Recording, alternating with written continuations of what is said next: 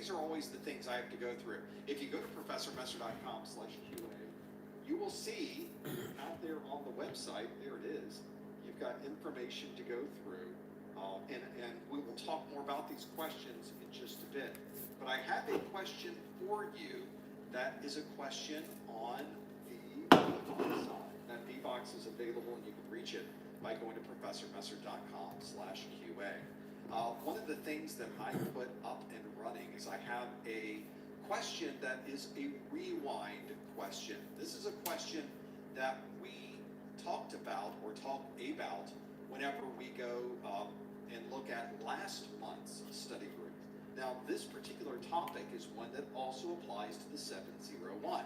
So let's look at the question that's there. The question, and by the way, of course, the standing rule in the chat room is no questions in the chat room. Please, no hints in the chat room. Don't answer anything. We're going to show you the question here, and then you submit it online using this link, professormesser.com/QA. The question is, a company would like to prevent the transfer of non-encrypted credit card numbers over the network. Which of the following would be the best choice for this requirement? Is it data loss prevention, digital signatures, SSL inspection, certificate authority, or self-encrypting drives? Now, if you think you know the answer, you can, of course, go to the link on your screen, go to professormesser.com/QA. Please put your answer in there. Please do not put the answer in the chat room. Please no hints in the chat room. We will come back to that question in just a moment. Well, we have, of course, a lot that we're going to go through today. Thank you so much for joining us here. If you're live or watching on the replay, we do one of these study groups for Security Plus every month. And of course, when we're not doing these study groups, we have other content that you can look at. All of our brand new SY0701 videos are posted and available on our YouTube channel. You can find that by visiting professormesser.com/YouTube. We also have our weekly Security Plus pop quiz question. You can find that at professormesser.com/Twitter or professormesser.com/Instagram. And one of these days I will change that from Twitter to X, but for the time being we're calling it Twitter because. All right, everybody, it's 10 till. Let's go ahead and take another break. I'll see you at the top of the hour. Right now, as we sit here today in January of 2024, there are two different Security Plus exams that you could take. The first is the SY0601. This is an exam that's been out since November the 12th of 2020. So it has been out for a little bit of time now. The retirement of that exam will occur on July 31st of 2024. So on July 31st, that's the last day that you can take that version of the exam, the SY0601 version of the exam. The 601 version is 90 minutes long. You can get a maximum of 90 questions. You might get fewer than 90 questions on the exam. And the passing score that you need to earn your Security Plus certification is a 750 on a scale from 100 to 900. The exam itself has both multiple choice and performance-based questions. So there are different ways that things can be asked of you on the exam. That's the 601 version. And some of you who are watching this are probably studying for the 601 version of the exam. This, of course, is an SY0701 group that we've got, the study group that we've got today. This version of the exam was released in November, this past November the 7th. So it's only been out a few months now. The estimated retirement of this exam is May 2027. So if you're thinking about long-term, this might take you a lot of time to study, that you may not be ready on July 31st. You might want to consider this version of the exam because you have plenty of a ring. You got tons of time to be able to delay as life hits you and things happen, and you thought it would take 3 months, now it's taking 4 months, now it's taking 6 months, etc. So this is a really good example of why you may want to move to the 701 if you feel that you're going to be short of time. The rest of the exam specifics here are exactly the same as the 601. Still one exam, still 90 minutes long, still a maximum of 90 questions. You still need to earn a 750 on a scale from 100 to 900.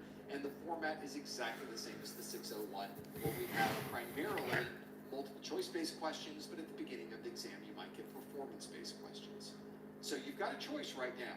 You've got two different exams to choose from, but these are not apples and apples. These really are two very different exams in how they are structured. Let me step you through the differences in these two. This large yellow circle is the SY0601 exam objectives. And the SY0701 circle is this blue and green circle that you see on the right side. So already visually, you can see that the 601 has a larger number of objectives. It has 1,034 objectives versus the 662 objectives that you need to know for the 701. Now that doesn't necessarily make it any easier or any harder, but it is a very different number of objectives that you need to memorize. So I guess if you wanted to argue only on the number, well, the 701 is a smaller exam to study for because it has a significantly less number, 36% fewer objectives than the 601. So about a third smaller, if you want to look at it that way. Have a strong password? You'll forget it. And whether your password is strong or weak, hackers may already have it. That's why it's time to go passwordless with Duo. Phishing season is over. Learn more at duo.com. The number of objectives that you will only find on 601 are 710. The only objectives that are exclusive to the 701 are 338. How you guys doing? 24 objectives that are shared between those two. Now this is how I count. So when it comes to donation, it's not necessarily something that I have a specification that you have to If you're studying for the 601, donate. Whenever anyone donates or anything like that, it's based on what you want to put. you didn't study for. If it's something that like a gift or something that you want to like donate like $1 or it doesn't matter. Much worse. There's a huge There's no specification. It's usually based on, because when I go to like different which one of these is going to places or other people, they are very, I very different, and there's nothing I just donate or give anything. So here it's no like specific amount. That's exactly the same version. So if you're studying So that kind of leaves a lot of room for all the subscribers and for everyone to at least be a little bit more freely whenever it comes to things like that. it doesn't matter which one you take and pass, because if you pass the 601 exam, you have a Security Plus certification. If you pass the 701 exam, you have a Security Yeah, that's fine. That's fine. and a lot of circles. It doesn't matter the amount that you donate. That's Either way, there's no specification on it. only want to see that you are Security Plus certified. So that's why I say if you're thinking of trying to decide which one of these I should take, it doesn't So I'm also having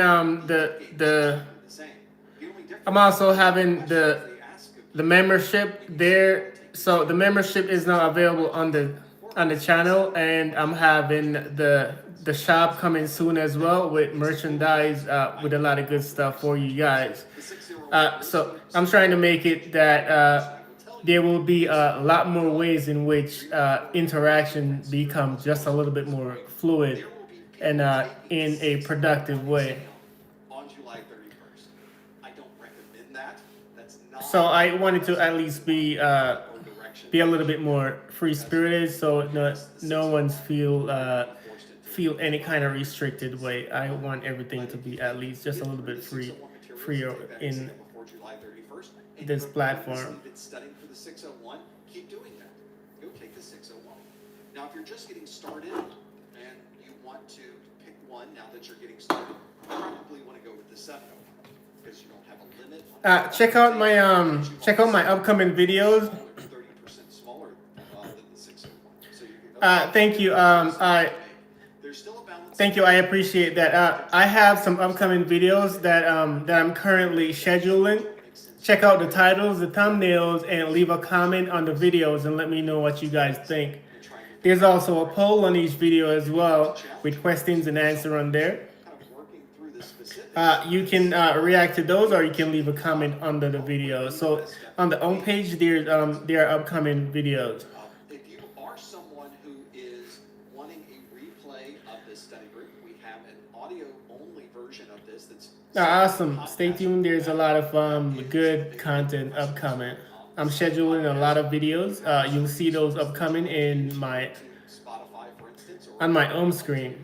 Let me know what you guys think of those, including the thumbnails and the titles. those replays will be available on those services too. They're also also available, of course, on YouTube immediately after this. And about a day later, you will find that you'll get timestamps that will magically appear, it seems. It's not magic, it's my marketing manager, Lori, who's watching this on the replay. Hi, Lori, probably at 2x speed. And she is putting down where all these timestamps happen to be. So thanks to her hard work, you can go back for years and find exactly what you're looking for in every single one of these study groups. When we are not here doing a live stream, you can find us over on Discord. We'd love for you to join our Discord server. It is at professormesser.com/Discord. And it's one where people are there studying their... All right, bye. See you on the next one. There's some really smart people there and people that are more than happy to sit down and study with you. And it's a good place to go for everyone who's trying to decide, what do we do with all of our study time? There's people in the same boat, and they're over on our Discord. You can find it at professormesser.com/Discord. Also let you know that we have a lot of people that will eventually need to take the exam. And of course, you could go to the CompTIA website, but it would be full price for that. But why would you, when the same vouchers are available on professormesser.com and they're already discounted? You don't need any special codes. You don't have to join any programs. You just visit professormesser.com/vouchers and they're already discounted and available to you. These are vouchers that are available for anyone who is in the U.S., Canada, or a U.S. territory. Unfortunately, I don't have any vouchers that are outside of those countries at the moment. Not only do you get a voucher when you purchase from my website, you also get my Exam Hacks ebook.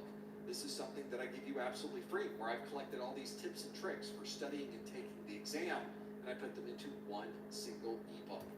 My exam hacks are available if you purchase my Success Bundle, or if you head over and purchase a voucher from my website. You may be able to learn a few tips and tricks that might help you with your exam. That's at professormesser.com/vouchers. Let's go back to this question we asked earlier. This question was about a company that would like to prevent the transfer of non-encrypted credit card numbers over the network.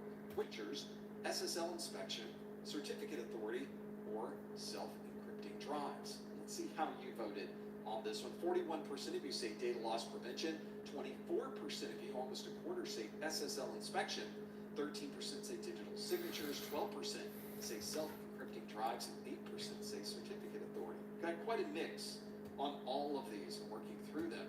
The plurality of you, not quite a majority, but quite a few of you, 41% say data loss prevention. And if you're someone who's trying to prevent the transfer of non-encrypted credit card numbers, the device that will be able to identify that as a credit card number and then block it or alert on that particular traffic flow is indeed a data loss prevention solution.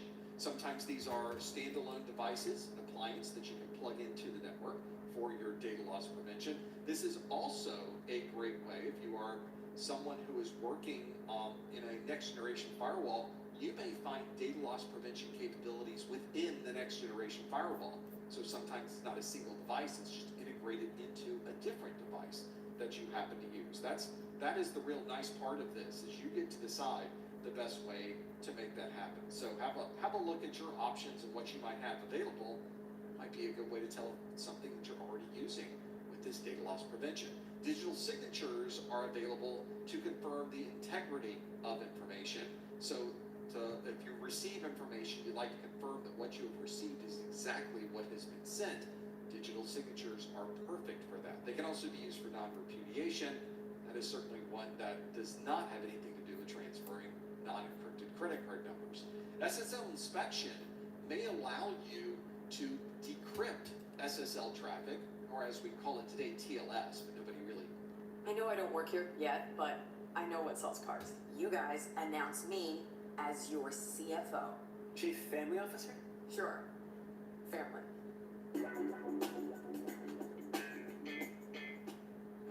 And the Korea team is here to review results. 결과가 좋아 보이네요. 감사합니다. Great. Glad to hear it. Let's talk next steps. I'll coordinate with the team. Refers to it as TLS, unless they're trying to make a distinction between the two. We just generally call it SSL, even though we've basically retired SSL. It doesn't really exist or run on our networks today. SSL inspection is great for decrypting that SSL, looking inside the data, but But in this case, it's not encrypted. It's non-encrypted credit card number, so SSL inspection would not be necessary. Certificate authority is a entity. It's an organization or a person or group that maintains the certificates and verifies certificates for an organization. That has nothing to do with identifying and preventing the transfer of non-encrypted credit card numbers. And self-encrypting drives are certainly useful for protecting the data that is stored on those drives, but it has nothing to do with the data that's sent across the network. That's only for storage. So the answer here, and the one that most of you chose, was indeed data loss prevention. That is the right answer, and 41% of you got that one absolutely right. Well, now that we've gone through this question from last month, that was our rewind question, let's do a new question. Of course we're going to do a new question. This next question is a performance-based question. Now, those of you that may have not taken a CompTIA exam before need to pay very close attention to this, because when you first sit down for your exam, you will not get a bunch of multiple choice questions like the last one we just saw, where there was a question and multiple options to select from. What you'll get in the very first part of the exam is a handful of questions. You get maybe up to 5, somewhere around plus or minus 5 questions or so, maybe fewer, maybe more than that we call performance-based questions. Those performance-based questions are simply presented in a way that is not multiple choice. They could be fill in the blank, they could be matching, they could be putting them into a particular format. There's lots of ways that a question can be presented.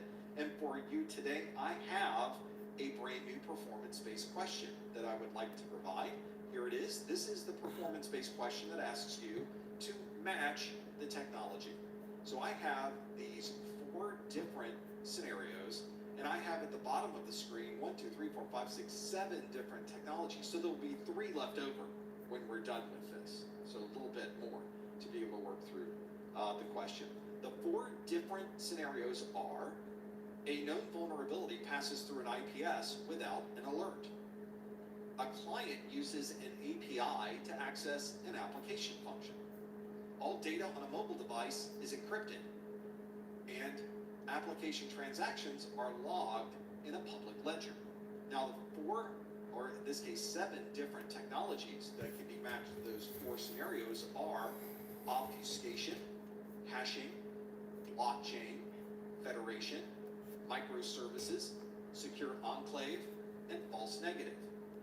Got a few things to go through here. So if you think you know the answer, your key is to go to the link that's at the bottom of the screen. Please don't put answers in the chat room. Please don't put any hints in the chat room. You want to instead go to professormesser.com/QA and lock in your answer. I guess what would be useful, though, if I actually enabled you at professormesser.com/QA to be able to put those in. There we go. Now you can match those technologies as they are coming through. So this is a great way to be able to match together what you believe these different scenarios or technologies might fit. And I've only chosen, in this case, 7 of them from the exam objectives. There are, of course, many in the objectives. I could put 100 different technologies into this list. The 701 is a very big exam. So I wanted to give you some that could give you a feel from different areas of the exam as well. So it's not just a single place to go, and be able to break those down. See if you have an idea of what these might be. Matching this technology, for those of you listening in again, the 4 different scenarios are: a known vulnerability passes through an IPS without an alert. A client uses an API to access an application function. All data on a mobile device is encrypted, and application transactions are logged in a public ledger. The technologies are obfuscation, hashing, blockchain, federation, microservices, secure enclave, and false negative. We've got a number of them to choose from here. We have to match these together. Now, if you just like to submit them, it's not really matching when you go to VBox, it's simply fill in the blank. So if you have the top 4 of these, just put in all 4 of those different. Now, they all have different letters in the front. They don't. So federation, false negative. I guess you could just put the first letter if you wanted to go quick. But you'd have to designate whether you meant F for federation or F for false negative. And if you do that, I think we'll be able to see what they are. Now, these are not being compiled on the back end either. So we'll be able to step through what I believe the answers are, but you're going to need sort of step through what those differences might be on your side. See if you happen to know. I'm seeing a lot of people submit answers into this. A lot of these are coming through. You're starting to type these in and figure out the details. It's important to know this because you may get questions on the exam that talk about different scenarios and how you would apply the technologies to that scenario. We see that a lot with antivirus, anti-malware. In this case, it's more of a broader question where different technologies are brought into the mix. I didn't want to limit this question to one single set of technologies. I wanted to spread it across really the whole 701 exam. So I think that was the important part to do that. If you'd like to answer this question, go to professormesser.com/QA and lock in your answer. CompTIA certification is too expensive? Let me show you some math. A CompTIA certification is going to make up to $15,000 more than somebody who's not certified. And 15,000 divided by 12, $1,250. That's more than $1,200. And that right there pays for your certification in 2 weeks. And if you're still not convinced, check out what this student said. I was stuck at a help desk making $48,000. 6 months after getting security plus certified using Dion training, I landed a security analyst role making $78,000. Best investment I ever made. And Dion's exam vouchers are 10% lower than CompTIA's price. And when you add our Take 2 insurance, you're saving more. And the real question is not, can I afford this certification? It's, can I afford not to get it? Dion Training. Invest in yourself today at diontraining.com and get certified faster.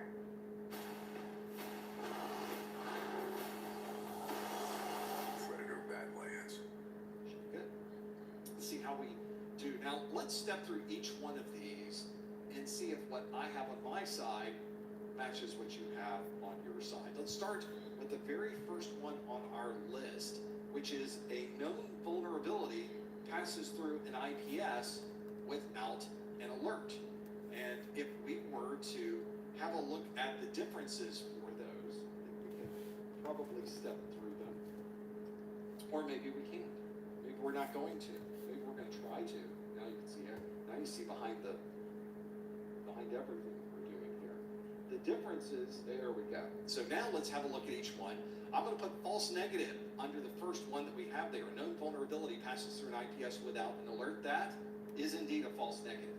A little bit different than a false positive. A false positive is the alarm bells go off, everything starts ringing, it tells you there's been an alert. When you go to look for it, you can't find any alert there. It was a false positive. In this case, a vulnerability did go through this. We had some type of attack that was attacking a particular vulnerability on the system, and the IPSs, especially for known vulnerabilities, those IPSs are designed to find those and stop them. But if maybe the IPS is not up to date with the latest signatures, or perhaps this vulnerability has been modified in a particular way that the IPS can't recognize, it may slip through the IPS, and someone could attack a system, and you would have no idea. And when you don't get any type of feedback, there's no alerts are going off, no alarm bells are ringing, there's no lights flashing, but a real vulnerability was exploited, then indeed we have a false negative. Next on our list is a client uses an API to access an application function. There's lots of ways to do this, of course. There's many ways to simply set up an API call on your system that talks directly to another device and do it that way. But we have certain options here at the bottom that we need to choose from. And if I had to choose from any one of these, the only one that makes any sense is microservices. Microservices allows application developers to break the application into tiny little pieces and be able to access the back end and database and other functions of that application through that single slice of the app. This allows them to have a way to scale this application very easily, and in fact the application can continue to run even if part of that microservice is no longer working at the moment. So you have some different options there. The third on our list is all data on a mobile device is encrypted. There's lots of ways to do that as well, but of course we have a limited number of choices to choose from, and between obfuscation, hashing, blockchain federation, and secure enclave, the answer there is obviously secure enclave. That's definitely a 701 term that you will find in your 701 objectives that's not in your 601 objectives. It is a term that the industry is using quite a bit to describe the technologies that are built into our mobile devices, into our tablets, and in some cases even into our laptop computers. so that we can have protection of those systems as we take them other places. And being able to encrypt data, the Secure Enclave has extensive cryptography features and the ability to store different very important security keys.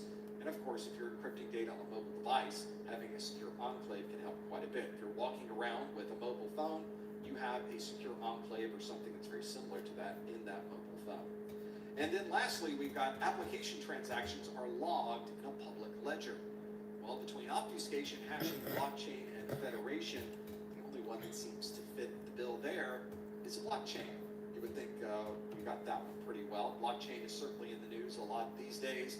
Blockchain people tend to focus on the cryptocurrency side of blockchain technology. Blockchain technology can be used for many different kinds of uses, not just something associated with a financial reason. It could be very different to be able to work through those. So we did not use obfuscation, we did not use hashing, and we did not use federation. Obfuscation is a way that you can take something that normally would be easy to understand and you make it very difficult to understand. It's certainly a security term that's used. It's not a fantastic method of security, but it is a way to make things a little more difficult for someone who's trying to decipher or understand what they may be looking at. We've got hashing. Hashing is often used and referred to as a digital fingerprint. That fingerprint, just like we have a fingerprint that's on our finger, a digital fingerprint or a hash allows us to understand if a particular text or a particular document is one that matches that particular hash. That way we're able to match the hash to the document just as we're able to match a fingerprint to a person. And then lastly, we've got federation. If you've ever logged into a website and you've not logged in with a website-specific login, you've logged in with your Google ID, you've logged in with your Facebook ID, you've logged in with your Twitter or X ID, that's federation. So those are a very common way to authenticate, a very secure way to authenticate as well. It's one that's used more and more. I see a lot of websites giving me the option these days.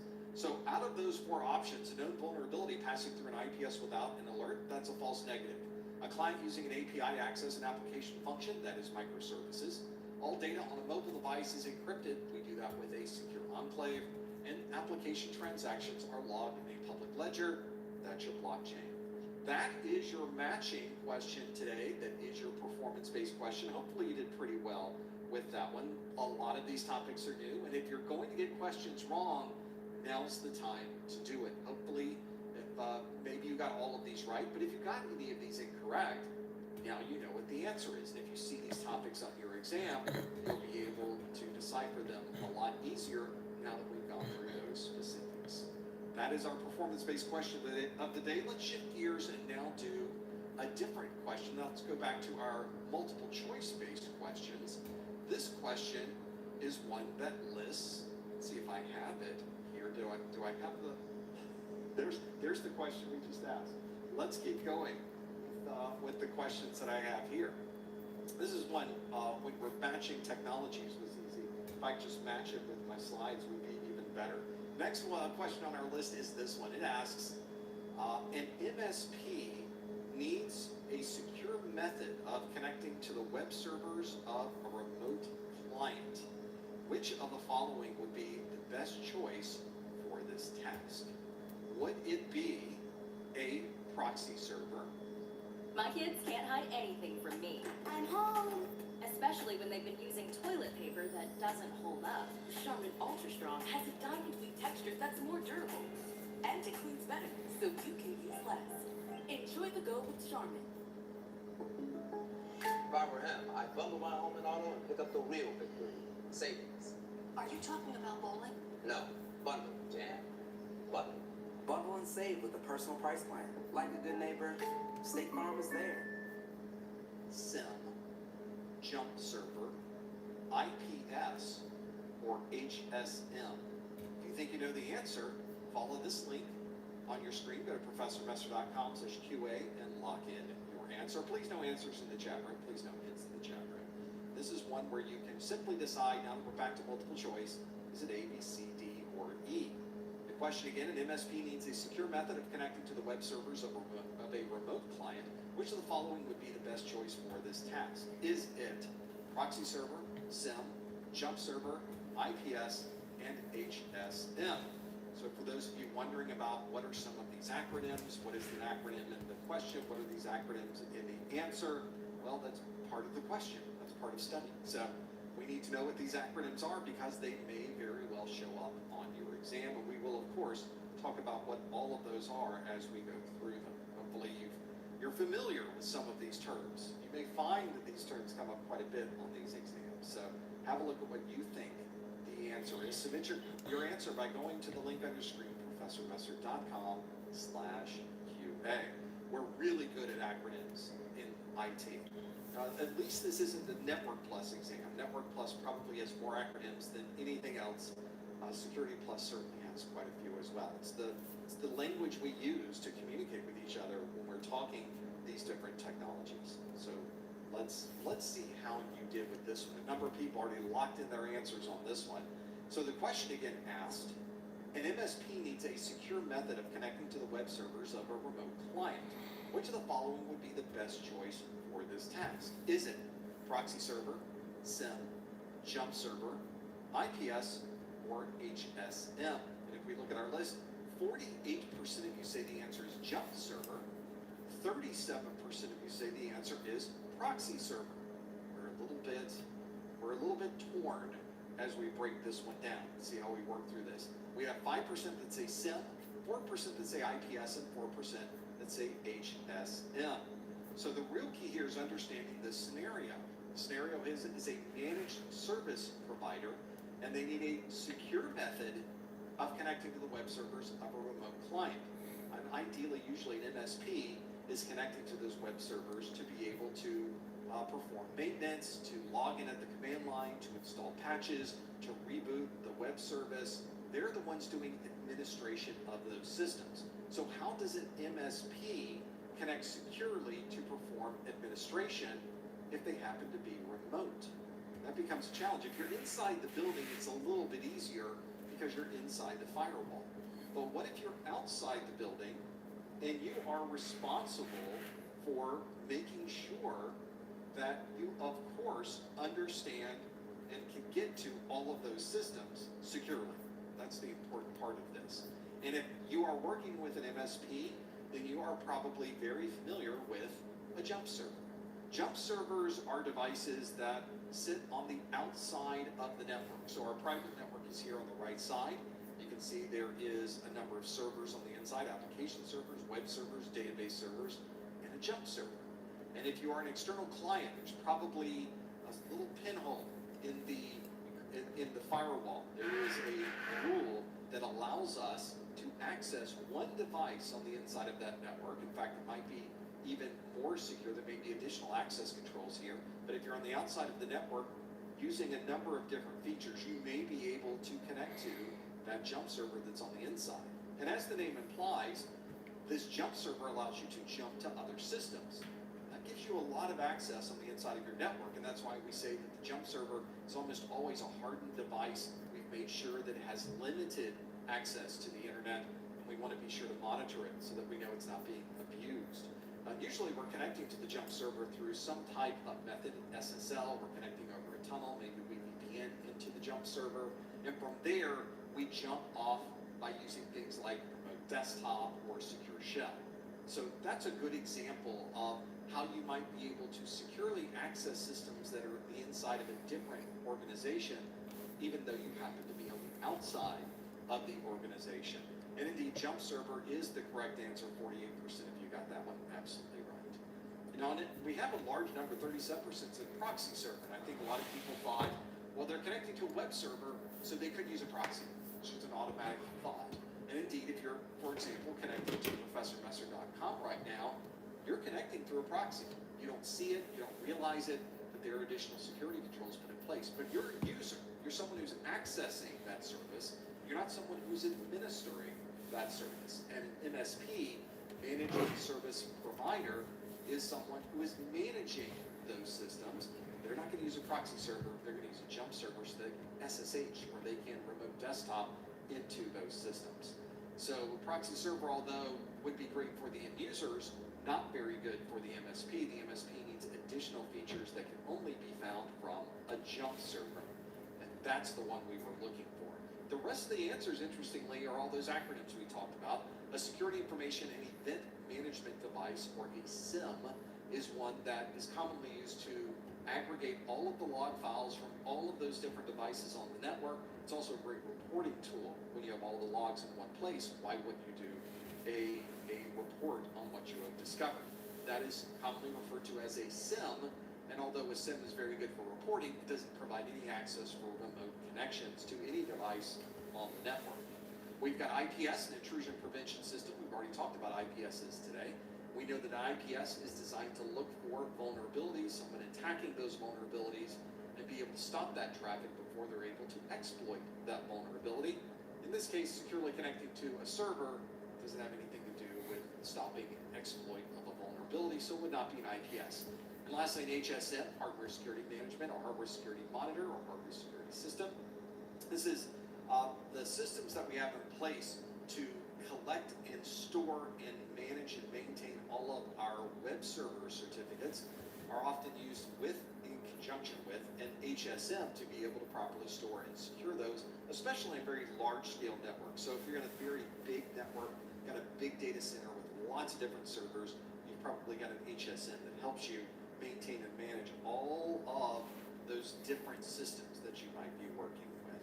So that is the answer we were looking for. Jump server, 48% of you, about half of you got that one absolutely right. That is what we would use to be able to access those. That is the right answer, and that is what we would use to be able to understand what the best choice might be if you happen to be a managed service provider. Well, we've gone through a couple of questions already. One of the things you may have noticed with these questions is that there's a lot of topics in here. We have 601 and 701 course notes. I have my 601 course notes up here now. Someone asked in the pre-show, do you have 701 course notes as well? We sure did. So whether you're taking the 601 exam or the 701 exam, we've got course notes for you. There's plenty to see here. The 601 course notes are probably a little bit bigger, but they are all, look at the 701 course notes here. They're beautiful. They're full color. They are indexed.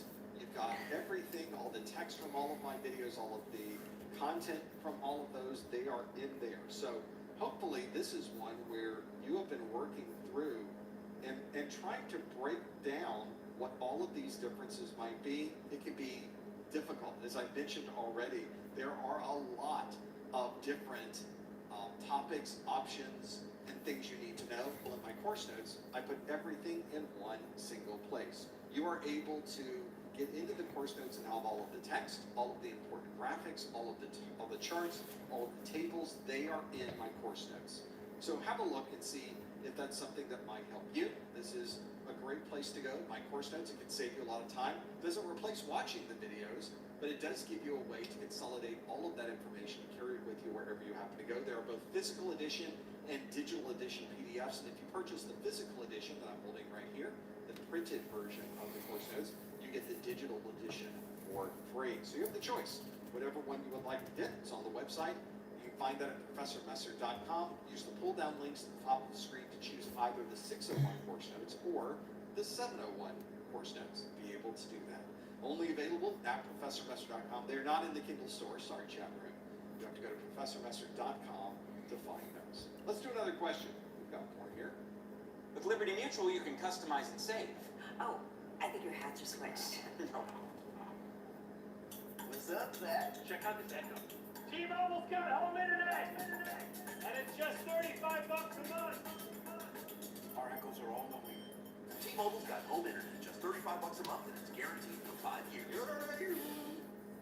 Next question on our list asks, a DDoS has caused a critical service to be unavailable for 90% of the business day. Which of the following would describe this loss of value? Would that be asset value, single loss expectancy, risk appetite, exposure factor, or key risk indicator? A few choices there. A DDoS has caused a critical service to be unavailable for 90% of the business day. Which of the following would describe this loss of value? Is it asset value, single loss expectancy, risk appetite, exposure factor, or key risk indicator? You think you know the answer? Go to professormesser.com/QA. Please no answers in the chat room. Please no hints in the chat room. Figure out what the answer might happen to be there. Yeah, one of the things the folks in the chat room were talking about was a Kindle version. This has got a lot of detail in it. There's a lot of information in my course notes, so this does not make for a very good Kindle book, unfortunately. So sorry. The course notes are more graphical. There's lots of text inside of them. They're in a particular format, but it does have it in PDF format, so you're able to use it very easily. And I guess, of course, if you have the right Kindle version and you imported the PDF, it's certainly not optimal, but I guess that could be done. I really would not recommend that. It would not look very good at all. I think that just any PDF reader should work fine for you, so that's what I would recommend. So we'll have to see what you think of this question. Now we're getting to more 701 questions. This is definitely not a 601 topic, it seems. This seems to be more of something that's a little different. I don't want to give too much away. You don't really have to understand the exam objectives, I guess, to understand the hints that I'm giving there. And some of you may have gone through those exam objectives, so maybe this helps you a little bit in figuring out the right answer. Let's see how you did with this one. The question asks, a DDoS has caused a critical service to be unavailable for 90% of the business day. Which of the following would describe this loss of value? Is that asset value, single loss expectancy, risk appetite, exposure factor, or key risk indicator? If we look at the answers, 40% of you say the answer is single loss expectancy. We have 22% that say exposure factor and 20% that say asset value. 12% say key risk indicator and only 4% say risk appetite. So let's step through what some of these risk assessments might be. We'll start with something that is an annualized rate of occurrence, or ARO. That describes how often during the particular year, during an annual period, that we happen to have one of these things occur. So ARO tells you how often will that happen. So if you're in Florida, you might get 1 or 2 hurricanes a year. If you are in Montana, you probably won't. So an ARO can be very different depending on the topic and where you happen to be. We also have an asset value. This is the value of the asset to the organization. So you can think about how valuable is that? That server that's running brings into the company $2 million a year. So if that server goes down, we're losing money every time that server is not available. That describes the asset value. It's just one of the many descriptions you can use for asset value. And then you have exposure factor. Exposure factor is the percentage of the value lost due to an incident. So if that device is not available, if a quarter of that device is not available, that's 0.25 or 25%. If you have the entire asset is not available, then your exposure factor is 100%. It's just not there and not available to us. If some of the asset is available though, then we might have a lower version because it is a percentage.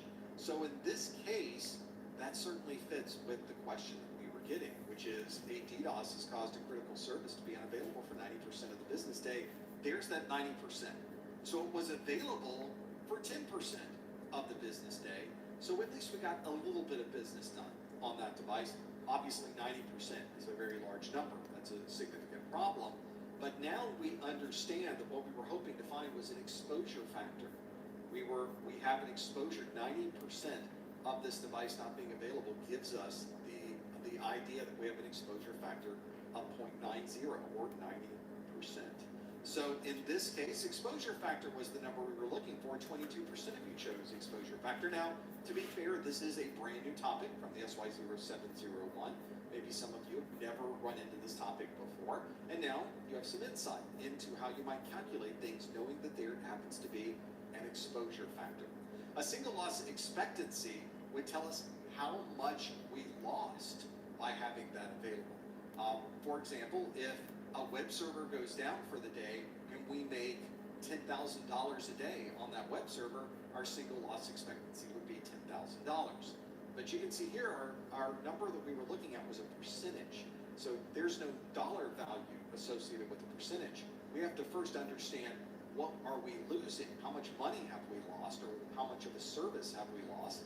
And then be able to understand how often that service was unavailable. In this case, our exposure factor was indeed 90% in this scenario. Asset value describes the asset itself. We already talked about asset value in that previous slide. And I guess the only one we haven't talked about key risk indicators. Key risk indicators can be used, it's a very broad term, it can be used across many different parts of IT. In the security world, we use key risk indicators to understand what different things may be indicating a problem or a risk associated with a particular service. So that's another good one to think about. Risk appetite, maybe we'll talk more about risk appetite as we go through this, but that is one where an organization needs to understand how much risk are they willing to take. And when you talk about understanding risk, well, do we buy a firewall or not? Well, how much risk would we be willing to take? That would be our risk appetite. We make a number of decisions with budgeting, with purchasing, with implementing new systems. We always consider what is our appetite for risk here? Because you could spend a lot of money on security, you could spend a little bit of money on security. It's really up to you and how much you would like to risk. And being able to understand when it becomes a little bit too risky, maybe that we don't have an appetite for that. That's our risk appetite. Our answer here, the one we were looking for, was the exposure factor, and 22% of you got that one absolutely. Let's see if we can bounce back. Let's do another question. Let's see how we do with this next question that asks, a company is protecting user passwords by hashing the password values multiple times. Which of the following would describe this process? Is it, let's see if I can move myself out of the way here, is it salting, steganography, symmetric encryption, digital signature? When your kid is sick, there's a weight you carry. For a moment, we carried it together. It's a really big deal. $5 pajama pants. One unique collection. Styles for the whole family. Yes, JCPenney. Or key stretching. A company is protecting user passwords by hashing the password values multiple times. Which of the following would describe this process? Is it salting, steganography, symmetric encryption, digital signature, or key stretching? You think you know the answer? Follow the link on your screen. Go to professormesser.com/QA and lock in your answer. See what you think the answer happens to be. This may be one that you're familiar with. I don't believe this one was in the 601, but there may be other CompTIA exams where you did learn this topic. So this is one you might want to even break down and understand a little better. See if you happen to know what these options are and where you might find them. Let's go through, we'll let a couple of extra people answer on this one. We have people that are coming in with this one and answering these. I want to give everybody a chance to lock in what they think the answer might be. If you want to answer, simply visit the link on your screen, go to professormesser.com/QA and lock that one in. Let's see how you did. The question again asks, a company is protecting user passwords by hashing the password values multiple times. Which of the following would describe this process? Is it salting, steganography, symmetric encryption, digital signature, or key stretching? You have a few different options there. And what might be, we'll have to see what those are. A number of you have already inputted your answers, so let's see what you chose in this list. And we got another sort of a tie to be able to work through these. We don't have everything that's there. Let's see how you did with this. We have 43% that say key stretching. We have salting at 37%, two big numbers, and then everything sort of drops off after that point. We've got 11% that say symmetric encryption. We've got steganography at 6%, and then hardly anyone chose digital signature at 1%. Well, in this case, we're taking a password and we're hashing it. Then we're taking the password again and we're hashing it again. We're hashing the hash. And then we hash the hash again. We can do this over and over and over again. We refer to this process as key stretching. We are effectively taking what could be considered very longer by simply hashing it multiple times. Now, that by itself might be really useful to you. So this, sometimes you'll even hear this referred to as key strengthening. The real goal here is that if somebody performs a brute force, they're going to have to go through and brute force all of this again. They're going to have to go through the process over and over again. So that is certainly a consideration. I'm noticing that we've got a little bit of a caching issue on the internet connection, so I'm going to give it a second to catch back up with us. for those of you that are working through these, certainly we can see that there is a little bit over on the YouTube side.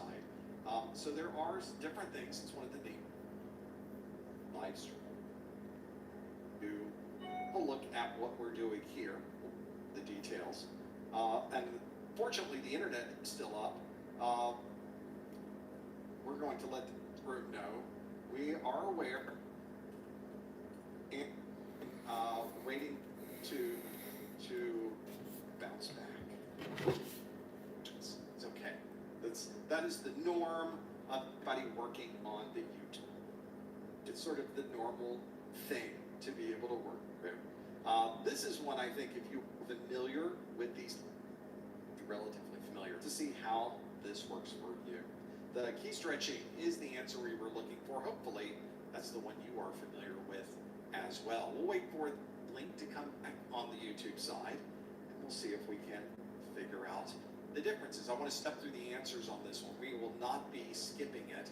We'll make sure that you're aware of these, being able to find them. Let's reset, since it seems like YouTube may be having a little bit of a challenge there. We're going to maybe try bouncing this a little bit and see if we can work around what some of those might be. In the meantime, I'm going to bring this up and see how that works. We know that on the YouTube secondary server, I do see similar problems. So not much different for folks who are working on the YouTube side. It just tends to do that. These tend to... Do you take this woman and her USAA membership to have car insurance and home insurance, life insurance and banking from this day forward? I do. I do too. USAA, for the military community and their families.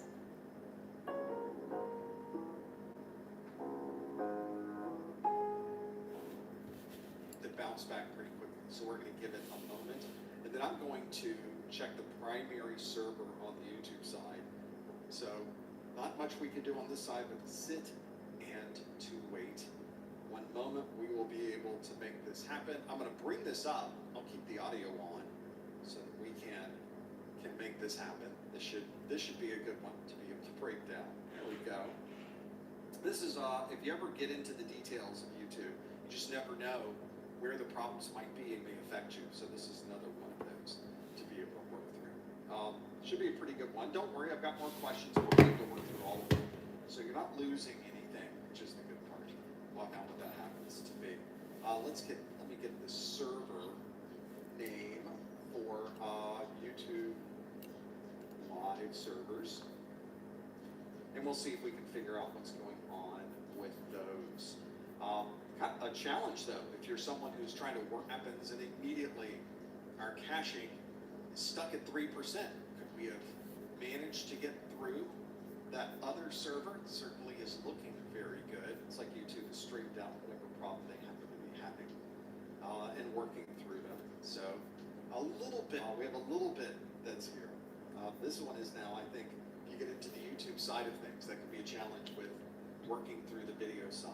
So this may be something where if you're working on those, that the server's not really what you expect. All right, so let's see and work through what those different options might be. So let's do YouTube server names, and let's see what they are. Custom RCMP. Which server names are they? Let's see which ones we can put on this mix. AWRTMP. Oh yeah.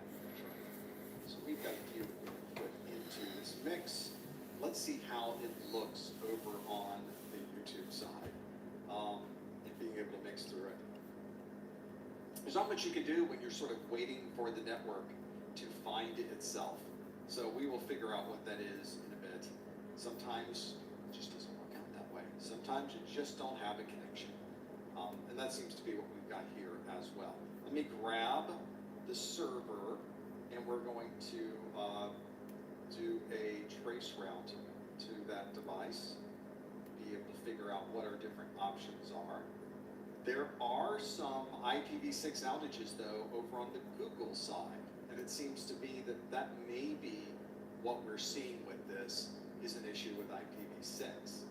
So I think what I'd like to do is maybe flip this over and see if I can break this down and force it into IPv4.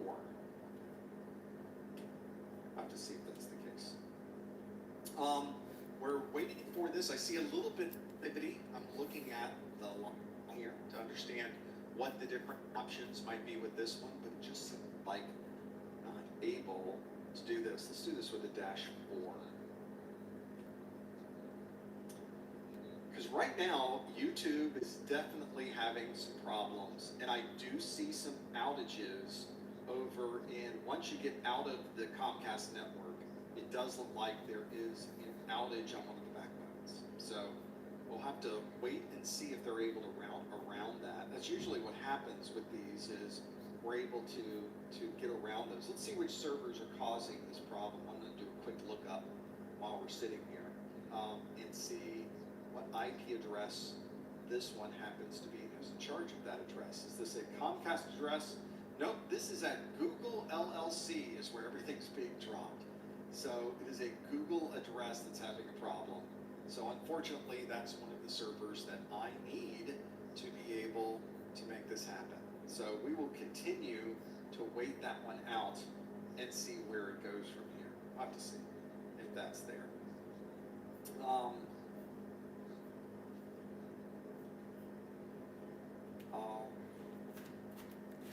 Traceroute shows the issue on a Google server. So we'll see if they route around it. So we have some time left. We have some flexibility here to be able to work through them. So I'm noticing like 25% of those packets are just going away at that YouTube account. That's a little bit of a problem. So we'll have to see. One of the things we can't do, however, is look at. This Charmin Ultra Soft Smooth Tear has wavy edges. It's no ordinary square. Charmin Ultra Soft Smooth Tear has wavy perforations that tear so much better, with more cushiony softness. Enjoy the go with Charmin. Customize and save with Liberty Mutual! Anything specific to these real-time questions, we want to be able to make that happen. So unfortunately, we're not able to make that happen. And we'll have to figure out what our different options might be to break those down. There's a lot here to pull down. I want to see if we can sort of wait for this to figure out. That's why going from the primary server to the secondary server didn't help us very much, because they're all going to the same place. We will, though, sit here and see if we can. I do notice, now it's starting to creep back and then creep back down again. We're having differences here in the quality of this, but it is getting a little bit slightly better. I'm seeing the numbers creep back up now as we are getting better and better again. It seems like whatever the problem was has tended to resolve itself. So I'm noticing that our caching numbers are coming back up, and we will probably catch up with that cache in just a moment, and then we can continue on with the last question, and then of course we will get into questions from you, so stand by for that. Yeah, this looks really good. Our caching is coming back up. We're starting to see numbers happen. We're starting to see things happen. It does look like it's starting to clear. For those of you, you really can't see the numbers on your side, so I'm going to bring up the numbers so you can see. So the one I'm watching is right here. This is my cache number. When this connection goes down, that cache goes to 100%. You don't want 100%. You want 3%. So as soon as that gets to 3%, we will be able to sort of step through the other pieces of this. It is catching up. It's probably jumping a little bit as you're watching it go by. It's not perfect. I'm watching some of the numbers that are there, but it's doing a little bit better. Now it's starting to go back down again. So as soon as we had a little bit of a light, now they tore it away from us. And nope, going back up again. So we'll have to see where it goes. I want this back up near 3% again before we get everything going on it. So we were so good. Our rate, it was going fine. And then it wasn't again, up past 25. We're getting there. there's plenty to go through. I know it seems like we're back, but we sort of aren't back yet. We're sort of a very bad caching number. So we're going to see if we can wait until that get there. A nice jump up into the 20s anyway. We saw a little bit of an increase. We'll have to see as we get there. Whoever has discovered this particular problem is working on it. They're poking it with a stick right now to try to get that server back up and running. The numbers don't look very good though. It is a little bit better at this point, but and it is maintaining that cache number, but it's just still going up and down and up and down and up and down. So in fact, I see a large dip. Now I'm seeing convergence happen on my trace route. There's significant changes happening right now with where traffic happens to be routed. So that is a very big difference. Let's have another one go through. I'm going to start looking at more numbers here. Yeah, these numbers are much better. There's one server, it's the Google server, that's having the biggest problems. So I'm going to stick around though a bit longer. We'll see if they can clear it up over at Google. All right, I'll have to see what those differences are. Oh, we got a lot. Now it's got a little bump back up again. So it gives me a little hope. There's just a little hope there, and then it takes it away again. We'll have to see. We're getting there.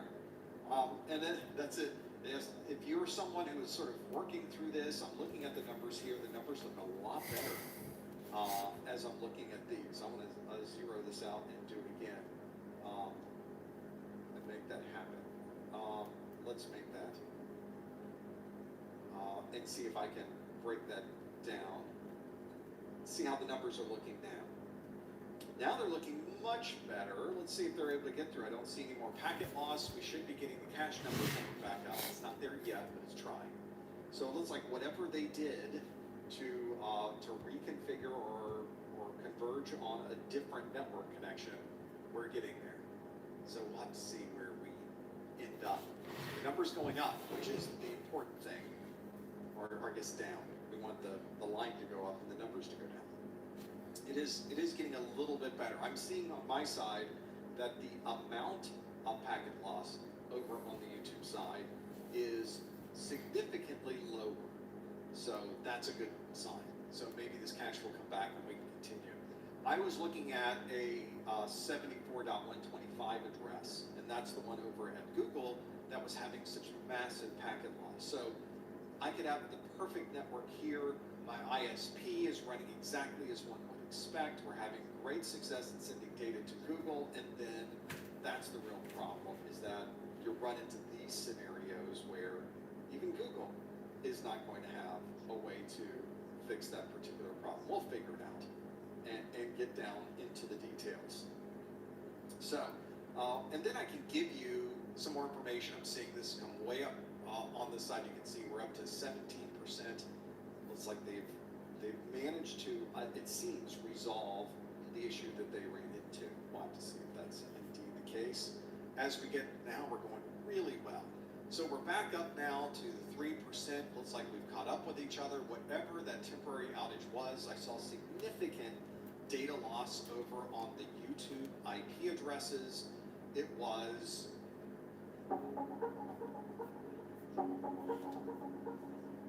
Hello, I'm Sambit Sahu, VP of AI Foundations at Capital One. Today I'm here to discuss agentic AI.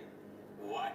Well, one of those things. It's one of those situations where my network was running exactly as it should. My local ISP was working perfectly, and I was watching the trace route go all the way into, let's see if I still have the trace route up.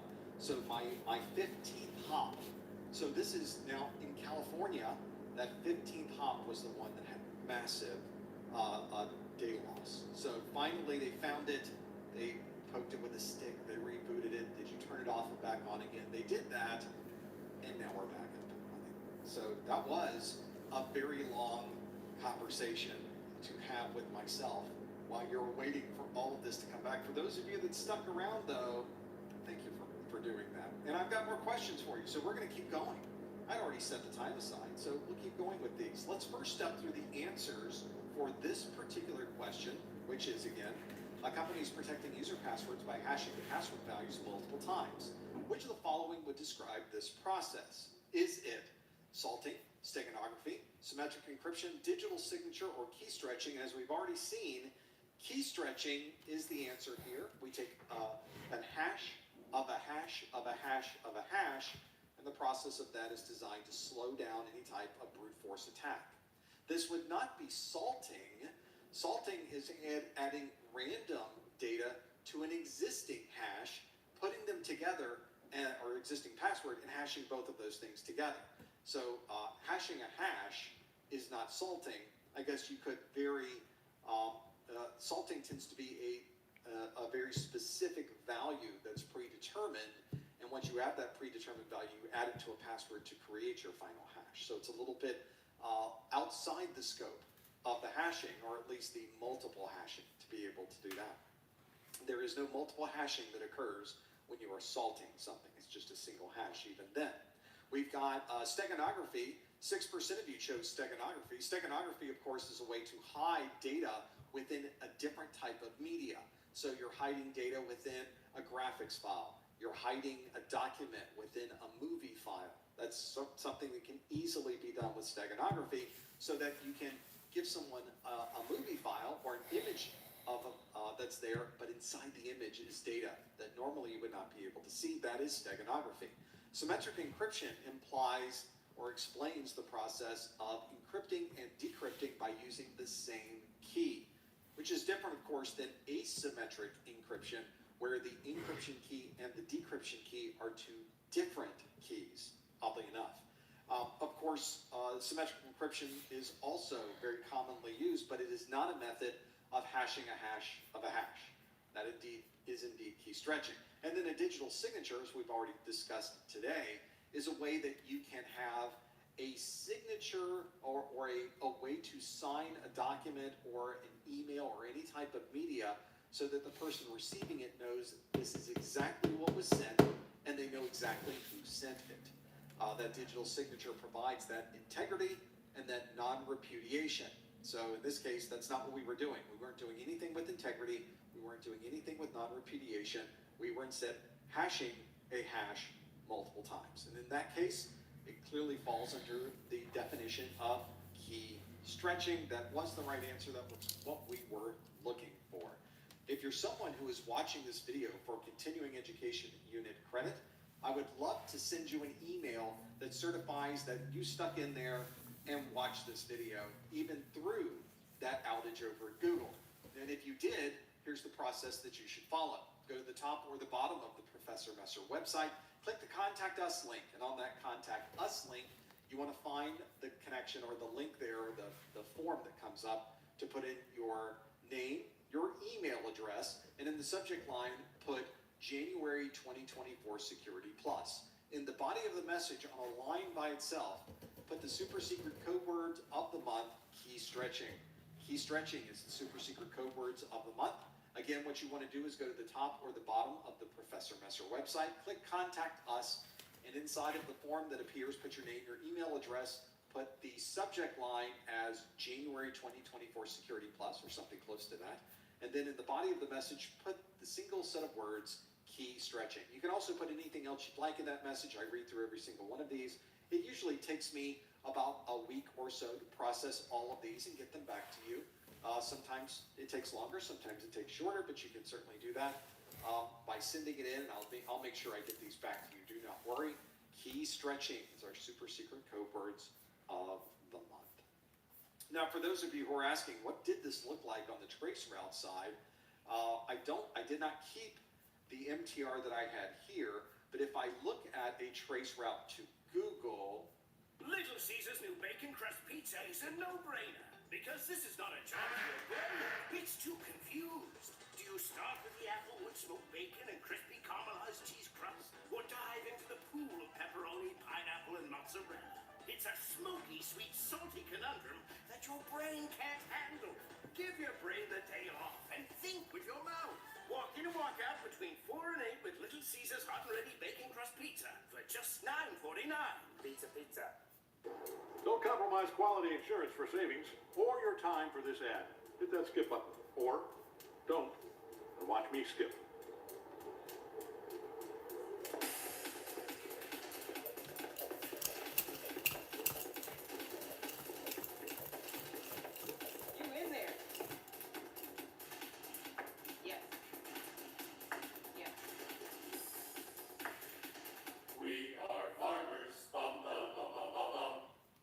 show too much of the addresses that are there. None of them are my address, but there's the ones that we were looking at. In fact, I'm going to a completely different set of IP addresses now for that RTMP of YouTube. I'm wondering if maybe they did a routing problem, because now it's a completely different set of IP addresses to be able to connect to that YouTube primary server. Pretty interesting to have that. Well, I know that we were out for a little bit. I know that it's after the top of the hour, but I have more questions for you. So let's do another question that I happen to have here.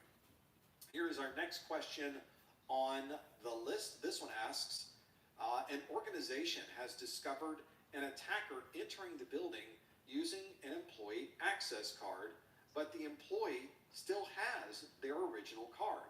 Which of the following is the most likely explanation?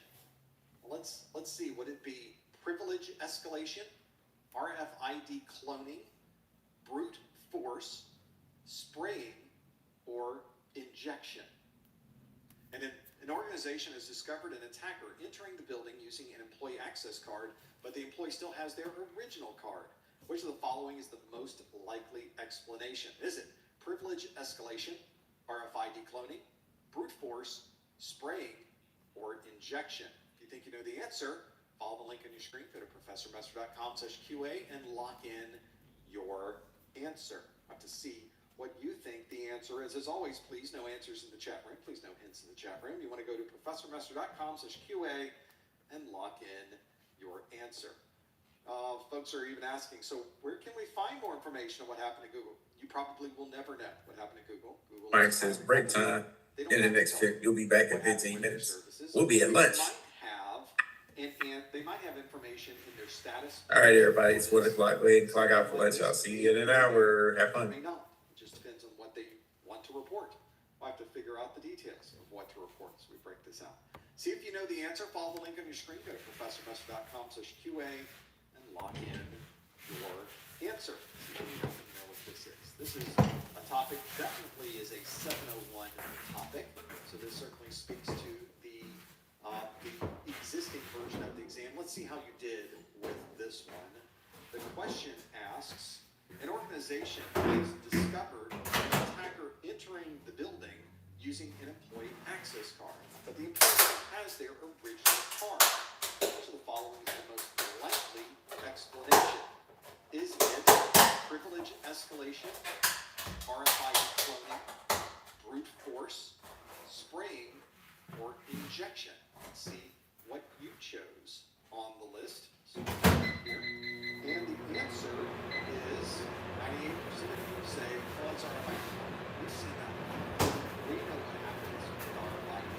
And indeed, RFID cloning. Now that makes sense because RFID is primarily used for these access cards that we use. And if somebody manages to somehow get access, it's like you walked in the building and you were there.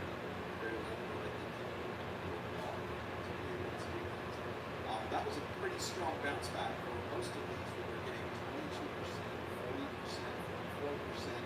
It was at 98%. Folks were spot on with understanding RFID technologies. It, of course, would not be privilege escalation. There's 0% chance. Privilege escalation is a way to describe someone has access to a system, and then in some method they use grants them access to have a higher escalation. Whenever you're on a certain set of privileges, you may be logged in as a guest, you're logged in as a user, but you can somehow get root access or administrator access. It might be a way to take advantage of the vulnerability or exploit that vulnerability. Suddenly, you have privilege escalation. Brute force is a way to try over and over a particular username and password combination to see if you can discover what someone's password might be. So brute force would not have anything to do with the employee entering the building with their access card. We have spraying. Another way to find someone's password is instead of trying every possible combination, which is very common with brute force, let's just try 3. We'll try the 3 that we think are likely. That was the more intelligent way to address this. One of the benefits of this, of course, is that if you try those 3 and you stop, no one ever knows that you were going to enter someone's password. To the folks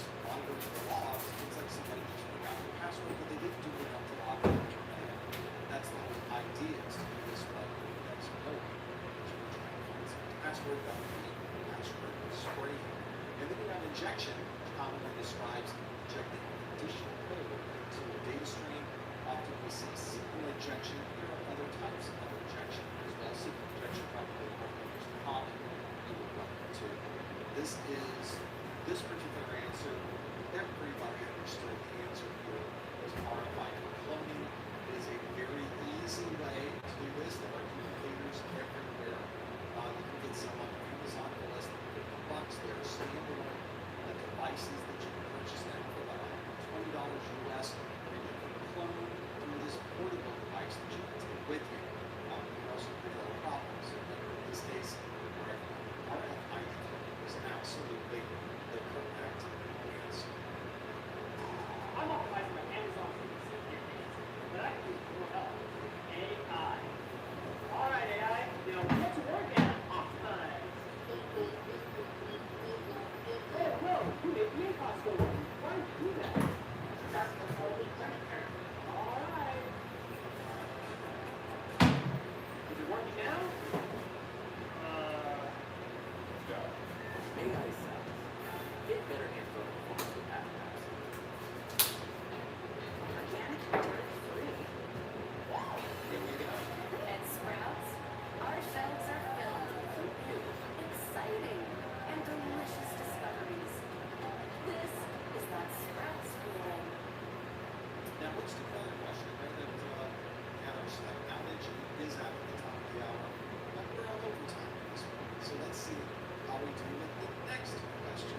This next question asks, a security administrator has identified all possible points of unauthorized entry on a newly built web server. Which of the following would describe this list? Is that a responsibility matrix, platform diversity, journaling, input validation, or attack surface? All of these answers, by the way, are all answers that are available in the SY0701 exam objectives. So that is a really good example of trying to understand different topics. Well, they're coming right from the objectives. I tell people all the time, you should understand and grab those objectives. They're going to help you quite a bit. A security administrator has identified all possible points of unauthorized entry on a newly built web server. Which of the following would describe this list? Is it responsibility matrix, platform diversity, journaling, input validation, or attack surface? You think you know the answer? Use the link right here, professormesser.com/QA, and lock in that answer. You have to be one of those, right? See how you do with this one. This is definitely a 701 question. If you're studying for your 601 exam, you're going to look at a lot of these answers and you don't even recognize what they're saying. This is a very good example of how half of the 701 exam is brand new. And if you study 601 materials and walk into a 701 exam, you can get questions like this one where you've never studied any of these topics. It's a really good example of that. Let's see how you did with this one. A security administrator has identified all possible points of unauthorized entry on a newly built web server. Which of the following would describe this list? Is it a responsibility matrix, platform diversity, journaling, input validation, or an attack surface? Let's see how you answered this one. The answer is 77% of you, very strong numbers, say attack surface. 10% say journaling. And then you got single digits for responsibility matrix, platform diversity, and input validation, with less than 5% for those last three. Well, if you're someone who is going through the process of really trying to understand how many different ways to break into a system, then we're working to document the attack surface. This is understanding where any possible vulnerability might be. Maybe there's an issue in the code. Maybe somebody didn't configure something properly. Maybe they left a guest login turned on. There's many different ways to get into a system. We need to check all of those different ways and figure out what could possibly have caused this particular issue. One of the ways to minimize our attack surface, that's usually the term that we talk about, is how do we minimize our attack surface? Well, we can audit the code that we're running on that device and see if there's any vulnerabilities. It's a relatively difficult thing to do, and you may not even have access to the code. Maybe you have a firewall and you can limit what type of traffic is going through the firewall to that server. So maybe you only allow web traffic, but you don't allow SQL traffic, or you don't allow SSH. It's a good example of limiting someone's access to a particular device. And then if you monitor that traffic in real time, you may be able to find someone who's trying to take advantage of that. So in this case, attack surface is exactly the question that we were looking for. 77% of you chose that as the right answer, but all of these are real things. All of these are actual issues and topics that may be found in your exam objectives. For example, journaling, 10% of you chose that one. Journaling describes a way to maintain the integrity of data that we happen to be writing to a server. This is often described in conjunction with a database server, where you would have a journal that is created sort of the middleman.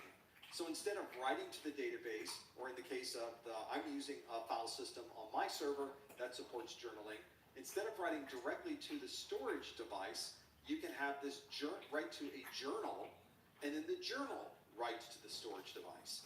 What this does is prevents any type of encryption, or any type of corruption to that data, because there's this middle path. Now, what if we lose power right in the middle, right after we wrote to the journal, or maybe in the process of writing to the journal, we lose power?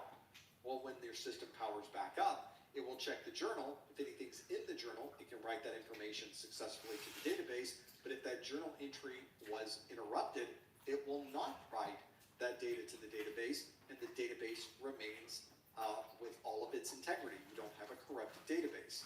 Now, of course, you also don't have the transaction that got thrown out with that journal when the power went down, but there's no way. Dear first place, experts agree Toyota value can't be beat. Drivers agree Toyota quality rides long and strong. Toyota. Let's go places.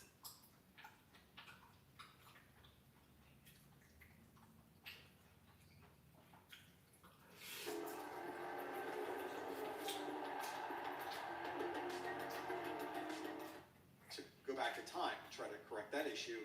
The important part is the database is now saved, so journaling can be very useful on the security side.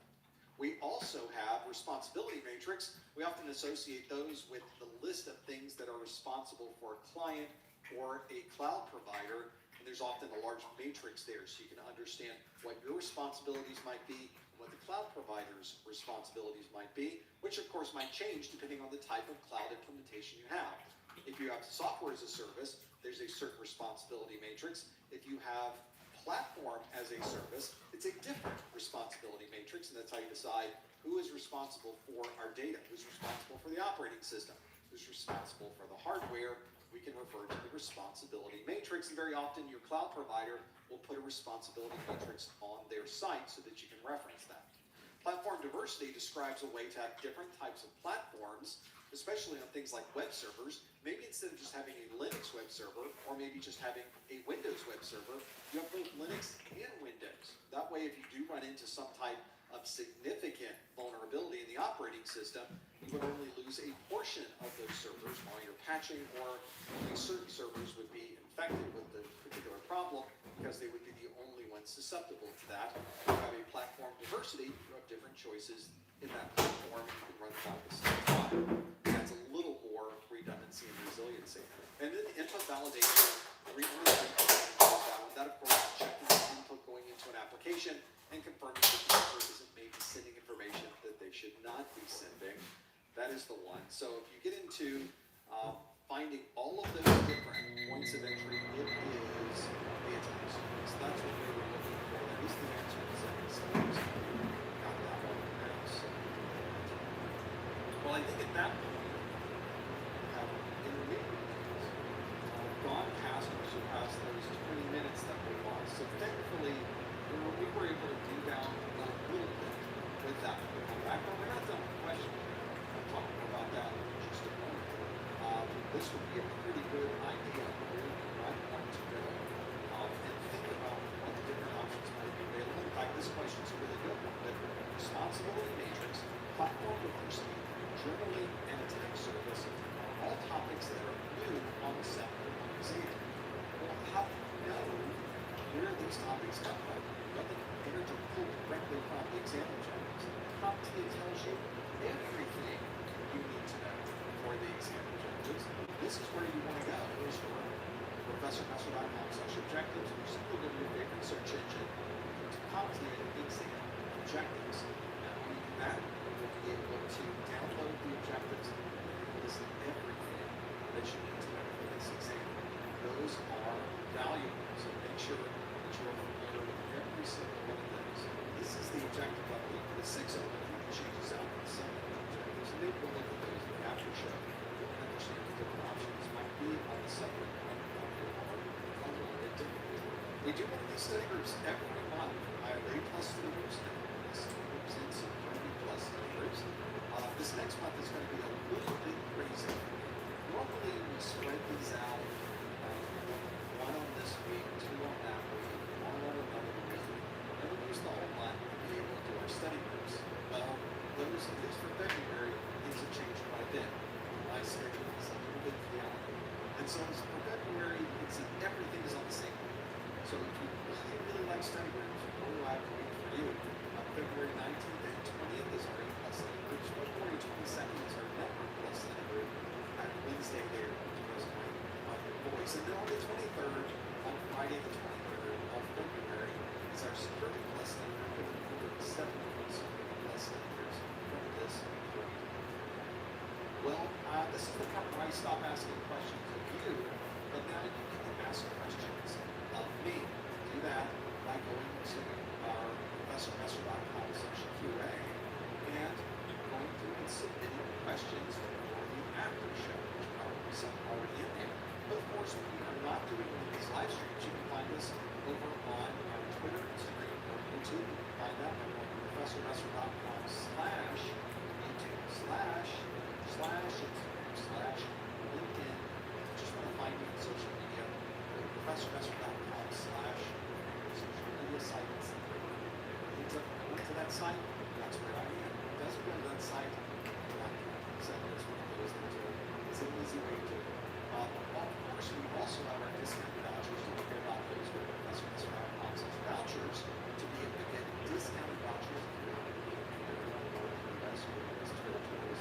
But of course, our questions and practices are always available on our website. Make sure you follow the pull-down link for the 601 or the 701 exam so you can get exactly the right one for you. You don't use the wrong one when you're trying to get the best set of questions answered, correspondence practice exams. You want to in your vouchers, make sure that you have all of them there, that you're using the right ones. Well, stick around. We still have our after show. I will take questions from you. If you enjoyed this video, we'd love it if you gave it a thumbs up. And if you'd like to join us on YouTube, you can subscribe to our channel at ProfessorMesser.com/YouTube. Stick around for the after show. We'll be back in about 5 seconds. Thanks for being here, and see you next time on the Security Plus Study Group. Okay. Let's take a sip. Let's figure out. Limu, I drive. You help people customize and save with Liberty Mutual.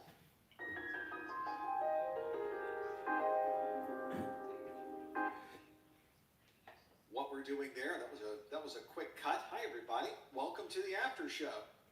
Well, that was fun, wasn't it?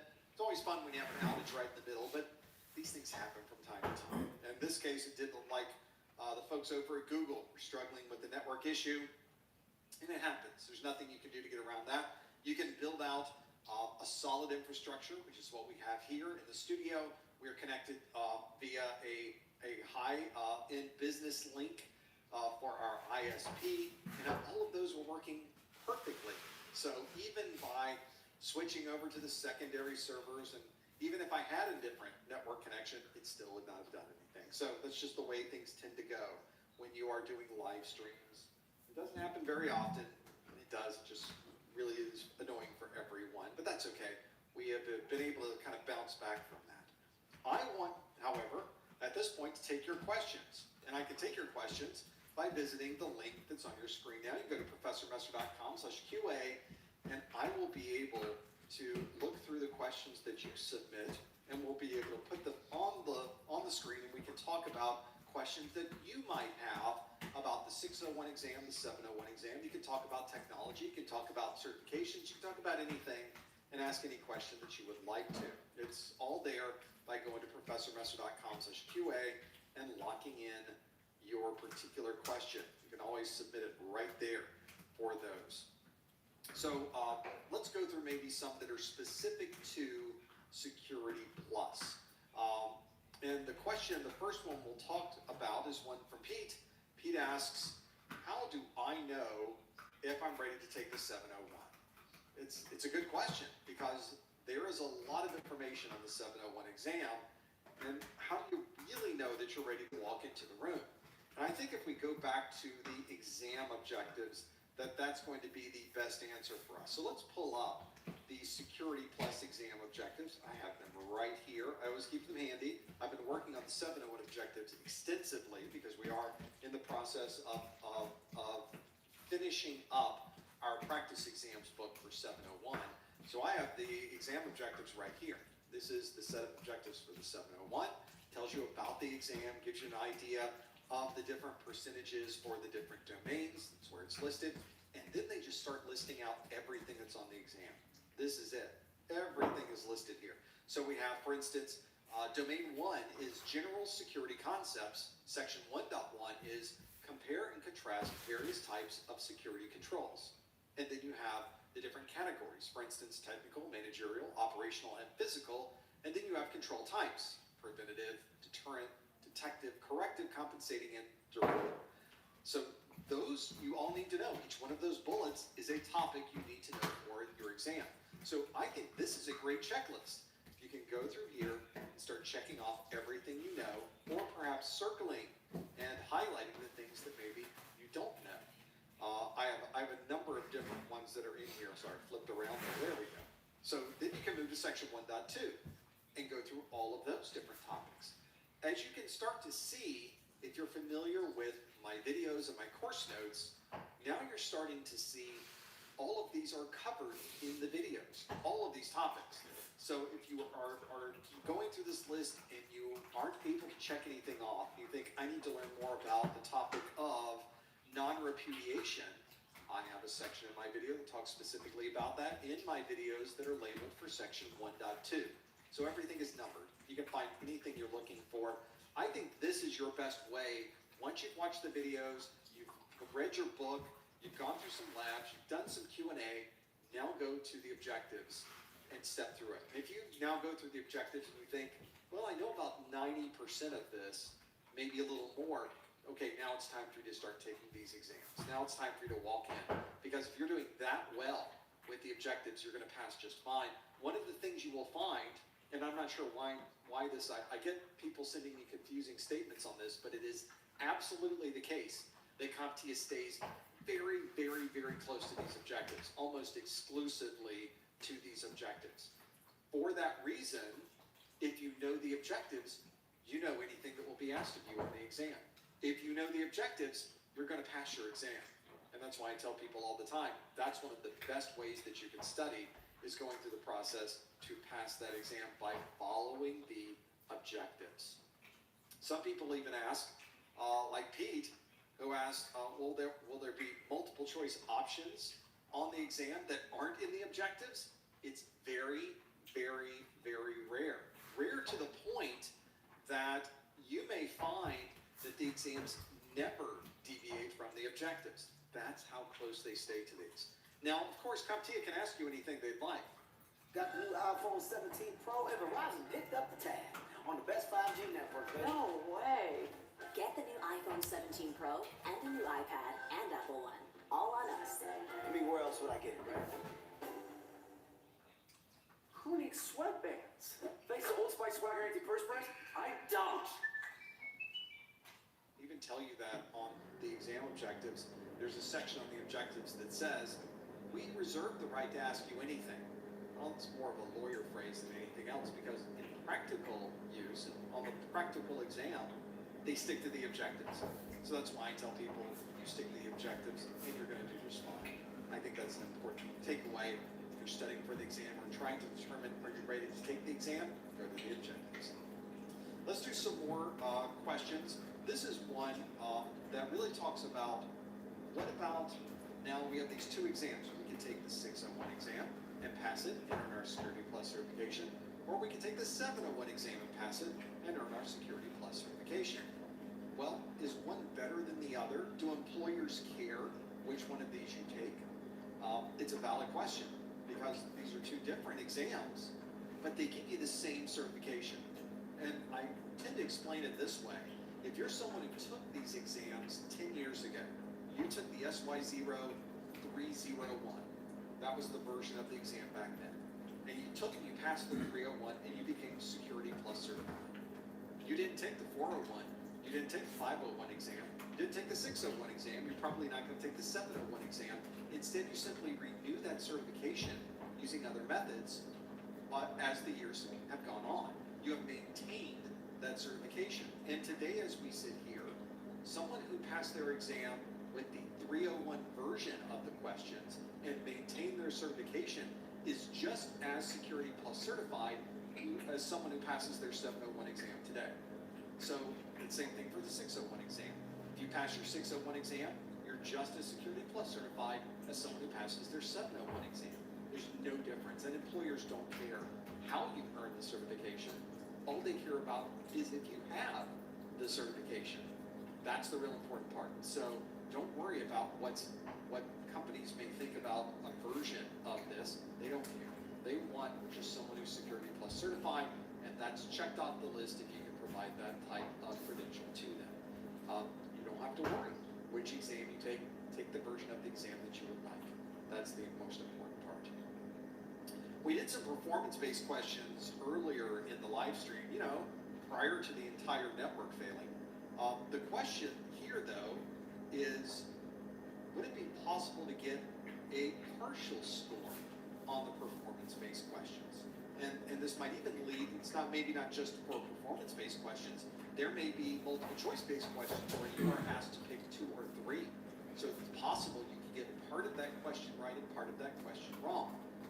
CompTIA is intentionally vague when it comes to the answer of this. Actually, they're very clear on the answer, but the answer is vague. The answer that CompTIA says is we can, and in some cases do, score this with partial credit. But we also have some that we don't score with partial credit. And we don't tell you when we score with partial credit and when we don't. It effectively becomes the case that you will never know whether they gave you partial credit or not. They don't share that information. They will never share that information. And you have no way to go back to determine if they gave you partial credit or not. So I tend to think of this as if I'm going to look at this from the perspective of someone taking their exam, maybe what I'll do is just try to do the best I can and not worry about whether it's partial credit or not. Instead, if we miss any part of it, let's just assume we missed the whole thing, because that's a good way, I think, to give you more of a conservative perspective of the scoring system, especially if you're doing a practice exam or scoring this yourself. On the actual exam, it doesn't matter whether you think you got partial credit or not, you'll never know. So they do, they could, they might, or they might not. What could be clearer than that? At least they told us that they might or they might not. I'm not sure that's an answer, but at least it points us in a direction, right? Being able to work through this. Other questions. Here's one that's more of a broader question. So I see this all the time. Leah asks, hello, what's the best way to study for the Security Plus 701 exam? I just got hired by a government contractor. Government contractors in the U.S. love the Security Plus certification. I need to get Security Plus certified by May. That is a great time frame, by the way. So they are being very reasonable in how long it might take someone to study for this exam. And I would say on average, most people that study for the 601 or the 701 Security Plus exam tends to take 2 or 3 months to be able to study for everything that you need, for most people, for the average folks. Now, if it's me, it takes me 6 months. So it just depends on what's happening in your life, how much time you have to study, and a lot of other factors as well. But I would say on average, most people can complete their studies in approximately 2 to 3 months. So the question is, it's a really big deal. $5 pajama pants. One unique collection. Styles for the whole family. Yes, JC Field.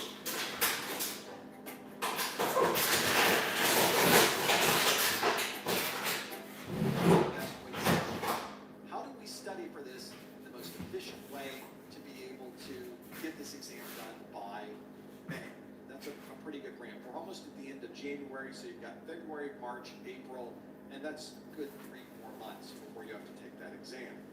What I would always recommend, and where I start and where I end with the exam objectives, that should be the first thing you download, it should be the last thing you reference before walking into that exam. The CompTIA exam objectives have everything you need to know in them, and they'll give you a direction what you should be studying. I also have a number of different recommendations for study. I always say that you should study 4 different sources ideally. Those 4 sources might be a video course. Maybe that's a little self-serving, but I think that video courses have value, or else I wouldn't have done one. I also think books have value. I haven't written a book. I would recommend you get a book. I have books that are my course notes and practice exams. That's not the type of book I'm talking about. I mean more of a textbook, more of a complete, organized, well-structured overview of every single topic in book form. So it's a pretty thick book, as you can imagine. So books are always good. Some people study well from books, some people don't. Some people study very well from videos, some people don't. You have to pick the study type that best fits you. So those at least are 2 things that I recommend. I also like to see a lot of hands-on. Hands-on gives you a way of learning that's very different than watching a video or reading a book, which are relatively passive ways to learn. But what if you're at a keyboard, you're typing in different things, you're watching the encryption and decryption occur right on your screen? It helps you learn in a different way. It fires the synapses differently. And I think that someone who is trying to understand these topics, maybe doing these topics at the command prompt, might actually be very helpful. So that's the 3rd thing you should consider are labs. We have the CompTIA labs on our website. You can have a look at those. I think they're very, very good. There's other third-party labs available as well. And then, of course, one of the last things I recommend is that you do some Q&A. So once you've gone through the videos, you've gone through the book, you've gone through the labs, now it's time to test yourself. And high-quality questions are always good. For those of you that worked on my 601 exam, you probably used my 601 practice exams. They are specifically built for someone who is working through the 601. There will shortly be, in the coming months, you're going to see a book just like this, but it will have a 701 on the title page right there. So it's coming along nicely. I really like where we're going with that, but those are not available quite yet. Please be patient with us as we get those out to you. But they're extensive to write. It's more than just a question and an answer. They're also extensive explanations of every single answer that's in the book. So it takes a little bit of time to write, but they're really, really good. You're going to like them, I'm sure. Those are the 4 things I recommend. Get a video course, good book, get some labs, and go through some questions. And I think those are the best ways to prepare for any certification exam, not just the ones that might come from CompTIA. But I think CompTIA putting everything into the exam objectives, nobody else does that. You don't get that from Microsoft, you don't get it from Cisco, you don't get it from Amazon, you don't get it from anybody else. So, or rarely do you see that. So make sure you take advantage of those objectives. Let's do some more questions. Got some more here. Other questions that we have here. What are performance-based questions like typically? This is a pretty good question, and I just kind of removed it from the screen here. It was up there for a moment, so I apologize it's not there at this very second. But let's talk about performance-based questions, because it's difficult to describe performance-based questions as something typical. They don't tend to be very typical. Performance-based questions also tend to change all the time. We've noticed that there's certainly matching questions, drag and drop. Effectively, anything but multiple choice is a performance-based question. But what do we really see? A lot of the things on the exam are drag and drop. Very often it's multiple topics they're combining into a single question. Sometimes it's matching, sometimes it's putting things in a particular order, maybe from highest to lowest or fastest to slowest. Sometimes it is a question where there is a diagram on the screen and you have to fill in the blanks of the diagram, maybe drag and drop things into the diagram. So it just depends on how they plan to do these questions. And the performance-based questions evolve over time. CompTIA tends to create different types of questions with different ways to answer all the time. So the questions that we have for performance-based questions today with 701 exam may be very different than the questions we get 3 years from now on the 701 exam. So this is This is a little bit of a challenge. There is nothing like a typical performance-based question. They are constantly evolving, constantly changing, but I think if you, and here's the key, by the way, here's the takeaway for your performance-based questions. If you know the exam objectives, if you understand all of the topics in the exam objectives, it doesn't matter how they ask the question. You know the answer. Whether it's multiple choice, whether it's fill in the blank, whether it's a matching question, it doesn't matter. We had a matching question as our performance-based question today. They tend to be a little bit easier to do in a live stream like this, so I tend to ask matching questions quite a bit, not always. Some are drag and drop, some are multiple choice, some are multiple choice. You could have something like that. Sometimes it's at a command line, although with the 701 exam, there are no command lines that you need to know. There's no commands you need to know on the 701. Did you notice that? We went from needing to know those 20 different utilities on the 601 to down to 0 utilities on the 701. Doug. Are you here for Tracy? We're here for everyone. Mimo and I help people save hundreds by customizing car insurance with Liberty Mutual. We ordered a limo, not a limo. Oh yeah, we do that too.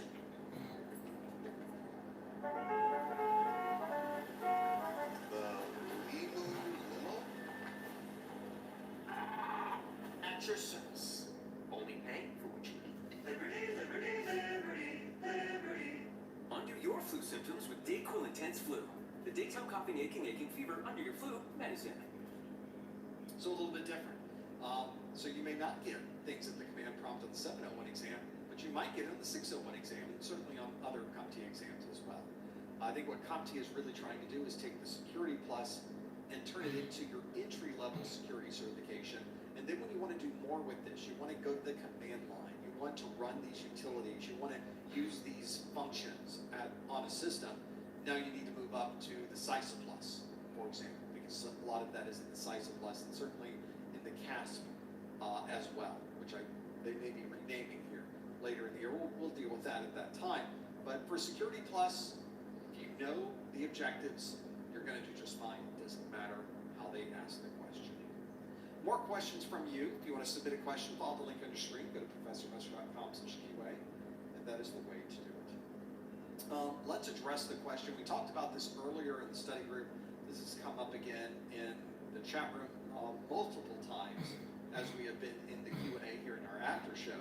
And the question is for folks that have been studying their 601, and then they suddenly look up and realize, oh, the 701 is available. And I think us as human beings want to naturally pivot and go after the new thing. Let's do the 701. That's not really, in most cases, what you should be doing. The 601 and the 701 are very, very, very different exams. In fact, let's bring up that what could be better than a Venn diagram, right? Let's bring up the Venn diagram of the differences between the 601 and the 701 exam. Here they are. So the 601 exam, as you can tell, is much bigger. Has over 1,000 objectives in it. It's the big yellow ball we see here. And then 701 is how close we're getting to Tatooine before we're in range. No, that's not it. It's the 701 is much smaller, 662 objectives as we go through it. And you can see that if you study for the 601, 710 of those objectives don't appear on the 701 exam. That's a lot of things dropped from that exam. Over 60% of the 601 exam is just missing now. It's just gone on the 601. The 701, relatively smaller, but if you study for the 601, you'll effectively know half of the 701 content. And it sounds like it's a lot, but it really isn't. There's a lot of content you still don't know. A lot of the new stuff, 50% of the 701 exam is brand new. Topics like we covered today with Secure Enclave and the others that we went through, those are in the blue section. And then some of the others that we saw today that were combined, that you saw both the 601 and the 701, they're in that green section right here in the middle. So that is the differences between those two. That's really the comparison of those differences. You have to put them back to back. You have to look at both of those objectives, which is what I did, and compare every single objective on 601 to 701, and then compare every 701 objectives to 601. I went through them twice and did them both ways, so I could tell exactly what was there. So that is one of the best ways to compare those two. I've already done it for you, and you can kind of see some of the differences between those. The scope is quite different. There's quite a number of topics that were simply dropped. 65% of the 601 exam was dropped in the 701. So that is pretty important to understand those differences. I highly recommend you look through the exam objectives. It's one of the best ways to know what those differences might be. But let's go back to the question where you've already been studying for the 601. Now you're looking at 701 thinking, maybe I should study that one.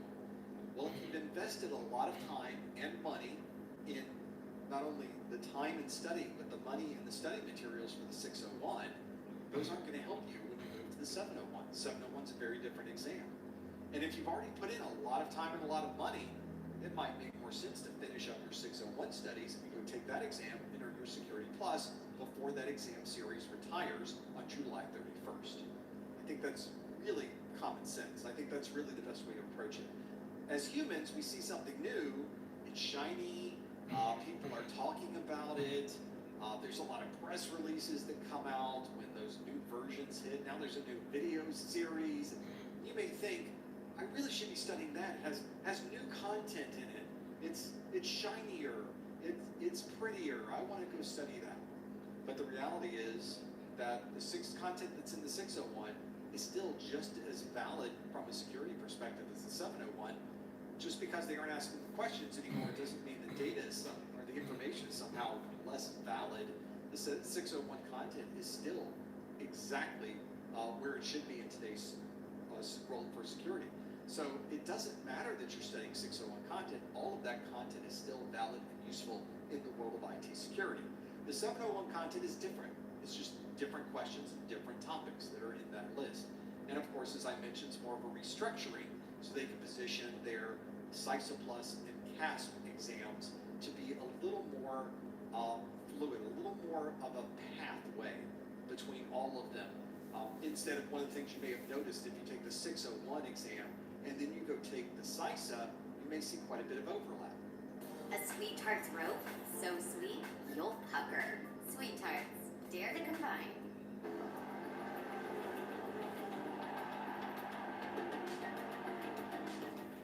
They effectively removed a lot of that overlap. So you're really focusing on one single thing.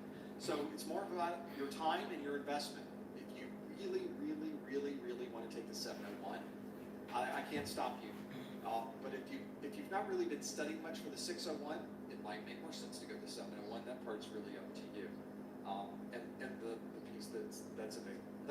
There's more and more topics and more study materials being released every day for the 701. These things tend to work very quickly. And our practice exams, for example, will be available shortly. So I wouldn't worry about that piece either. There's quite a large number of study materials now available for the 701. You can't say that there's nothing published because there's tons of things out there that you can read, you can watch, you can use labs, there's practice exams, it's all available. And I have those on my website as well. So you got plenty of options for that. You wouldn't be able to miss anything. So hopefully that gives you at least an idea of how you can make the decision for yourself. Everybody will be making their own decision on that one. There's no single answer. You'll have to figure out where you are in the world of study, how much money you've invested if you want to switch those around. Let's do some more questions. I've got more that you've sent in. We have some time left before we have to shut this one down. We've got a little bit more. Folks said, when will I publish my 701 practice exams?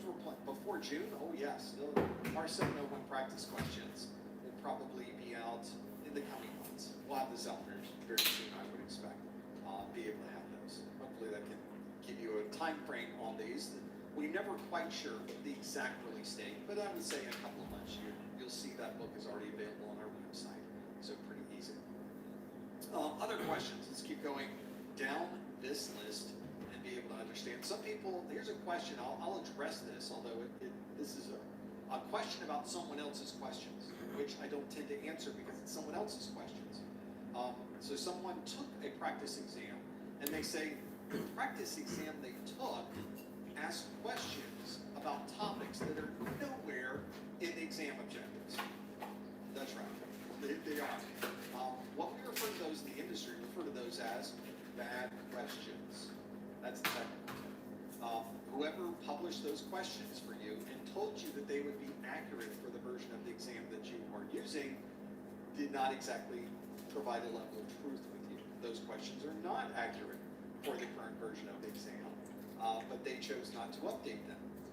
That's because it's hard to update these questions. It takes time and effort, and you have to write things, and you have to study the objectives and understand them. They took the easy way out and provided you with a bunch of old questions. So if you're in a situation where you're taking a practice exam and you're noticing a lot of the questions are topics that have nothing to do with the latest version of the exam objectives, I would recommend you get rid of those questions. They're not going to be helpful to you. You'll never see those topics on the exam. They do not show up. I will tell you though, people that have done this before, they've sent a note back saying, why are you asking a question about this when this is nowhere on the on the exam objectives? And the answer they get back is, well, they could ask it because it says in the objectives they can ask anything. That's not how it works. It's not how it works at all. They don't go outside the scope of the objective. Why would you publish objectives and then not test people on it? It doesn't make sense. So that's one of those situations where don't believe the hype on that one. Stick to the objectives and you will be fine. That's my recommendation. Other questions? There's got to be more listed in here. There are extensive changes between the 601 and 701. We don't have time to go through all of the changes and what is different in those, but I will tell you that it is broad and quite extensive to make that happen. So make sure you look over the objectives, make sure you're familiar with what's on the exam, and make sure all of your study materials match the version of the exam that you're planning to take, and you'll do fine. So let's do some more and break through the different examples of these. A lot of good questions coming in this month about the exam. I think we probably answered a lot of these already, so we won't dive into these. But for those of you that submitted multiples on those, I think we've covered most of those. This is a pretty good one. It's a little different. In fact, this kind of, I'm going to combine two questions together so that we can kind of address this one. It's a pretty good one, actually. These two questions, one from Kevin, one from, let's get the other, get both of these up. There we go.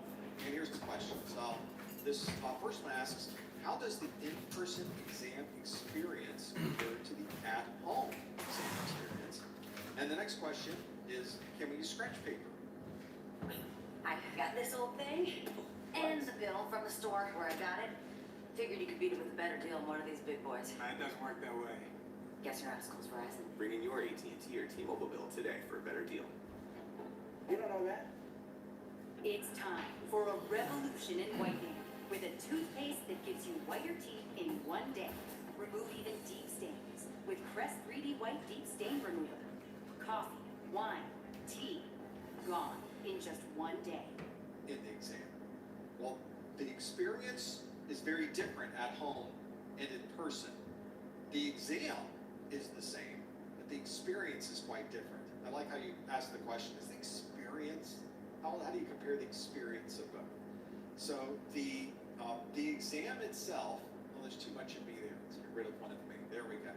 The exam itself is the same. If you were to take the exam at home on your computer, it is the same front end, it's the same user interface, it's the same keystrokes, it's the same mouse movements, it's exactly the same software as, or very similar to what you see on the screen.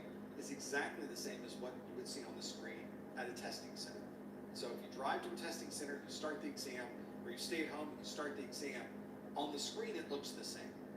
So the process of using the software, the process of taking the exam, the fundamentals of what you click on the screen and how you flag a question and how you end the exam and how you do everything is identical at home to a testing center. So that part's easy, but it is a different experience. And here's really where the differences are. When you're in a testing center, the testing center is a secure area. They know exactly who goes into that room, who comes out of the room. They have a camera watching you. They are in control of those systems. They know exactly what type of security they have in place to protect the exam contents. It is something that is a known quantity. At home, it is exactly the opposite. There is no known quantity at your home. At your home, there are many variables. There's the possibility that someone could be recording their session. There's the possibility that someone could walk in. There's a possibility that somebody might be off camera giving you the answers. And that, for that reason, there's a number of security processes you have to follow at home that you do not have to do when you go to a testing center. For example, when you start the exam, you have to take a picture of the entire area and make sure that everything is exactly as it should be. There's a set of rules you have to follow on what's allowed on your desk and what isn't allowed on your desk. They'll also have you go through the process of making sure you're taking the exam in a secure room, that everything has been cleared off the desk, that you all have headphones on, that there's nothing that could be recording, that your phone is not on the desk, just a large number of things that you don't have to worry about when you go to a testing center. To the point that people will occasionally think about a question, they're reading the question, how does the in-person experience compare to, they even say it out loud, they mutter to themselves, how does the in-person exam experience compare to the message pops up on the screen because they are watching you when you're at home. And they say, please don't put your hand in front of your face. Please don't talk in the exam. And they have the option at that point to end the exam. You have violated the terms of the exam. We're ending the exam right now. Now, in reality, they tend to give you a chance. They tend to give you a warning. But if you end up doing this again, all right, suddenly the screen goes dark and suddenly they tell you, no, we've kicked you out of the exam. This happens a lot. This is not an unusual thing for people to run into. So if you're the kind of person who you don't really have a great place to take the exam in your home, it may be loud, there's noises, there's dogs, there's people, that's bad. That can be an immediate disqualification. Maybe you don't have a room that you can close up or lock. There have been cases where someone's been taking their exam and their roommate walked behind them on their way to somewhere else, immediately canceled, you lost your exam fee. You know, this happens. So if that describes your house, go to an exam center. But there may be cases, I see this all the time, where someone may live an hour or 2 hours or more away from any exam center. Well, in that scenario, being online is great. You don't have to go anywhere. You just make sure you have a controlled environment. They tell you what the environment should look like, and then you set it up and it works smarter. So there is a very different experience when you're dealing with the exam. To the second question, can you scratch paper? If you are in a testing center, they will give you either paper or a erasable marker and something you can write on with that erasable marker, and you turn that in at the end of the exam. At home, you don't have that option. You don't have a physical writing machine. Instead, at home, there is when you start the exam, there's an online, kind of like a notepad. They used to be a lot of different features with painting, and you could draw things, and now it's just text. Now you just type in. So you can keep notes as you go through the exam, or you can put notes into this notepad. You can reference that notepad wherever you are within the exam. So it's sort of like scratch paper, but not really, because you have to type everything in, which may or may not be a good idea for you. So make sure you understand what the differences are, or which one may be better for you. Some people love taking their exams at home. Some people hate taking their exams at home. So that's completely up to you. It's very subjective, and find the one that works best for you and go with it. Me personally, I would never take my exam at home. There's just too many variables involved. I'd be worried constantly about noises and somebody walking in. I don't want to be in that situation, so I'll just go to a testing center and I'm good to go. Makes sense to me. Other questions? Let's keep going down this list. Why did CompTIA shrink the Security Plus? 33% less objectives seems pretty significant. Well, I guess it could be. It's not really. In reality, these tests tend to change dramatically. What you don't know is when the exam went from the 501 to the 601, it blew up into this monster that we have today in the 601, this big 1,000 objective exam. This brings up a good question. How many objectives were on the 501 exam? Let's find out, because of course, The Xfinity 5-year price guarantee. That's a great deal. Wonder where we'll be in 5 years. A lot can change in 5 years. But what if the price of your internet stayed the same? No tricks, no gimmicks. The Xfinity 5-year price guarantee. Xfinity. Imagine that. What makes a post-university person? Post people don't have time to waste. They want to move their career forward. Post people don't have money to waste. They want a good education at a great value. Are you a post person? Find out at post.edu. I counted those too back when I did the 501 exam. So let me bring up my spreadsheet for the 501 just to give you a perspective. Security plus video index and objectives. I, of course, have a spreadsheet for this. And I have a 501 601 diff that I did. And this is interesting. So we're going back now 3 years, back in time. And this one's very hard to see exactly what I have on the screen here. I'm not sure why it kind of looks this way, but I'm going to break this down so that we can see it a little bit better for all of you. I wasn't planning to show this, so I apologize. Okay, so on the 501 exam, I counted the number of objectives. And in the 501 exam, this is a good thing. Let me show this a little bit differently. Let me just grab the tab and pull it over for this one. Okay. On the 501 exam, the total number of objectives on the 501 are 778. Okay, well that's quite smaller than the 1,038 that were in the 601. 778 is on the 501. And if we go back and look at our stats for the 701, 701 is 662. 701 tends to have fewer or somewhere closer to what the 501 originally had. So that's why CompTIA shrunk down the number of objectives, probably because people like me who create content for these exams told them, wow, this exam is big. Why is this exam so large?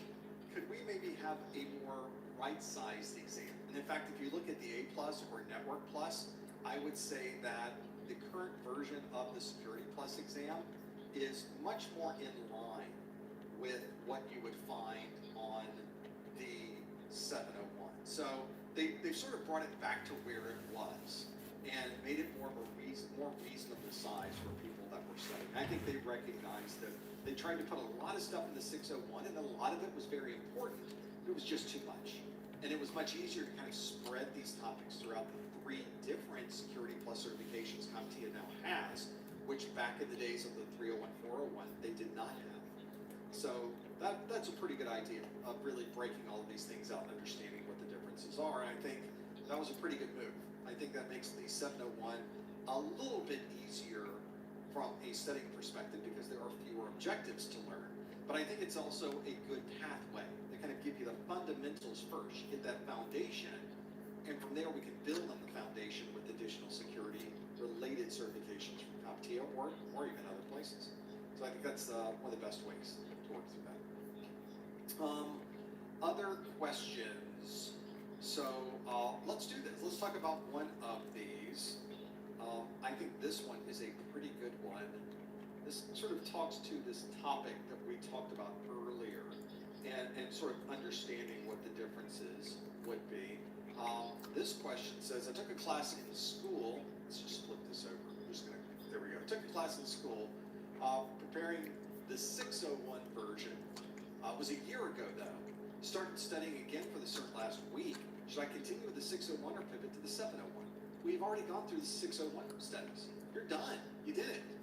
All you have to do is refresh what you may have lost in that 1 year, and you can go take your 601 and you're certified. That's it. So if you've already gone through the process of studying all 1,000 of those objectives that are in the 601, why wouldn't you take advantage of that and go take the 601 exam? Now, what if you start looking at the 601 stuff you did a year ago, and maybe a lot has happened in a year, you don't know what's going on with these topics anymore, you don't remember any of these topics from the 601, okay, well, I could see there might be a reason you might want to jump to the 701 and study those topics, but you're going to have to go through a whole new set of objectives, a whole new set of study materials, and you're going to have to study everything that is now new on the 701 exam. I guess forget the 65% that is still over on the 601 side. The 701 is newer, but not necessarily better depending on your scenario. So it's up to you. If you remember everything from your 601 studies, I would recommend you go take the 601 exam. If you don't remember any of it, well, maybe starting over with the 701 makes more sense. It's again completely up to you.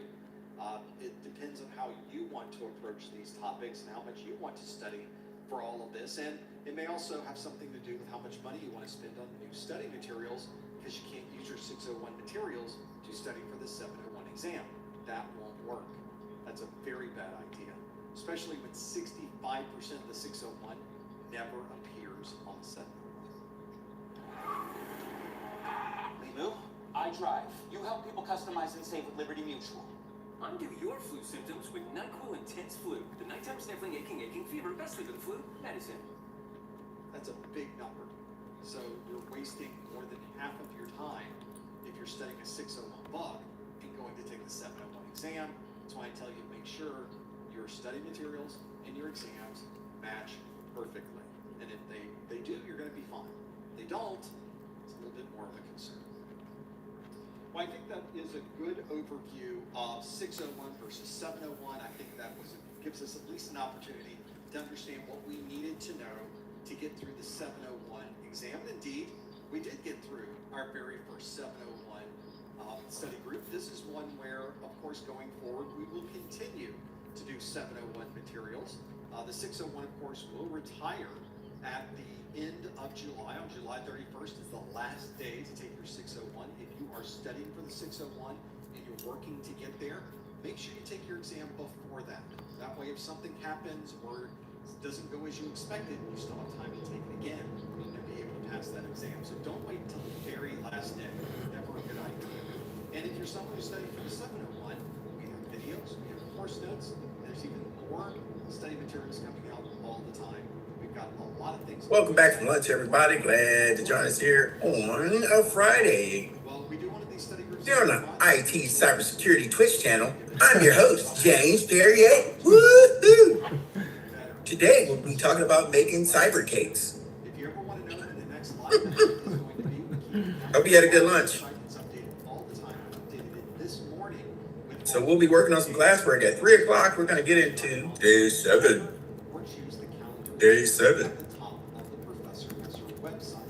And of course, we're always on Discord. If you'd like to join us when we're not doing a live stream, we're hanging out on the Discord server. You can join that at professorprofessor.com/Discord. Well, that brings us to the end of another Security Plus study group. Thank you so much for being here. Thank you for all of you that stayed in through all of the network outage and the things going on at the folks at Google and YouTube. Thank you for hanging in there and making it so much better. Chat room, you've been awesome. Thanks for joining us. We'll see you next time on the Security Plus study group. Thanks, everybody.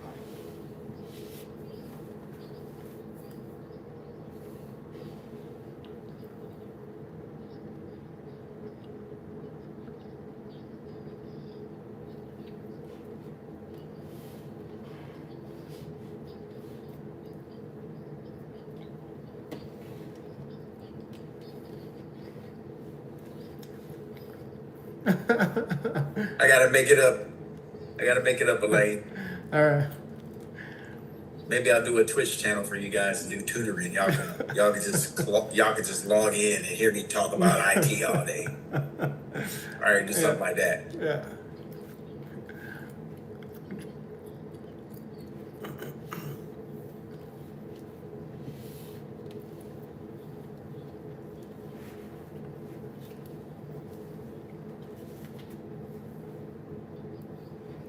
I would describe Underline as fast, affordable, incredibly fast, very reliable, zero lag.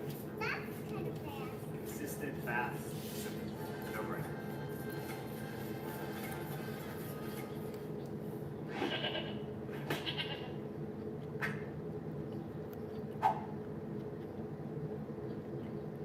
And look at that. We are live with today's SY0701 Security Plus study group. It's our pre-show, everybody.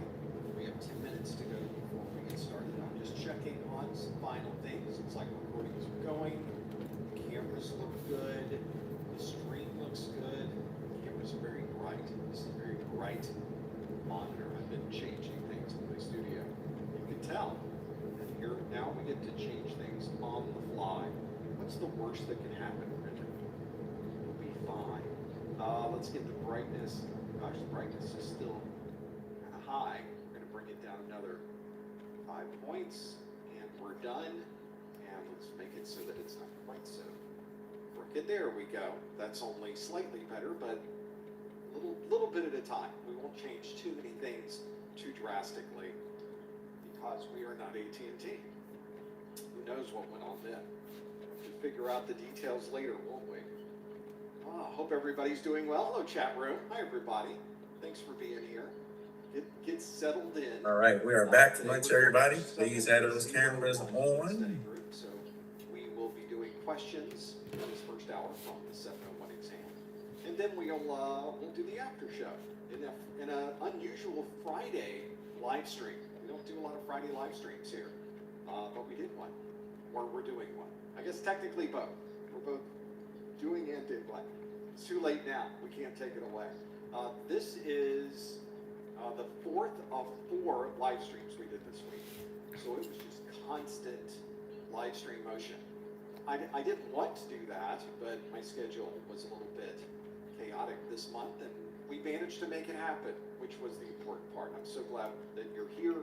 So glad that we made it. So glad the studio is up and running and everything is working as expected. So we're ready for a live stream. Looking forward to this. I've been watching the numbers look really good on the streaming side. Everything looks okay there. We're just now waiting for the top of the hour. So we'll just hang out. Hope everybody's doing well.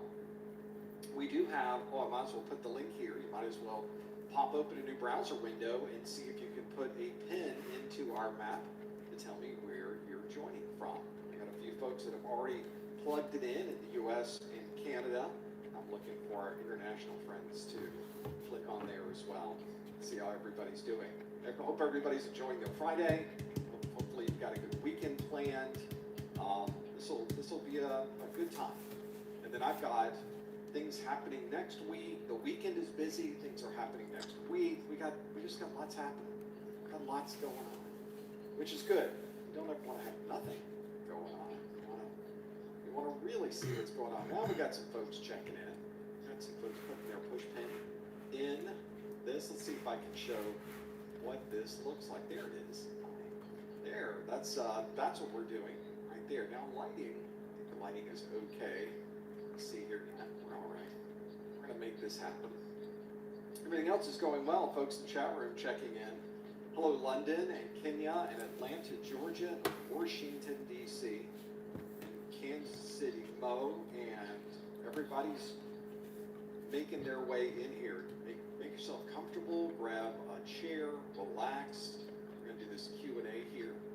Make sure we can get to where we need to go. Really I can double tap and it will go to the extra channel. I had no idea. That's super convenient. It's always the things you learn on the fly, isn't it? Oh, I like it. Okay. All right. Thanks for being here, everyone. More folks checking in. We got. If we just got the class, we're working on classwork till 3, and then we're gonna jump into day 7. We got Maryland, my Maryland, and Manchester, one in the UK. Nigeria is here. More Maryland, Denver, Oak Park, Illinois. I believe I've been there. We got Japan is here. Thanks for being here. Sierra Leone. We got Houston. Lots of folks checking in. Thanks for being here. There's New York. Got lots of, now where's the Canadians? There's Toronto. Thanks for checking in, Canada. It's important. I'll let Mrs. Professor Messer know that you were here. We've got somebody out here in Guam checking in, somewhere around there. Is it Guam further to the north? Maybe not. Maybe I don't have my latitudes and longitudes quite figured out. 5 minutes to go. We'll get this thing started. Got lots going on. Let's check. I need to turn that off. That was the other thing. All right. This is all working out. So hopefully people are getting their 601, 701 study materials all in the place that they should be to be able to pass these exams. I realize that the study group today is for the 701, so all of the questions today will be from the 701 exam objectives. There will be some of the questions that will still apply to 601. So if you're studying for the 601, you're not completely out of the loop here, but it really is focusing on 701. So that is sort of the way it works. We have 3 years of 601 study groups that you can go back and watch. So we still have plenty of content for you 601 folks. But going forward, all of the live study groups will focus on the 701. I think most people will probably be focusing on the 701 as well. So those are really, we have to make a decision at some point. When do we make the transition over? So that's the way it goes. The 701 exam was made available in November. So it is on the CompTIA website. It is available to take today. My course has been out, and when too much work bogs you down, Asana helps you handle it. That's because Asana is where humans and AI coordinate work together. AI makes it easy to hand off routine tasks, streamline workflows, and keep everyone focused on the work that matters most. That's how work gets handled. That's Asana. Visit us at asana.com. That's ASANA.com. My other study materials have been out since November, so yep, it is definitely a live and active certification, so a lot of people are working on that. Obviously, you can't mix and match those. If you're studying for the 601, you need to take the 601 exam. If you're studying for the 701, you need to take the 701 exam. That's an important part. We'll talk more about that during the beginning of the study group, during the intro. So we'll talk about those. When am I going to have 701 practice questions? It's amazing. Nobody's asked. Everybody's asking. I get inundated with questions about 701. I will tell you that what I normally would say is that we plan to release the 701 practice questions book in the coming months. I can tell you now we plan on releasing it in the coming weeks. So it's very close. We're very close to getting this published. All of the multiple choice questions are written and checked and ready to go. I'm working on the performance-based questions now, which tend to go relatively smoothly. And then we'll see. We'll see where this goes. Any upcoming travel plans? That's exactly the type of information that I would love to share with everyone on a live stream on the internet. Thank you for asking, John. That's a fine question. I'll say yes, sure. There's upcoming travel plans. I don't know. Maybe. Of course. At some point, I've got to leave the house, right? There's things that need to be done. So that's it. That's one of those situations. If I do have travel plans, I will tell you, John, after they happen. John's like, yeah, that's smart. You are correct, sir. You are correct, sir. There are a number of things happening in my neck of the woods that I need to get out and go do some things. But whenever I talk about travel or I talk about having been somewhere, you'll notice that I always talk about it in the past tense. So I never tell you that it's happening. It always happens once I'm back, and that's by design. That's the way it works. So we got a minute to go. That happened quick, right? We're about to. There we are, 59. So we've got a minute to go. We'll get things going here. Lots happening. This is one of those things about being on the internet that definitely I don't talk about things that are happening. I talk about things that have happened. So that's just. Oh, good. So let's look at Canada. We got some folks. Are you really that far north up in Canada? I need to know these things. And really both of them are way up north. There's no way you folks are there. You guys are in Hamilton, right? You're not anywhere down there. You're in Vancouver, hopefully. Because I'm curious to know what the weather is like right now in the Canada. Oh, you're in Toronto. Okay, good. Fantastic. Let me now. I guess I need to. Yeah, you can't zoom in. That's sad. To get that done, let's get. Now we're at the top of the hour, though. It is time to get my keynote up and running. Let's get a green light. We got the green light. We got this. I think we're ready for a live stream, everybody. let's get this started right. Dude, did you order the new iPhone 17 Pro? Got it from Verizon, the best 5G network in America. It never looked so good. You look the same. But with this camera, everything looks better, especially me. You haven't changed your hair in 15 years. Selfies? Check, please. With Verizon, get the new iPhone 17 Pro, designed to be the most powerful iPhone ever, plus a new iPad and Apple One. No trade-in needed. Offer ends November 5th with a new line on Unlimited Ultimate. Best 5G scores with metrics data, United States 2025. All rights reserved. Additional terms apply for all offers. See Verizon.com for details.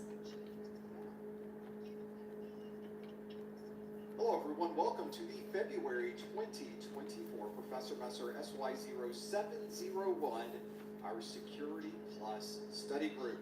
This is our study group for February of 2024. Thank you for joining us. In this first hour, I will be asking you questions that come directly from the CompTIA exam objectives. And in the second hour, we will open up the phone lines for your questions to me.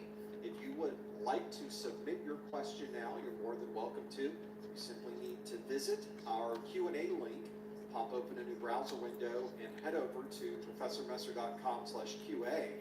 This will take you to a link that is able to take interactive input so that you can answer the questions as I ask them. And even better, if you have other questions that you would like to have me answer in the second hour, you can also submit those from the same URL. So you can go to professormesser.com/QA to do that as well. Well, one of the things you may notice is that we like to ask a question at the beginning of our live stream that is something from last month. So I'd like to see if everybody's able to get in and answer the questions, if you're able to understand and vote on the question that you think is the right one. And I have a question for you now. This question asks, a DDoS has caused a critical service to be unavailable for 90% of the business day.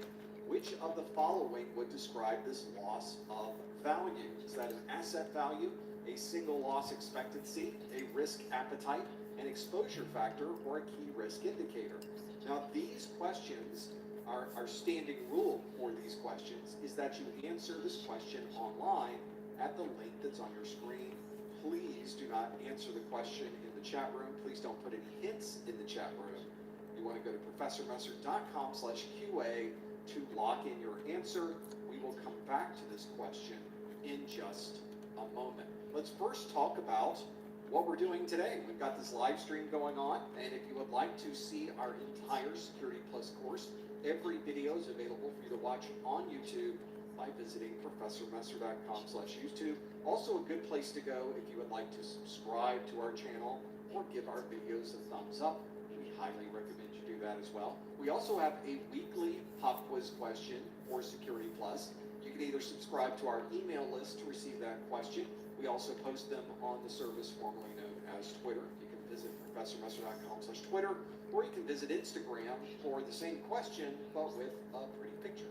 Go to professormesser.com/Instagram. You can follow us there, or your favorite social media site. Just type in professormesser.com/Facebook/LinkedIn/ you get the idea. You can keep doing that. So right now, as we sit here in February of 2024, there are 2 Security Plus exams available. You only need to take one of them, but you get to choose which one of them you would like to take. The SY0601 is the exam that's been around since November the 12th of 2020, and it will be retired on July 31st of 2024. So after July 31st, you can't take the 601 exam any longer. This becomes pretty important when you're planning to study and take an exam. Is there enough time for you to be able to take that version of the exam before it retires on July the 31st? So that's kind of important. It is a single exam. It's 90 minutes long, a maximum of 90 questions, and you need to earn a 750 on a scale between 100 and 900. These 2 exams have the exact same format. They are multiple choice exams primarily, but there are also performance-based questions on these exams. We'll talk about performance-based questions in just a bit. There is also a different exam you can take. Again, you only have to take one of these. This newer release of the Security Plus exam is called the SY0701. It was released in November. So it's only been out for 2 or 3 months now. Very, very new, relatively speaking. We estimate the retirement for that exam is probably going to be somewhere in 2027, so you have plenty of time to take that particular exam. It's not going to disappear or retire anytime soon. And again, it's a single exam, same time frame, same type of questioning, and same score that you need to earn, a 750 on a scale from 100 to 900. It is structured identically to the 601 exam. So the style of the exam doesn't change, just the content of the exam changes. In fact, it changes quite a bit. There are huge differences between the 601 and 701 exam, so make sure that the study materials that you are using match the version of the exam that you're planning to take. Both exams, though, earn you exactly the same certification. So if you are studying for the 601 and you pass that exam, let's say you wait until July 31st to take your exam. Please don't do this. Some people will wait until July 31st to take their exam, and if you pass that exam, you will be Security Plus certified for 3 years. So even though they are retiring the exam questions, your certification continues to be available for 3 years after you pass your exam. So nothing changes there. That's the way that all of the exams work. And as I mentioned, as we sit here in February, I don't know if it's plenty of time left, because now we're starting to eat into that 6-month time frame that I like to have as kind of a cushion time frame. But now that we're starting to eat into that, and we're starting to see a lot of 701 materials available on the market, if you're starting this process, you might want to look into the 701 as a better idea of what you should be doing. That way you don't run into any problems with the retirement date. If you're working on studies, sometimes those retirement dates can sneak up on you. So make sure you have a look at those, you choose the correct exam for you, and you finish that exam before the exam series is retired. I'll also let you know that I do have a 701 course with course notes and other materials on my website that can help you study. If you'd like to learn how you can download those videos, have all of those training materials on all of your study materials and books, you can use those at professormesser.com/701SB. That's my Success Bundle. The Success Bundle itself is one that gives you a lot of advantages when you're ready to study for your exam, and it's a great way to support the things that we do here. I will also let you know that this live stream is available to watch immediately afterwards on YouTube. I also created an audio-only podcast version. If you have a podcast listening program or you'd like to add it to your podcast listening app, you can do that at professormesser.com/podcast. There are links there for the A+, the Network Plus, and the Security Plus live streams. Those study groups are there in that audio format. I also have a video format. It's over on the YouTube. You can go over there, and one of the things you'll notice on YouTube, about a week after we post these, you'll start to see some of the time frames pop up. That's because my marketing manager, Lori, is watching. I gotta have everybody's hours watching and putting in all of these updated as of lunch. When you punched out for lunch today, that's where you're at on day 7. So by the end of the day, you gotta be at the 80 or 90 for the course. We did a lot of live streams this week. That's what you should be at. Watch what we do over time. We tend to do 1 or 2 live streams a week. This week we did 4. A lot of live streams, and this is the last of 4 live streams. When we are not doing a live stream, though, we're over in Discord. And if you haven't joined our Discord, it's a great community. And that's with approved flex time that you have done already. And it's not only people talking about the exams, people can start their own study group on the Discord and have a follow-along session where people can start studying or continue to study these different exam objectives. We'd love to have you join. All you have to do is go to professormesser.com/Discord, and you'll be able to join our chat. It's there 24 hours a day, 7 days a week. I'll also let you know, eventually, you will need to take the Security Plus exam, and the Security Plus exam requires that you purchase a voucher to be able to use the exam or to take the exam. CompTIA exams are at full price. You can pay full price on the CompTIA website, or if you're in the US or Canada, you can get a voucher at a discounted price. You can simply visit professormesser.com/vouchers, And all of our vouchers there are discounted. You don't need a discount code. You don't have to install any extensions in your browser. They're just discounted. Nothing could be simpler than that. You visit the website, you get a discounted price. This is something that also includes something you can't get anywhere else, which is my Exam Hacks ebook. I compiled an ebook of all of the tips and tricks that I've accumulated through the years when I've been taking my certification exams. And I think there's some tips in there that can even help you while you are taking your exam. So if you're looking to get a few extra points as you are planning or taking the exam, have a look at our Exam Hacks ebook. You might get some good ideas there as well. So find out more at professormessert.com/vouchers. Let's go back to that question I asked earlier. The question is, a DDoS has caused a critical service to be unavailable for 90% of the business day. Which of the following would describe this loss of value?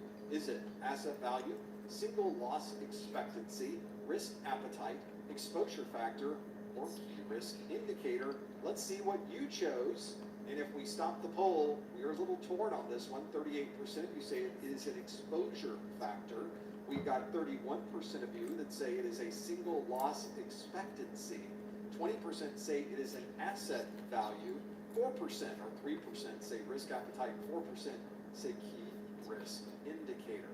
If we have a device or a system that is unavailable for 90% of the business day, then we need to think about how we are losing money and time on that device. And the thing that you are probably, certainly is a value or piece of information that is new on the 701 is the exposure factor. This is the percentage of the value of that particular component, device, or service that is lost due to some type of outage. This could be an incident, an accident, a power goes out. Let's say your cell phone provider suddenly loses their entire network for most of the day. Things like this sometimes will happen. And when that happens, you'll be able to calculate Everybody doing okay out there? how much of that did we lose? What percentage of that device was unavailable? Was it completely unavailable? And if it's completely unavailable, that's 100% of an exposure factor. You've got a 1.0, you lost everything. And if it's a DDoS that has caused a 90% unavailability, a 0.9, that is your exposure factor. So hopefully that's given you a little bit more perspective on things you should consider when you're working through understanding some of these terms. I think that would absolutely help you. Maybe that's one of those that can give you an idea of what might help, especially if you're trying to determine how much is this device available, how much is it not available. Then you can calculate how much outage and downtime you had. That number can then be added to perhaps an expectation of services or money that you expected, and you can calculate how much money was lost due to that downtime. So that's a very good example of a multiple choice question that is provided. We talked about that question last month. Hopefully it gives you some perspective on things you can do. And now we know that you can get in and answer the questions on our front end. That means that it's time for our performance-based question of the month. Performance-based questions are questions that CompTIA asks on the exam that are not multiple choice.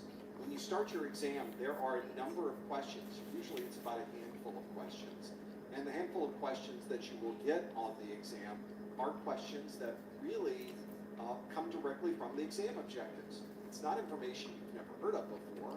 CompTIA tells you exactly what's going to be on the exam. So this is a performance-based question. This particular one I have for you today is an authentication factor question. So let's dive into this one and see how you do. This is more of a fill in the blank, if you will. I would like you to provide the appropriate authentication factor for each of these descriptions. So let's see how you do with this. This is a login process. A login process requires an app with a pseudo-random number. What authentication factor would that be? Notice this is a fill in the blank, which is a little bit harder than a regular exam. Sometimes the exams will give you options that you can then maybe drag and drop. I made this one a little bit more difficult though. The next factor that we're looking for, the description is, a user in another country is not able to log into the VPN portal. What authentication factor are we talking about there? An ATM requires a PIN, P-I-N, for authentication. What is the authentication factor there? A text message with a code is sent during a login process. Let's see if that's the one we're looking for. See if you know the authentication factor for that. And lastly, a system administrator uses a fingerprint to unlock their laptop. What would the authentication factor be for that one? So hopefully you have some ideas of what you would be putting in as an authentication factor here. This is the one we are hoping for. If you know the exact type of multi-factor authentication, you need to add it to this list. It is a fill in the blanks. You can simply fill those in and have it there. So provide the appropriate authentication factor for each description. A login process requires an app with a pseudo-random number. A user in another country is not able to log into the VPN portal. An ATM requires a personal identification number for authentication. A text message with a code is sent during a login process, and a system administrator uses a fingerprint to unlock their laptop. The answers here may also be duplicated. There may be an answer that is identical between these different questions. And one of the things that you will often see when working through these questions is that they have a direct correlation back to the exam objectives. That's what we mentioned before. If you think you know the answer, you'd like to lock in your question, follow the link on your screen, go to professormesser.com/QA. There's no special codes you need, there's no special IDs you need. You simply go to professormesser.com/QA and it takes you right to the spot you need to be. Could not be easier than that. That's what we want to do for this question. Go ahead and lock in your answer. I'm seeing a number of you putting in authentication factors now. See if a lot of you are right on the money with a number of these. We're obviously looking for the specific kind of multi-factor authentication. Multi-factor authentication is not the answer. We're looking for something a little more detailed than that. Give me more specifics than just multi-factor authentication. All of these are referring to multi-factor authentication. Well, I guess if we look at it that way, you got 100%. You got it absolutely right. I was hoping for more detail though. See if you can drill down into it just a little bit further and tell me what type of multi-factor authentication does it happen to be. There are broad categories of these. We would like to know what categories these might fit into. See if you know what they are. This might be a good one to understand, especially if you're in charge of implementing these factors onto someone's network. This could be pretty useful. And this is one where each one of these might be a little bit different. There are advantages and disadvantages to all of these different authentication factors. So it's a good example of why you might want to know these very, very well for your exam. So we'll have to see if we happen to know what they are. As always, of course, please no answers in the chat room. Please no hints in the chat room. We want to answer by going to the link that is on your screen. Go to professormesser.com/QA. Take you right to the fill in the blank that you can put in. Let's see how you did with these. We're going to step through all of these and see if we happen to know what the authentication factor is for each of these descriptions. We'll start with the one at the very top. It is a login process, requires an app with a pseudo-random number. It could be really a random number. It's not really random, but it sure seems random. If you've ever used an app along with a username and password, that app, that particular code that the app is giving you is referring to something you have. Now, it's something you have because you would not be able to get that pseudo-random number if you didn't have the token generator that created it. Sometimes the token generator is a standalone piece of hardware. These days, I think almost everybody is using a token generator that's built into their phones. It's an app, and it gives you that pseudo-random number so that you can then log in with a username, a password, and then something you have. In this case, something you have is your phone. The next one on this list is a user in another country is not able to log in to the VPN portal. Why would that be? Because of somewhere you you are.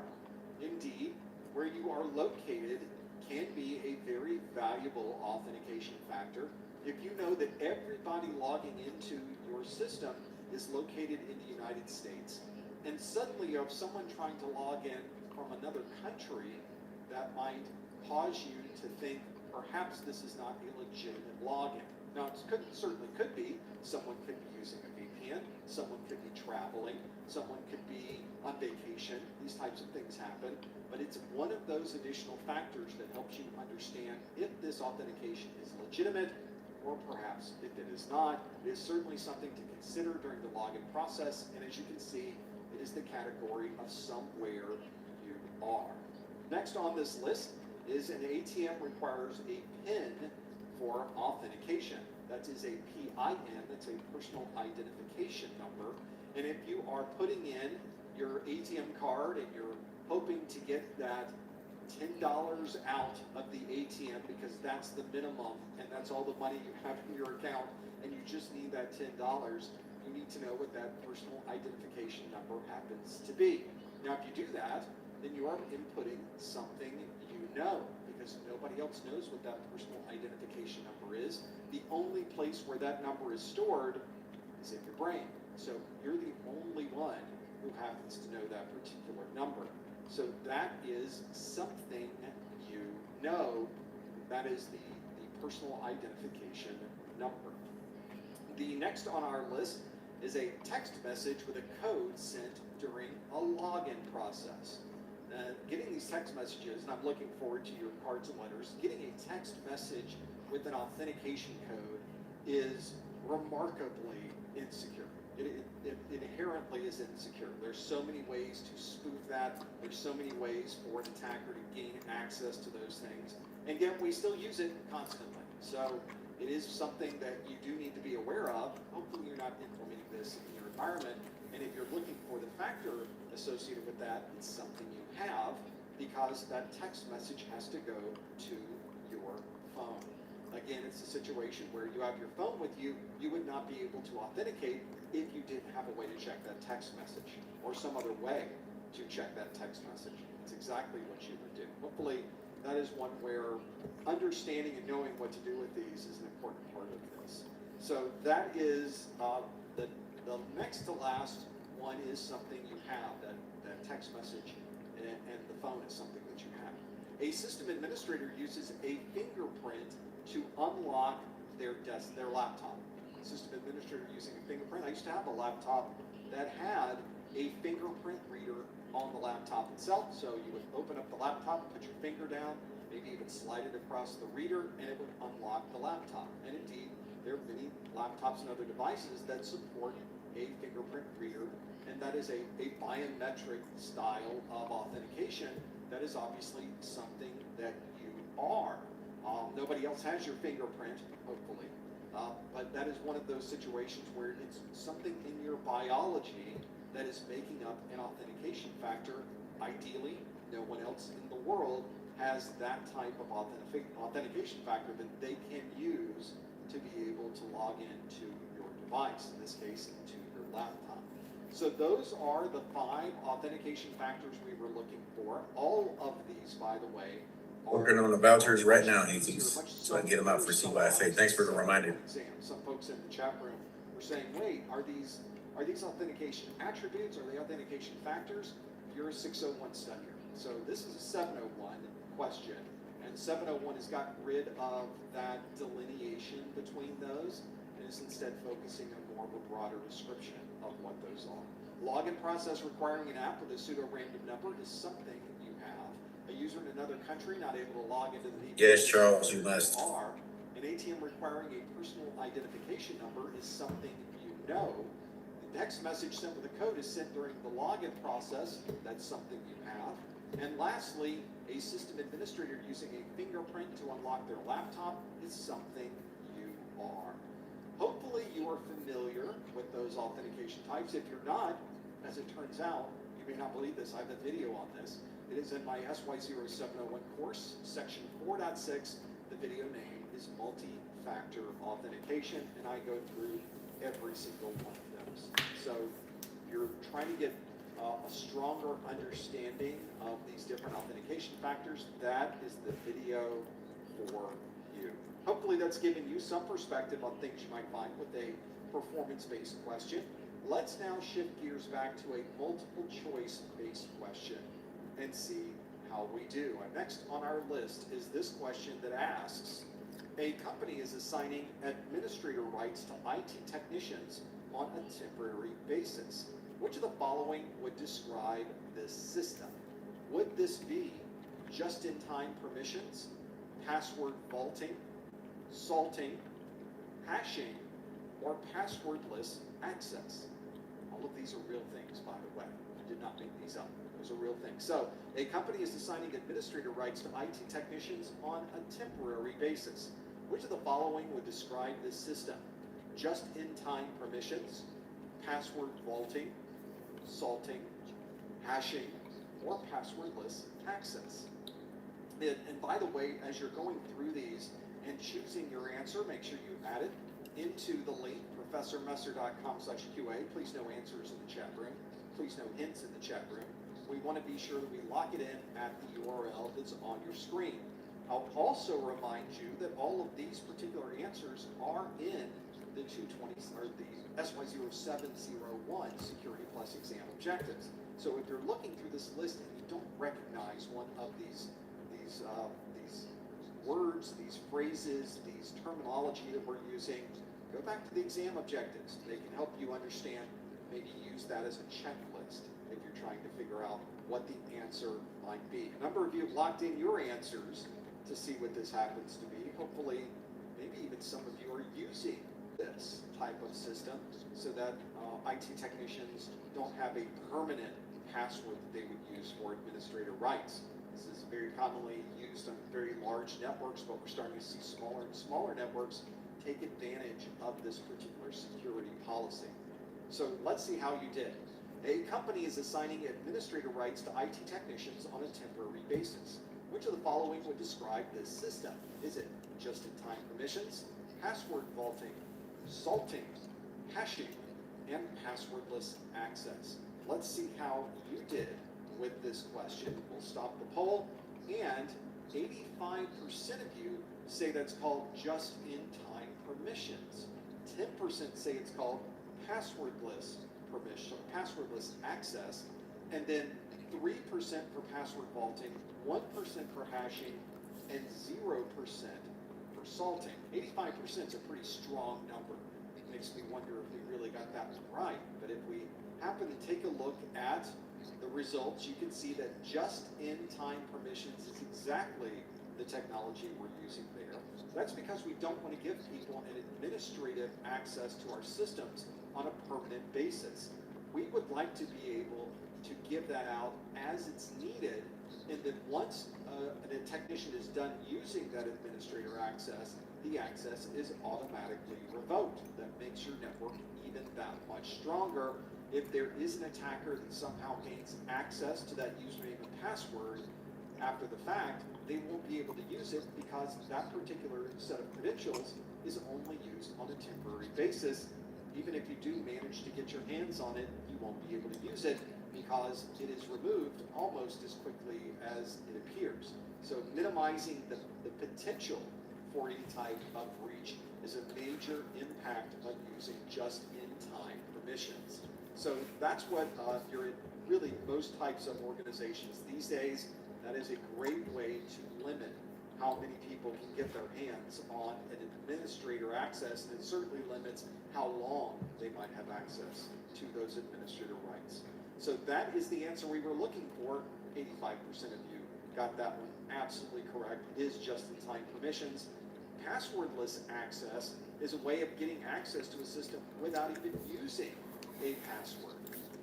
This particular question didn't talk about not having a password. It didn't even mention the method that was being used for this. So I would not call that the best description of this system. Instead, just-in-time fits that description a lot better for this particular question. Password vaulting is a way that you can have all your passwords in a secure vault. That way, you're able to keep everything secure, but then be able to gain access to those passwords when you might need them. I use 1Password password. I've used LastPass in the past, and of course, there are many different password vault applications that you can use. They are a very useful thing to have, especially logging in.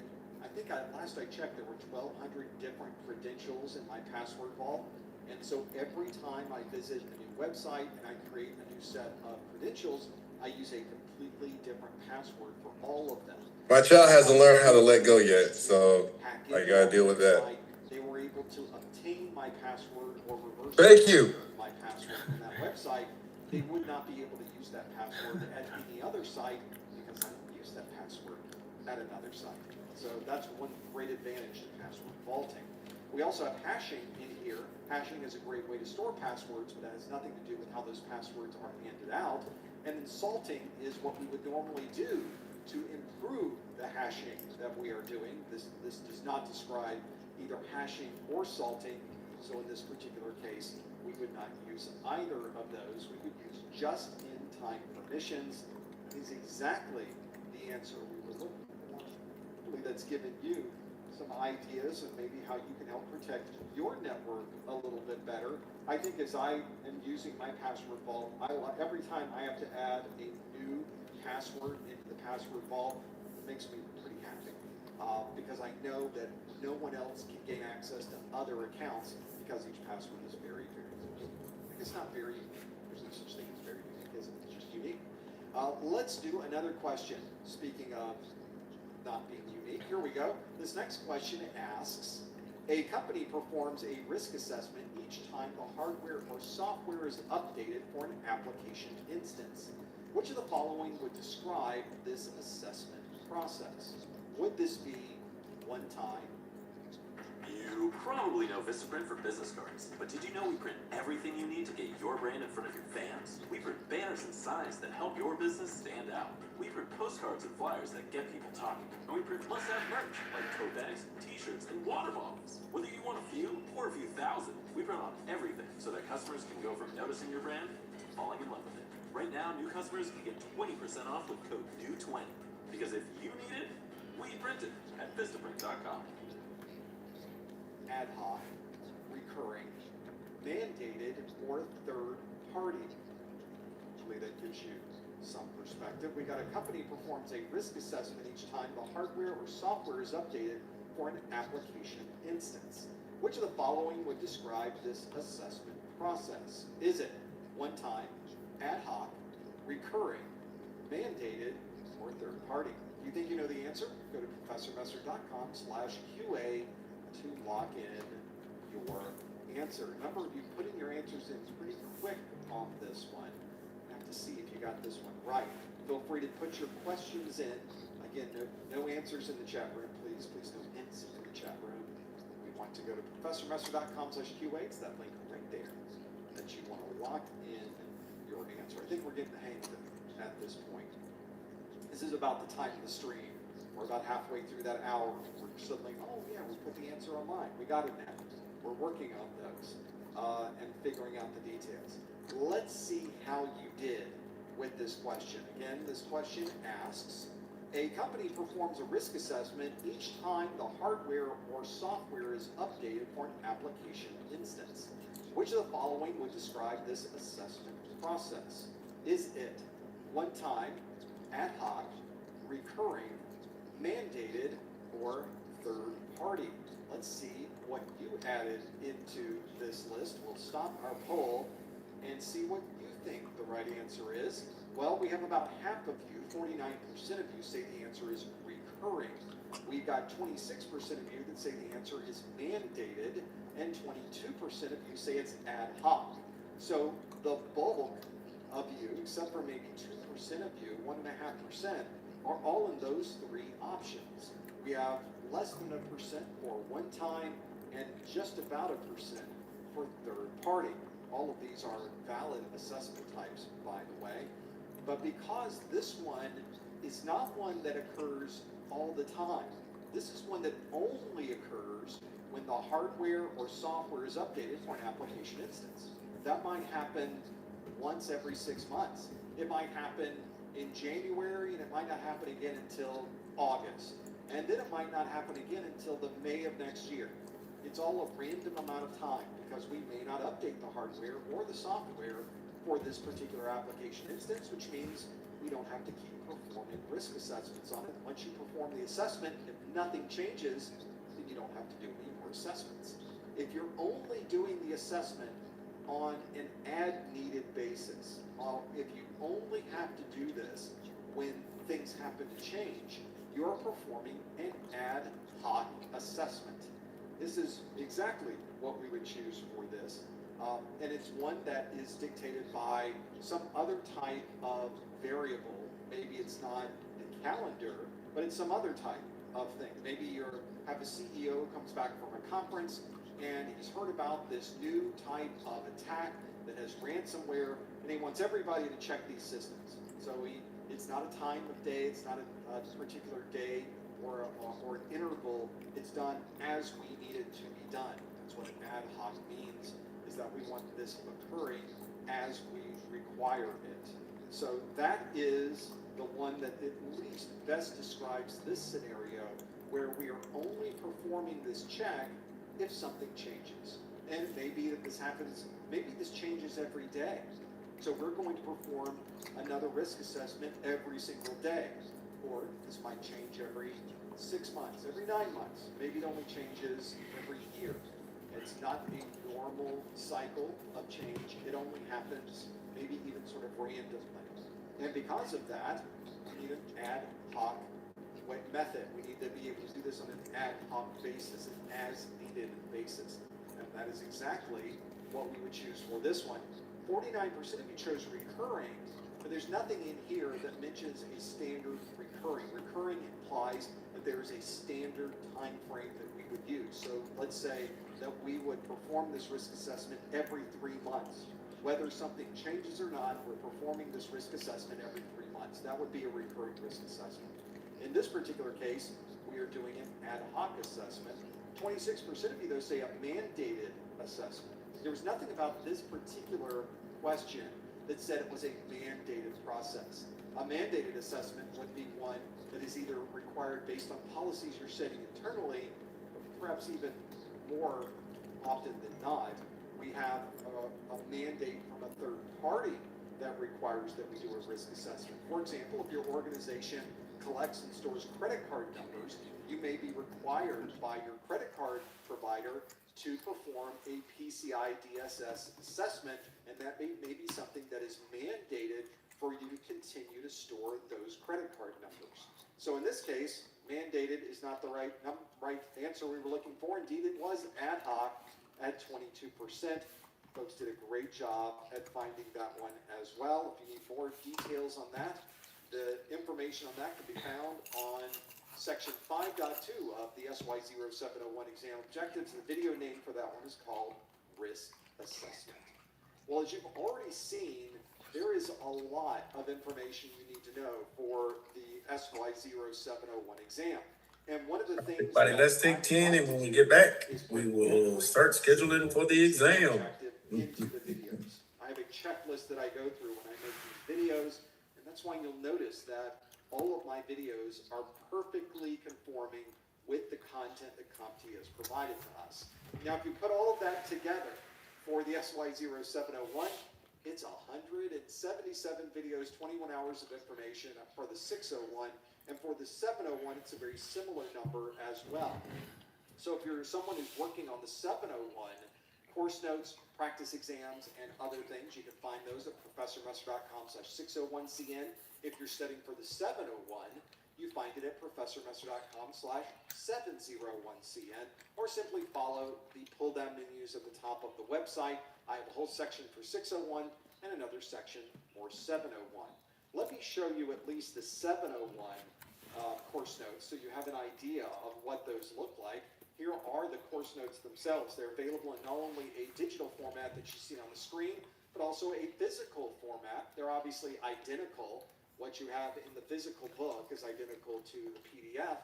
And if you purchase the physical edition, you get the digital edition for free.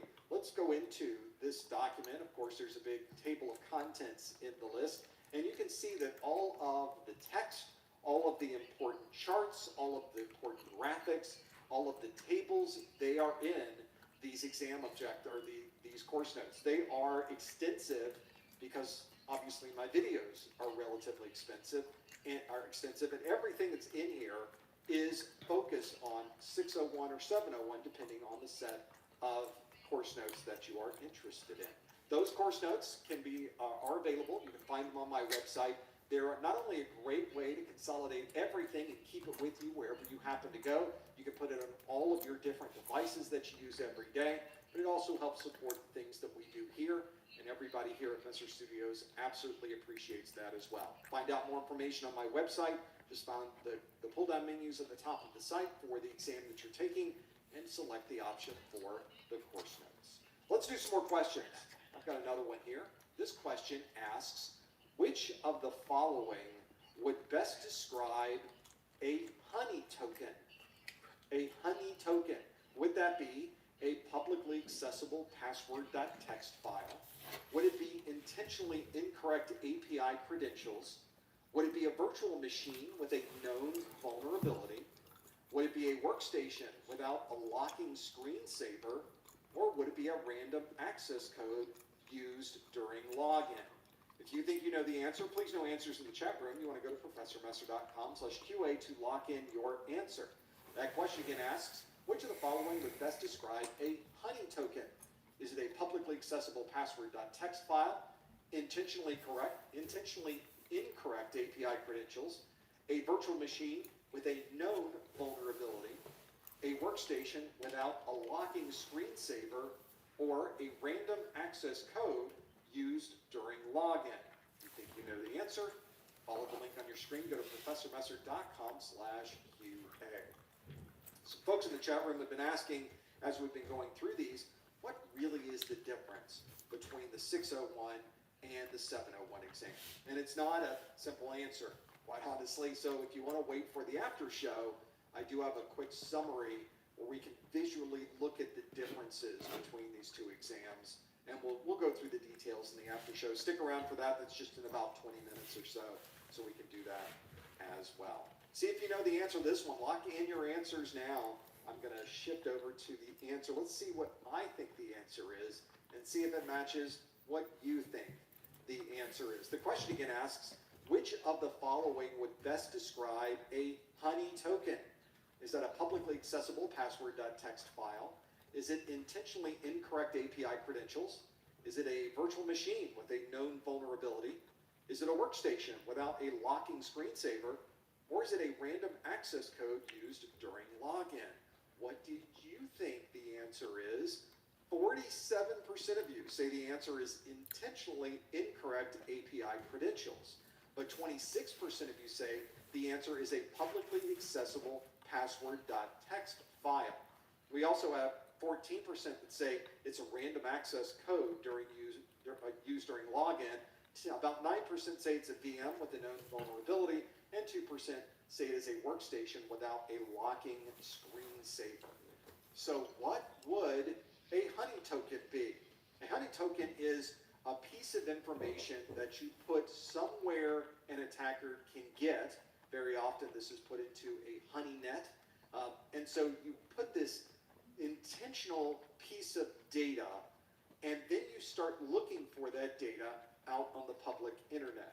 And if that piece of information is stolen and suddenly appears publicly, then we know they were able to get into that system.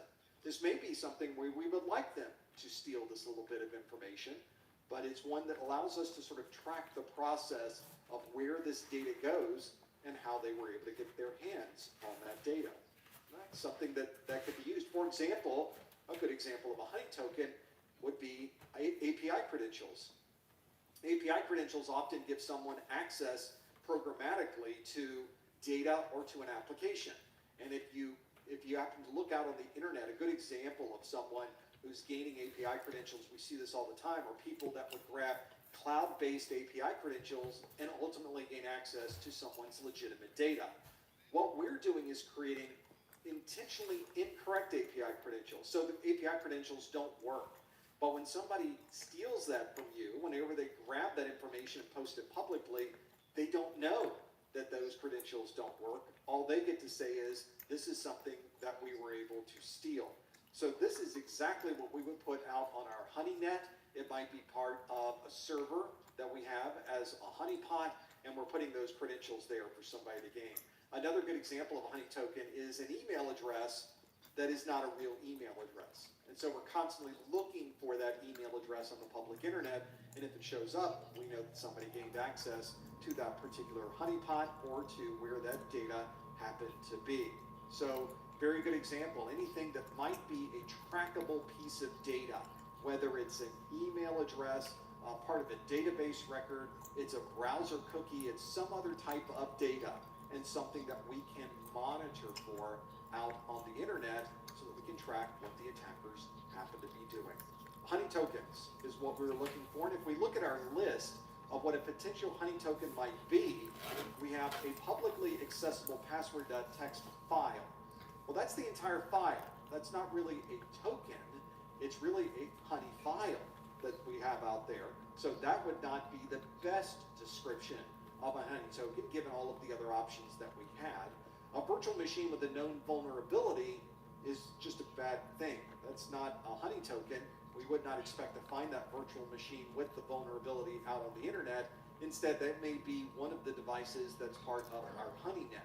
A workstation without a locking screensaver, that's just a bad idea. That's just someone who does not have a system that is set up to have a proper security and locking mechanism on their screensaver, and it does not describe a honey token. And then a random access code used during login, we've already talked about multi-factor authentication. Just text it to you. So a random access code used during login would not be a honey token. The thing that the honey token would be intentionally incorrect API credentials, something, little piece of data that we would be able to track later on the public internet. So if you answer intentionally incorrect API credentials, 47% of you got that one absolutely correct. Well done. Let's do another question. I've got one in my list for you. This is one that does, I think this one would apply to both the 601 and 701. I don't think that gives anything away. This question asks, a web server log contains this query. In fact, I'm looking for this query in my list of questions. We're gonna have to go to a different question, I think, because I don't have that particular question in my list. So we're going to go to a different question, probably just as well for this one. This is probably, you probably knew what that was. Right? So we'll have to do that one next month. Give you a reason to come back. This next question then asks this, that says, when power is removed from an inline IPS, all network traffic stops. Which of the following would describe this functionality? All right, everybody, welcome back from break. There we go. Would that be high availability, parallel processing, low? Now, what should be showing up in your email right about now Would that be inline IPS, all network traffic stops? Which of the following is the CYSA vouchers. You should see them in, I know, Charles, it's real now. You see the vouchers in your inbox. In your inbox. If you can go ahead and schedule that exam. That is also graduation date. If you're working through all the 5th of November is the day you graduate. So what I'm asking everybody to do is schedule your exam in the AM, not during the day. I would like to have your exam results before 6 p.m. You understand what I'm saying? Because you're gone the next day. I got a brand new class the next day. I start all over again within 12 hours with a whole new group of people. So in order just to square away everybody in the last couple of hours of class, whatever that may be, it'd be great to have your results before then. All right? I was like, my brain won't work in the morning. Is it common for it to line up with like yeah, for my classes? Oh yeah. I'll start a new class brand new the next day. 12 weeks all over again. Parallel processing, load balancing. So if you can schedule your exam, if not morning, very early afternoon, so you're back in time to give me some results. Fail closed. That's the one where you would or finalize any last minute whatevers. Cold site is the answer. 7% say it is load balancing. 5% say parallel. Michael says my brain is off until noon. Say high availability because Binary. Ones and zeros. Ons and offs. It's one where we have a failure and something tends to happen during that failure. And you, all right, as the person who designed the system, so if you can respond to the email with your time that day. I know the date already. It's the 5th of November. The time. That graduation ceremony email is for the quarter, not the class. So all my CC graduates, yes, that is correct. CSO 003. So all of my CC graduates for the quarter, campus-wide for the entire MyCC will be on a virtual graduation. Yeah, okay. What happens? On January 31st. Our plans here of what will occur. If data continues to flow after you pull the power, we refer to that as fail. Mr. T says, my brain is like a 404 error. It continues to work. Everything is doing. Yep, that's correct. CSO 003. Yours is at 5? Yes. You would have to build your system. You would have to engineer this implementation so that when you pulled power, there would always be a way for traffic to continue to flow. On an IPS, that is definitely not a guarantee. We very often have to use some type of splitter or some type of matrix switch to be able to confirm or to ensure that data will continue to flow if we happen to lose power to that device. If we pull the plug and all of the data stops flowing. Hey Zeus, I've sent out the vouchers, so you should have it, schedule it for November 5th, which is graduation day.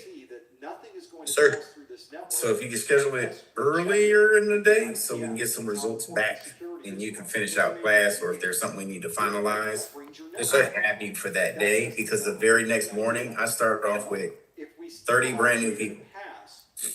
So I won't have the time. Is it going to be the same? Are you doing the same like a CWP program?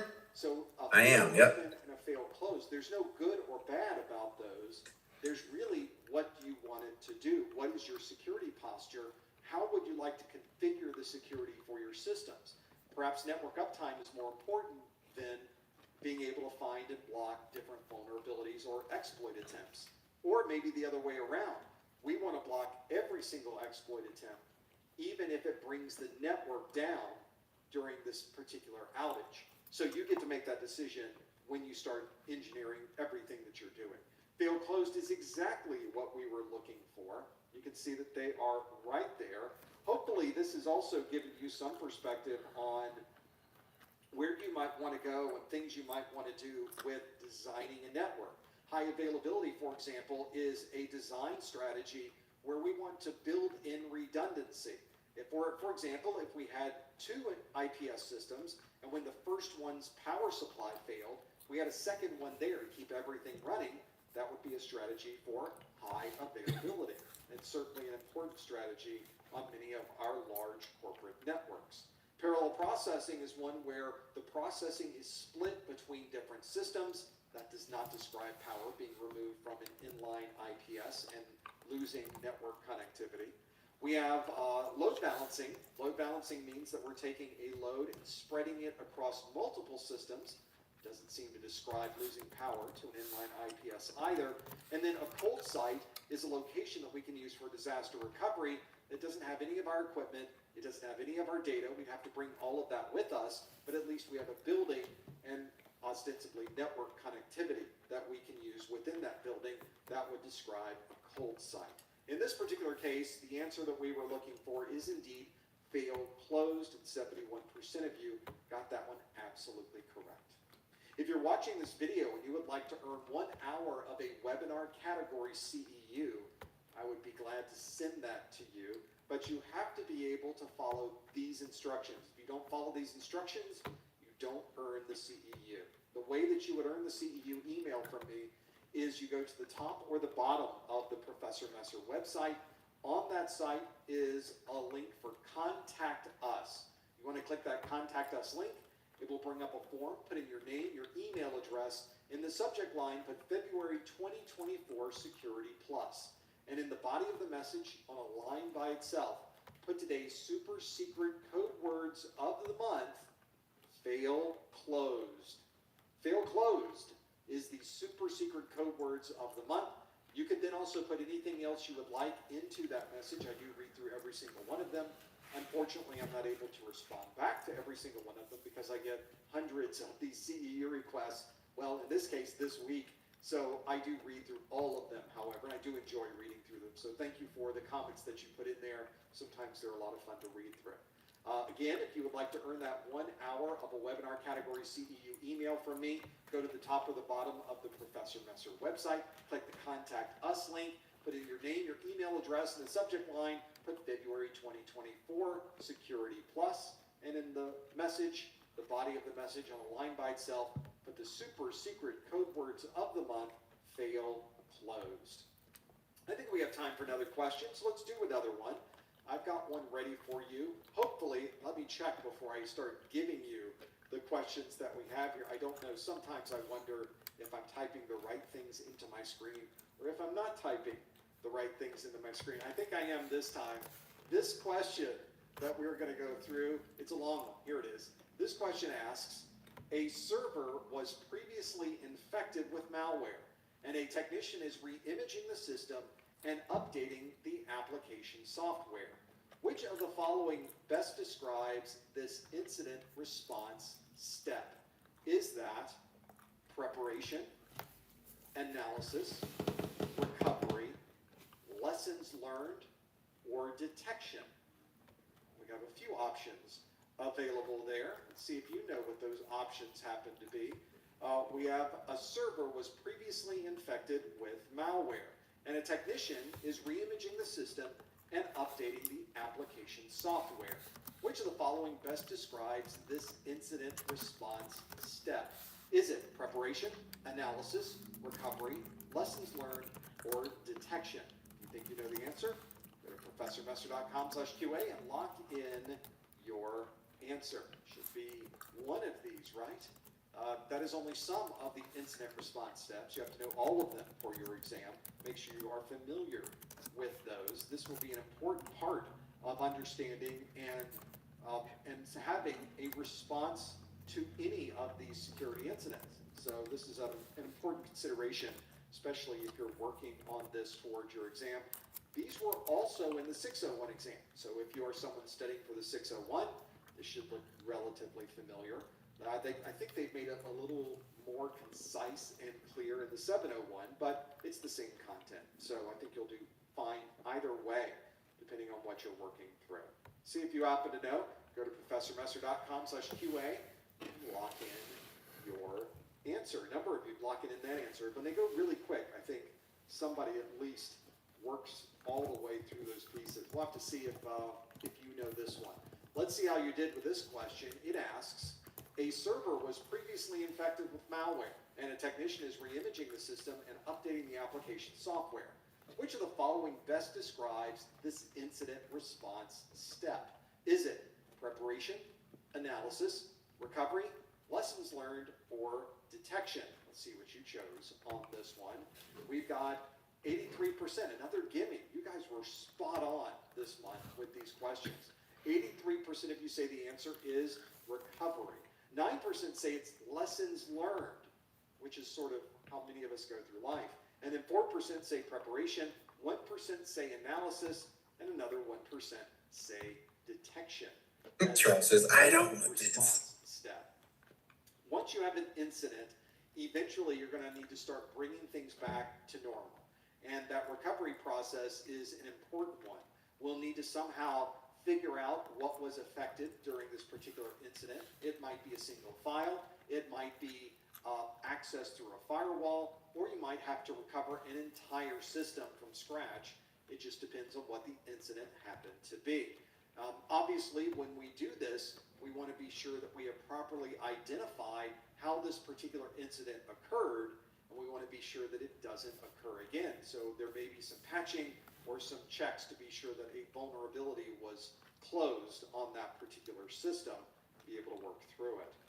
This is also one of those situations where it may be a number of different things that we use to be able to recover this particular unit. It might be that we are performing a recovery from an existing known good backup. Maybe we are rebuilding the whole thing from scratch because we can't trust our backups. We have many different ways to recover. Some take a little bit longer than others. This is certainly something to consider if you're going through the process of recovery during the incident response process. Well, indeed, this was what we were looking for. It's the recovery phase as we are re-imaging the system and updating the application software. So this is a good idea if you're someone working along those lines. The preparation phase is one that you would do before you even get any type of incident. We want to prepare. We want to have Jesus, you're the last one I'm waiting for. the re-imaging process. Schedule. I sent a photo confirmation via email, sir. Oh, it just popped up in the yellow box. Thank you very much. Yes, sir. Sorry about that. To begin the No worries. process with incident response is before there's even an incident. We also have analysis, which gives us an idea of how we can determine that an incident is occurring. There's many different ways that we can analyze data, have an understanding of what we might believe to be an incident in our network. We've got the detection of that system, and of course we talked about the recovery. Lessons learned got about 10% of these votes. That is one of the last phases of the incident response process, and this is usually where we can sit around afterwards, go through our notes, talk about the incident, and maybe think of ways that we could resolve this more efficiently, better, or have less data lost whenever another similar incident occurs in the future. So hopefully this has given you at least some ideas of what you're doing during the process of re-imaging, during the process of updating the application software. That indeed fits into the category of recovery. That's exactly what we are doing with it.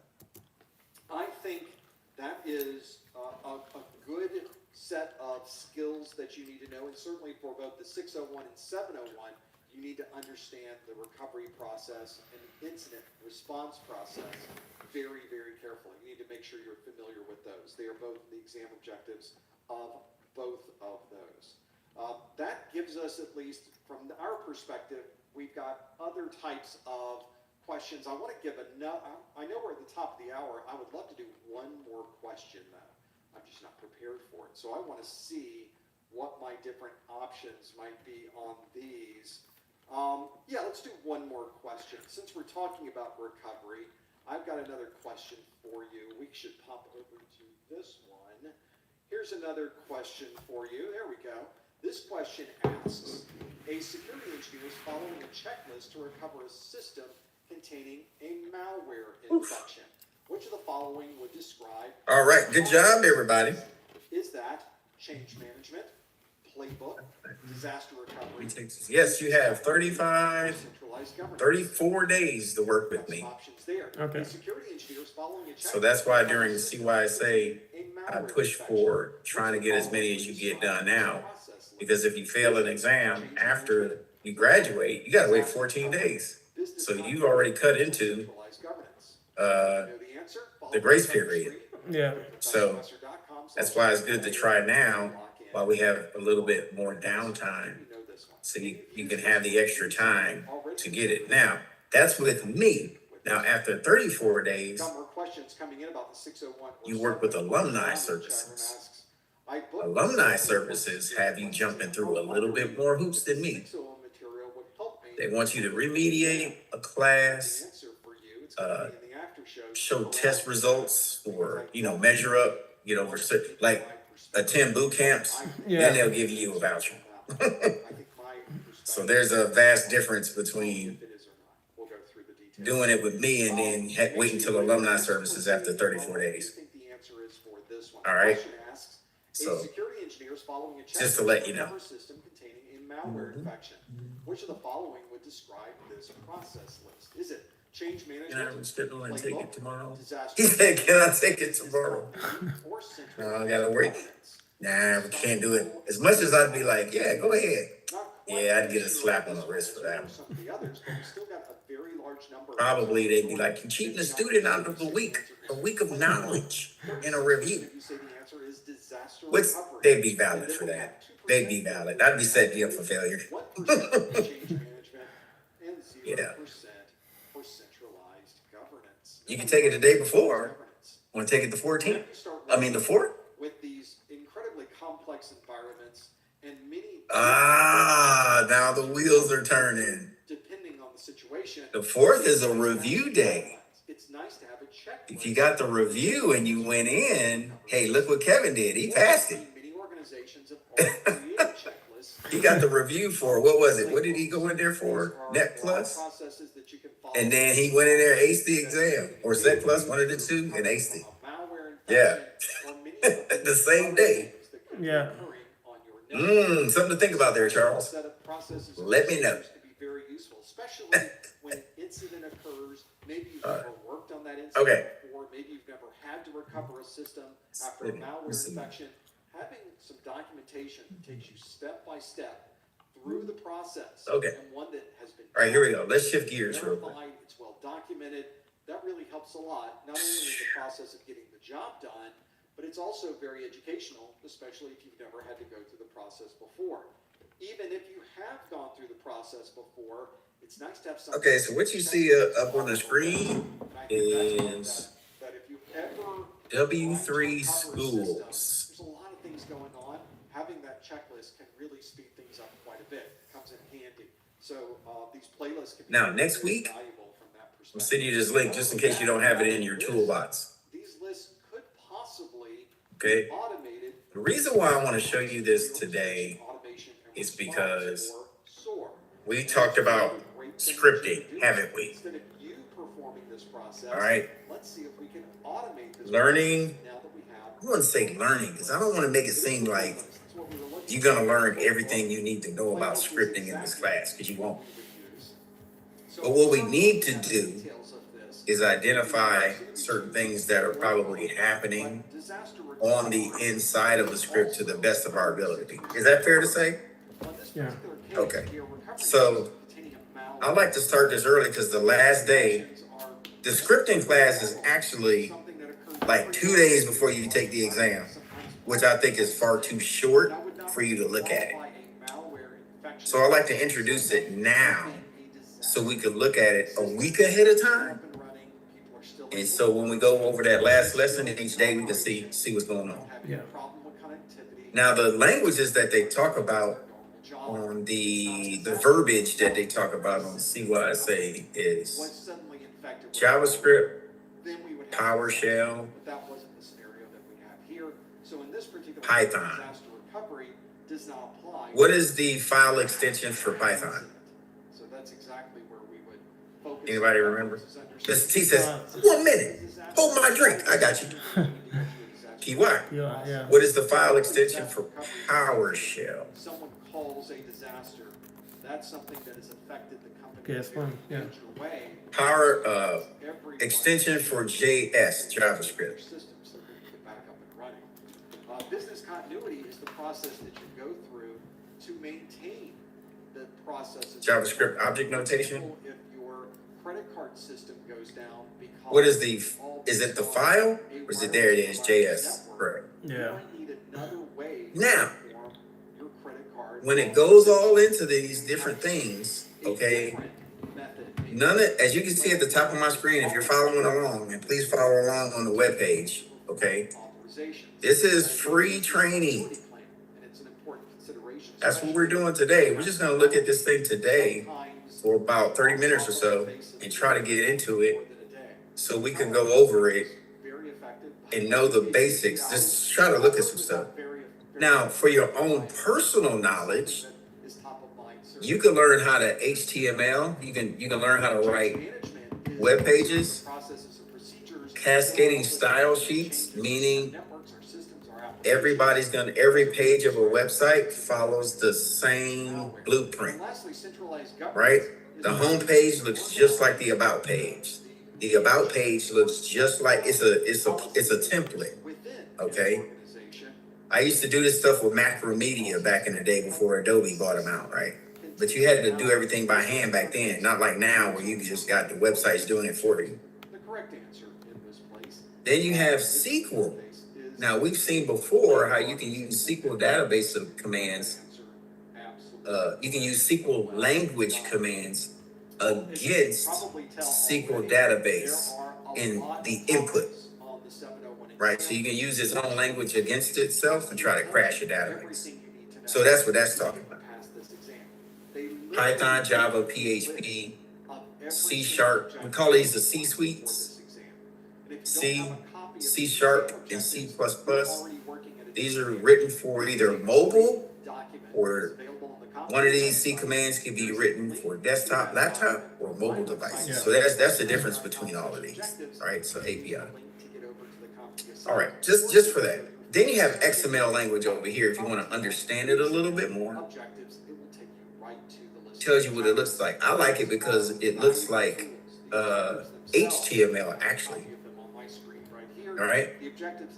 So, and then up here it tells you the version, and UTF-8 basically is just like ASCII. It's the language. This is absolutely the case.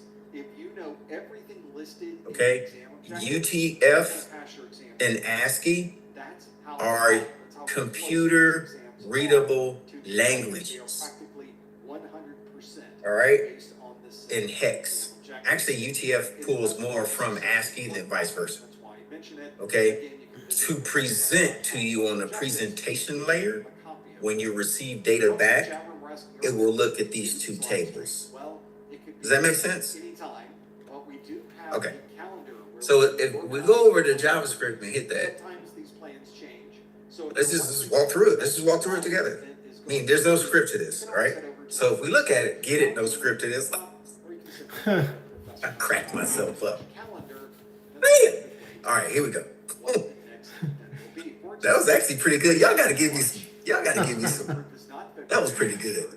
I think that was a pretty good one. Yeah. Y'all gotta give me some ups for that one. All right. Charles says the only Java I'm good with is coffee. That's another good one. I like that one too. All right.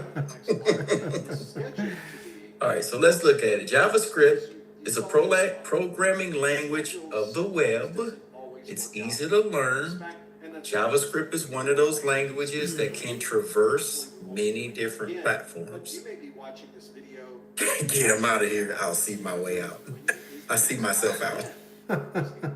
Back me up. All right. If we look at it, JavaScript can be used in any of these. JavaScript is actually one of three languages that developers they feel they need to learn and they're having their toolkit. HTML, CSS, which is cascading style sheets in Java, because Java could be dropped in there anywhere. And then JSON goes right along with it, right? The object notations. Now, let's make it clear about the objects. The objects can be anything. The object can be a document. An object can be a picture. An object can be another set of scripting. All it is, it's a pointer file that points somewhere else to go retrieve what you need to bring it back into the web page. And with the security, it's kind of baked in, right? So nobody can steal it from you. Okay? So that's what the JavaScript object notation is. It'll pull it from somewhere else. All right. If we keep going down here, you'll see here they have exercises that you can do anywhere in here. But don't fall into this wheelhouse because these will keep going round and round and round, and you'll be like, where am I? Like, it just, so don't mess with that yet, okay? Because it just keeps going, and you'll be like, I haven't learned anything yet. It's just quizzing me. Yeah, you fell into the quiz rabbit hole, all right? So stay out of there. Just use these navigation tools over here. It says here, JavaScript is the programming language of the web. It can calculate, manipulate, and validate. That's actually some verbiage you'll see on the CYSA exam. about what can Java do.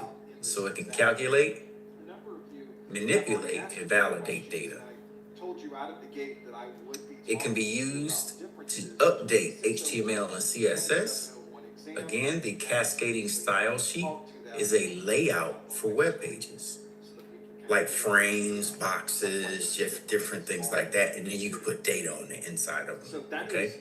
That is an important. Now, if we get down to it, and focus in on this, so I would like you also. here's some examples that you'll see. All right, but before we get there, let's get down to what the different areas of it is. So we're going to skip these two here. Okay. Submit questions, and as you can see All right. on the screen, You got script tags and then the type of output that you can send it to. But let's get to the syntax. study group at any time.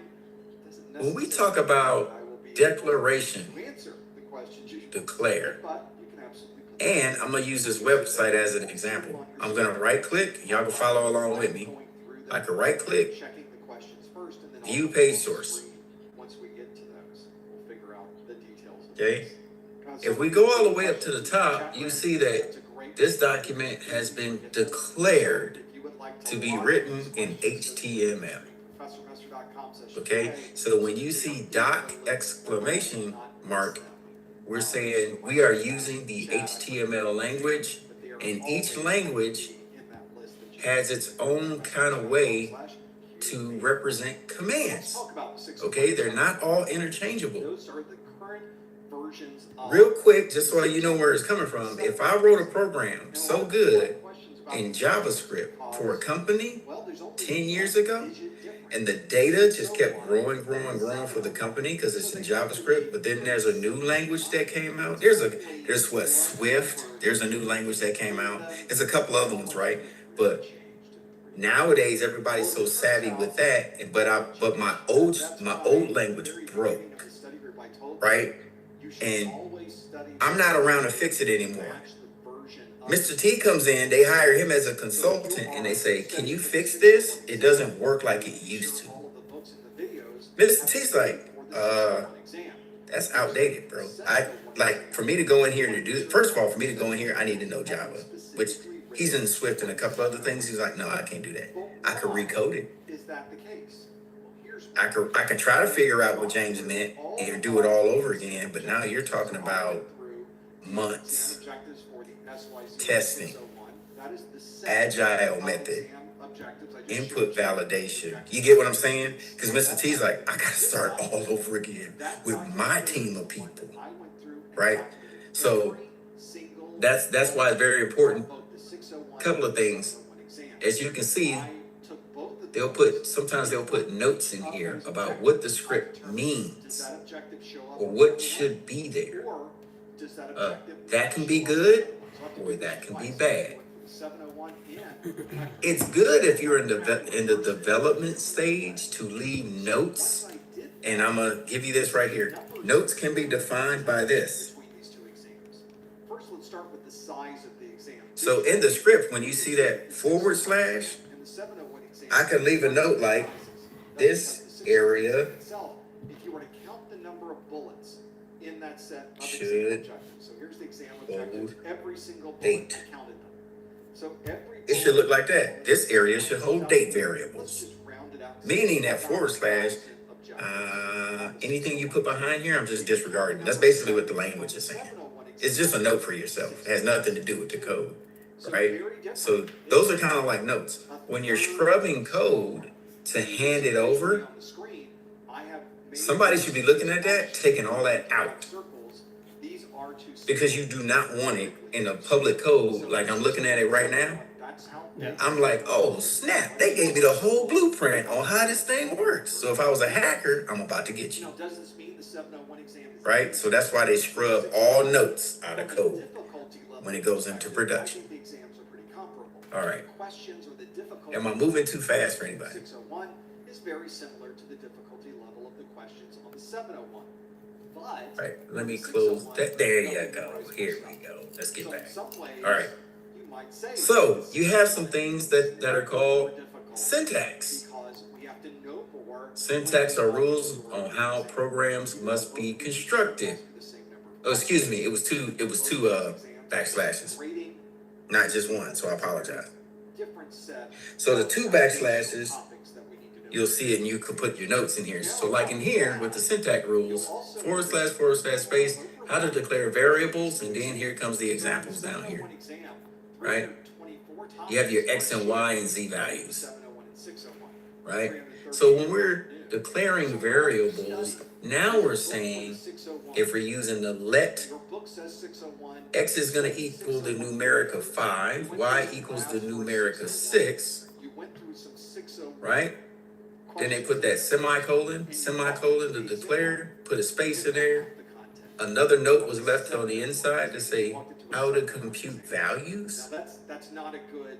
So they're just saying, okay, so if we're letting X be 5 and letting Y equal 6, You're not going to. let's assume that Z Your percentage of success equals is relative. the sum of X plus Y. You actually have studied for half of the 701.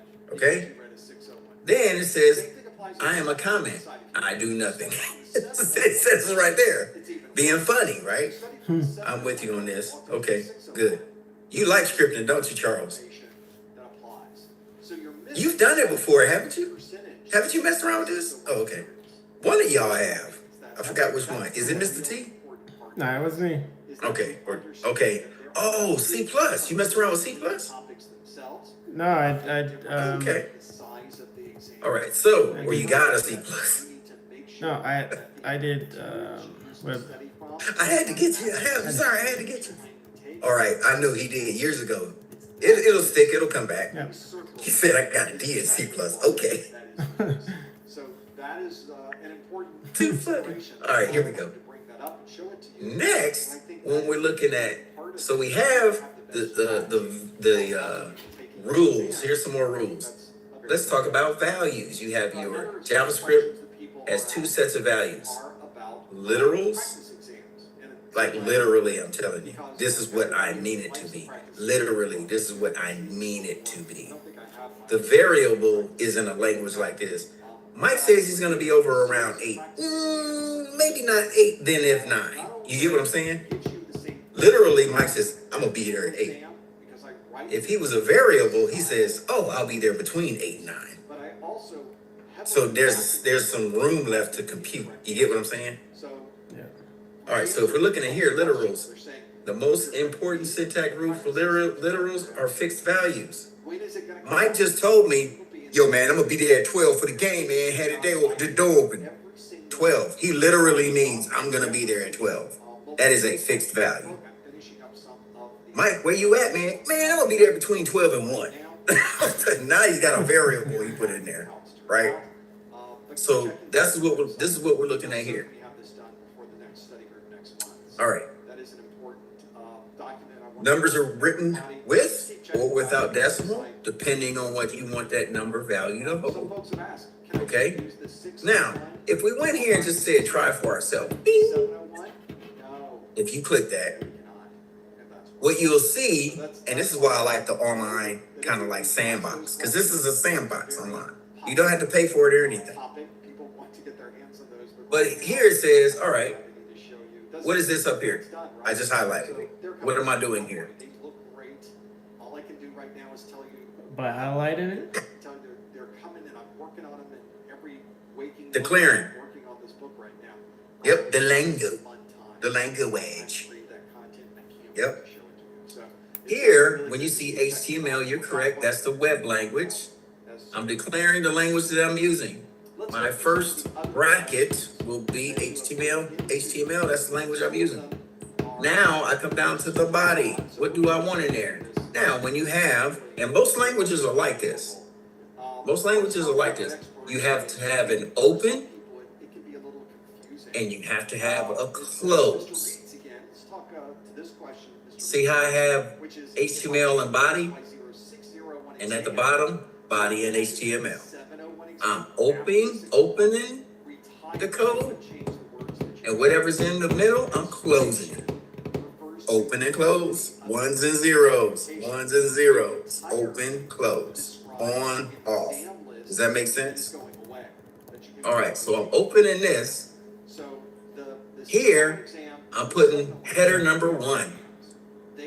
group of questions. They're a group of topics. H1. So in July 31st, JavaScript numbers. Because I'm talking HTML now. This is not JavaScript. This is HTML. that is referring to that. I'm putting the header number 1 in here for JavaScript numbers. Nothing to someone. Then here, the header number 3, number can be written with or without decimals. This is showing the web page. It's coinciding right over here. Doesn't matter. The instant you pass All right. Security Plus So what you see 601 exam or 701 here the instant you pass, directly you're coincides certified for 3 years. Doesn't matter what happens with the exams. on one line off. Sorry about that. With the testing process, you're not All part right. of the testing process. JavaScript numbers, that goes here, and then this is right here. 601. Okay. Then it says, here's the demo. Exactly the same certification. A Security Plus cert. The certifications themselves aren't numbered. In the paragraph, that's what the P is. Open the paragraph, close the paragraph. Open the header, close the header. There's no such thing as a 701 Right. Security Plus certification. ID equals demo. Okay. Well, what does that mean? Now you're declaring a Let's say they took the script. 401 exam. And every 3 years. What scripting language are we using right now? And so for HTML. 10 years, they've been Yeah. updating, so they maybe Oh. reviewed their cert 3 times. Jesus, you're right.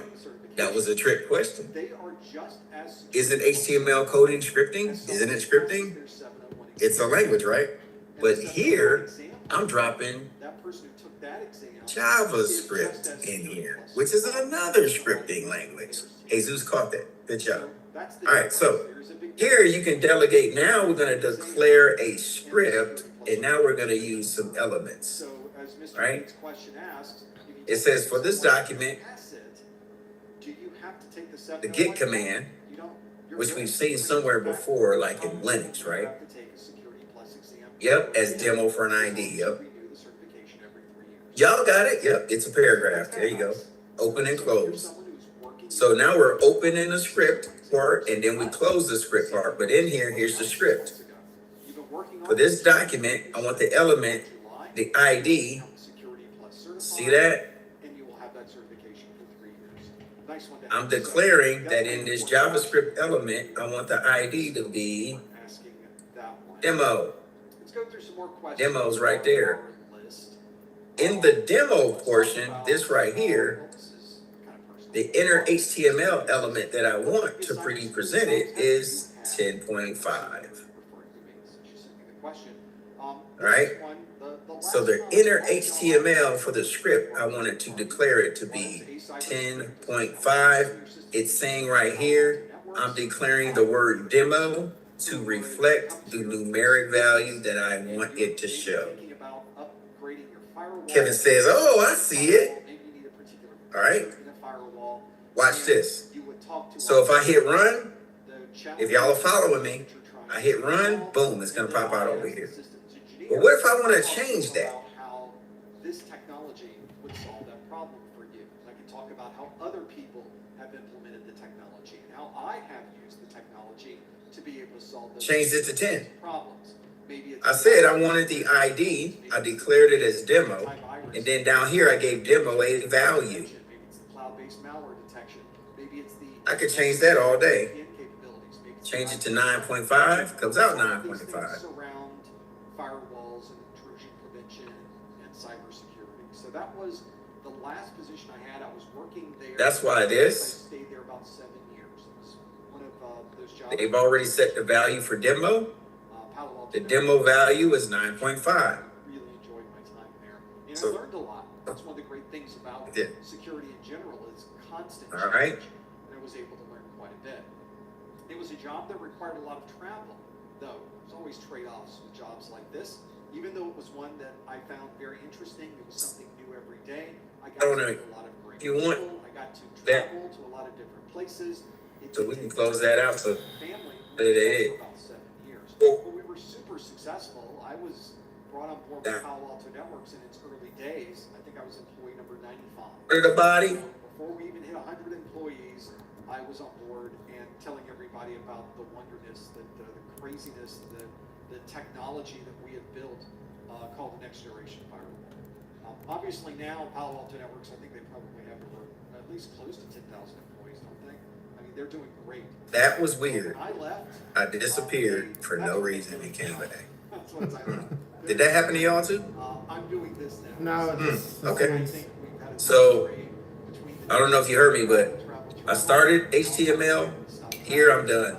I started a body inside of there, and now I have to close it, and so the whole document is closed. The script is closed. always a lot of fun. Oh, I'm not sharing. Thank you. Sorry about that. I had security positions. I worked at a company at the time. All right, so you can see here, I'll repeat myself. You opened HTML, you're done with the whole document. You closed it. You started a body in the middle with different elements, and here you're saying the body is closed. All right, so that's what you see there. All right, next. All right, so here's literals and variables. Literals and variables. Next, you have what they call strings. Strings are written within double or single quotes. It'll show you here if you open this. Again, it uses the same example of we're giving the John Doe the value of demo. It will always be this. We're declaring the variable. It will not change. We can always change the value. I could change this to Charles. Hit run, boom, there you go. So I can make that anywhere. Once I declare this, I can go straight down the line. For this paragraph, do the ID of demo.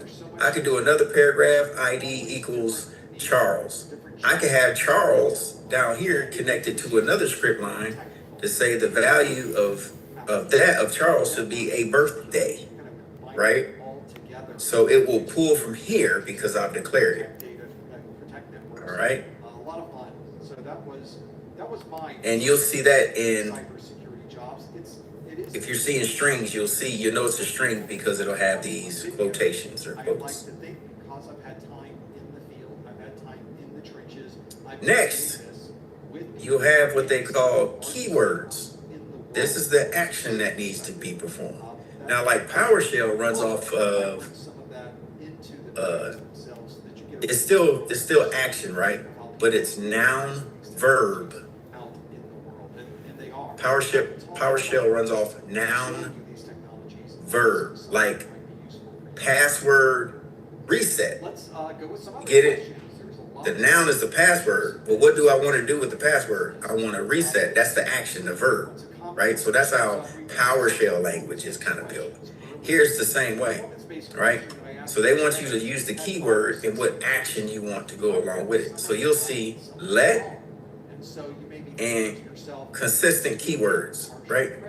Let or consistent. Let's get a clarification on this one. Somebody look up CONST in language for JavaScript, and let's get a clarification of what that means. I am not above checking. Kevin says, so I can change the ID and demo to ID cat. Yes, you can. Are you in here, Kevin? Okay, so yeah, play around with it. That's what it's there for. Break it. It's a sandbox environment. Yeah, T helped me out. I didn't realize you got to be case sensitive.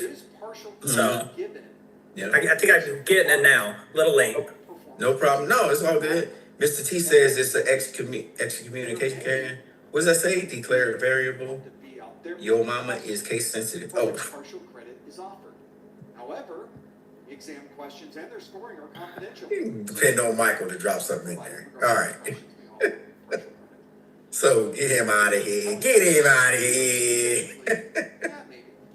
So now, Mr. T, so what is CONST? They have told you. Constant. Thank you very much. All right, so it's the constant. All right. So it's saying let x equal 5. We already talked about that. And the constant name is John. We're opening up the other sandbox. Let's see what we have. Let's walk through the document one more time. I'm declaring exclamation mark with this document. I'm going to be using HTML. It is an HTML document. My son took a nap during lunch. He'll be up in 20 minutes. I bet on this one. They don't tell you if you got partial credit. They don't tell you if you didn't get partial credit. You will. Oh, got you. That's a constant. Ah, boom. I was a little slow on that there, Mr. T. I had to catch up to you. It's after lunch. My brain had to kick in. All right. But I love the analogy. So then you're saying HTML, here's the body, here's the header, coincides over here, header number 3, H3, right? And the size over here, boom. Then we declare a paragraph. So now we're using the variable of ID equals demo again, and then we'll start writing the script down here in brackets.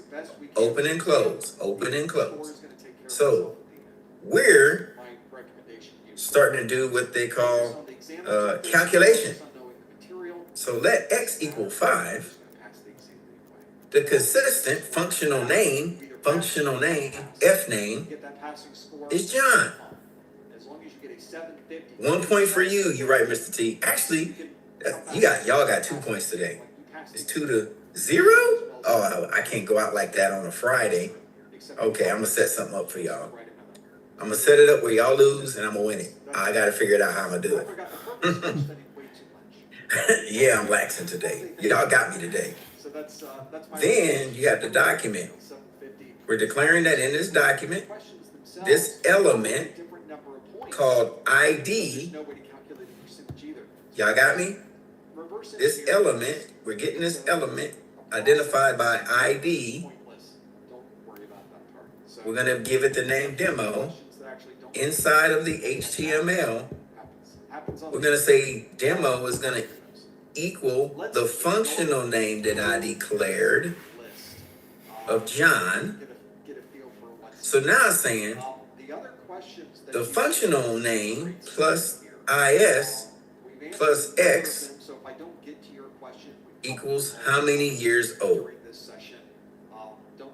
So now it's just taking John, okay, the consistent name is, what do I want it to do? I wanted to say the functional name plus the word is. John is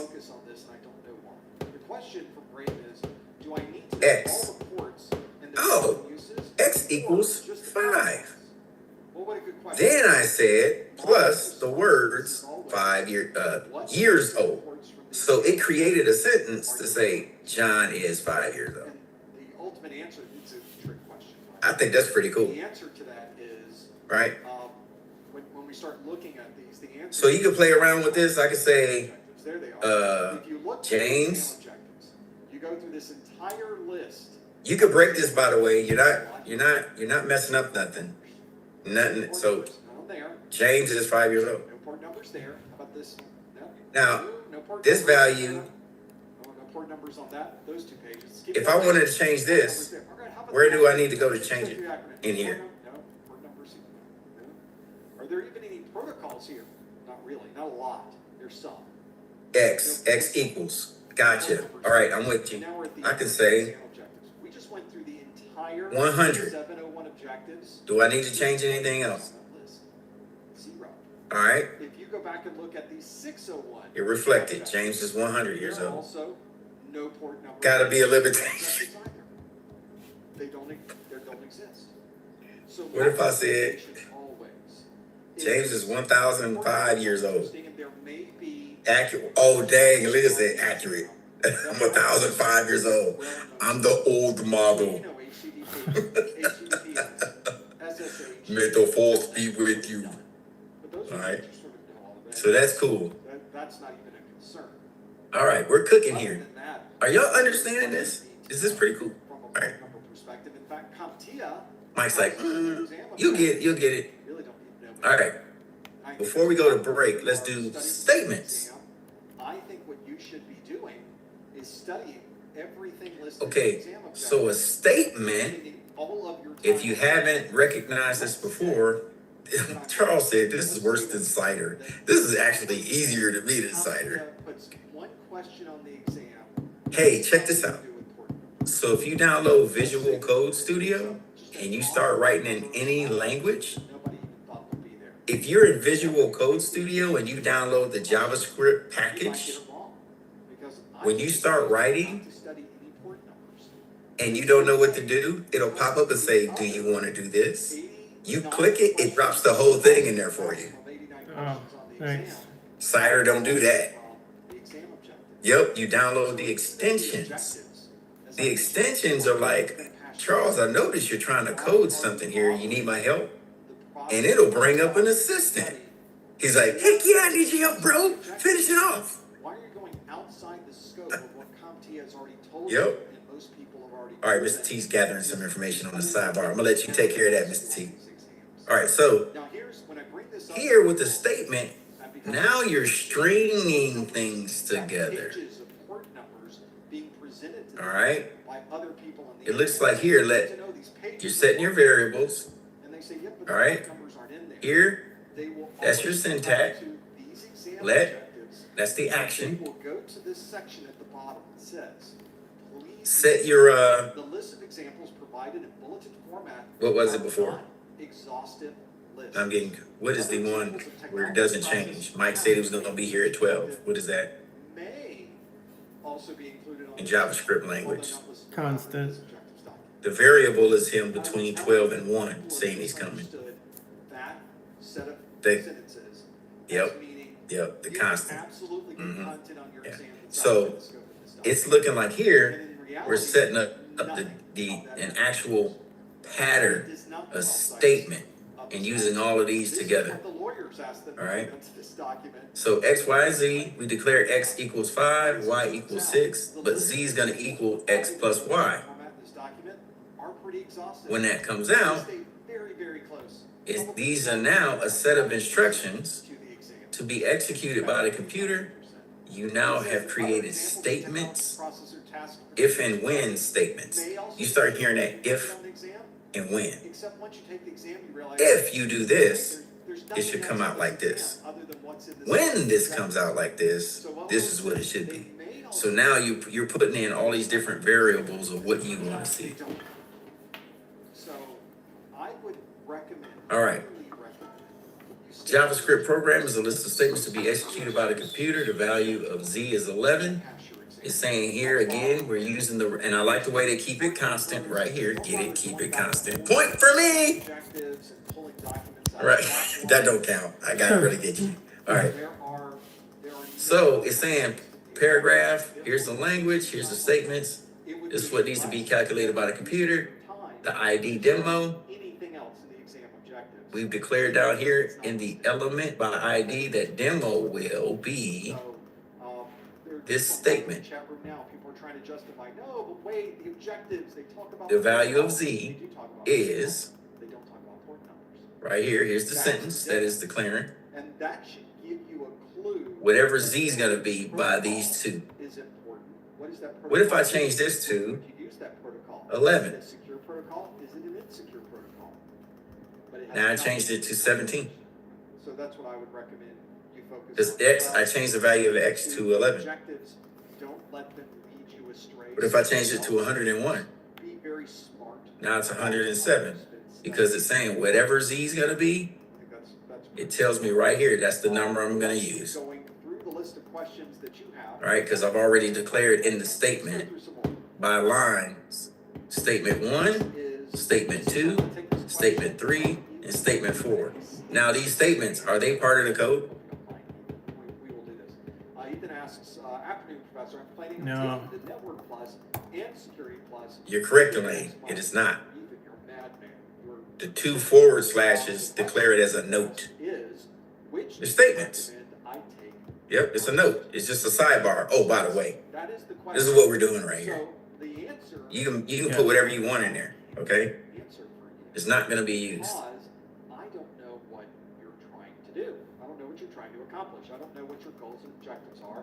I don't know what job. Anything that's using semicolons, separated statements, About it. all right, it separates. To your personal. So here it says declare 3 variables.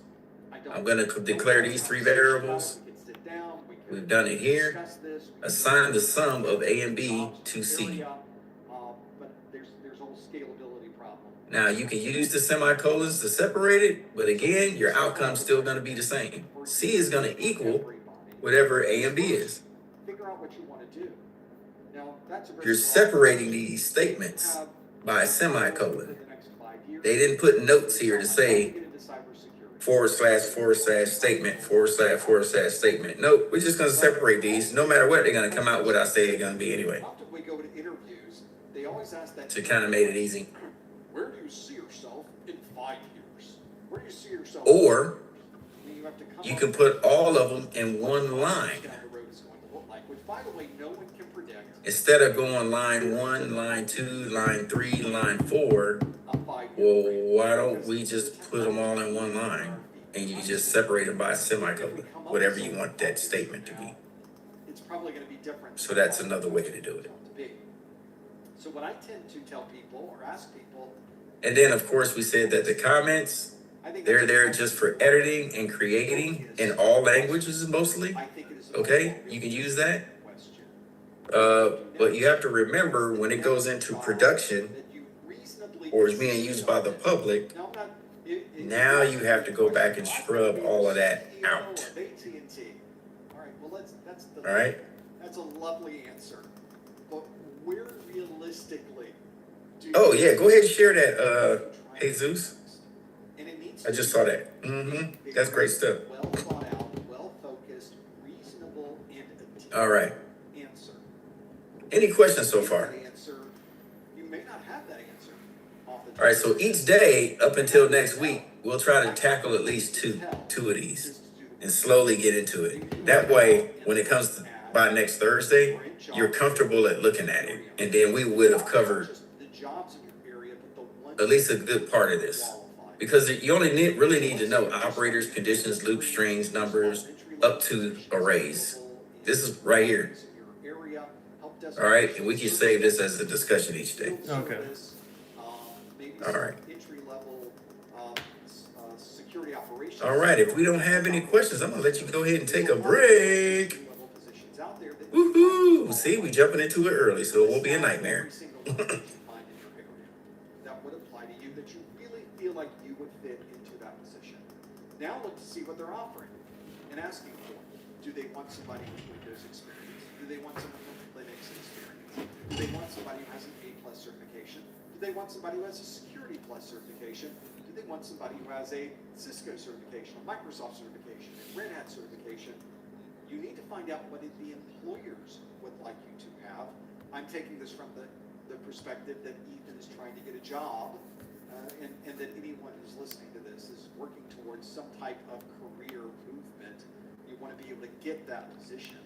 So I want you to do the research. I want you to go find those jobs and create a spreadsheet that shows they want this formal education, they want these industry certifications, and they would like it if I acknowledge these topics.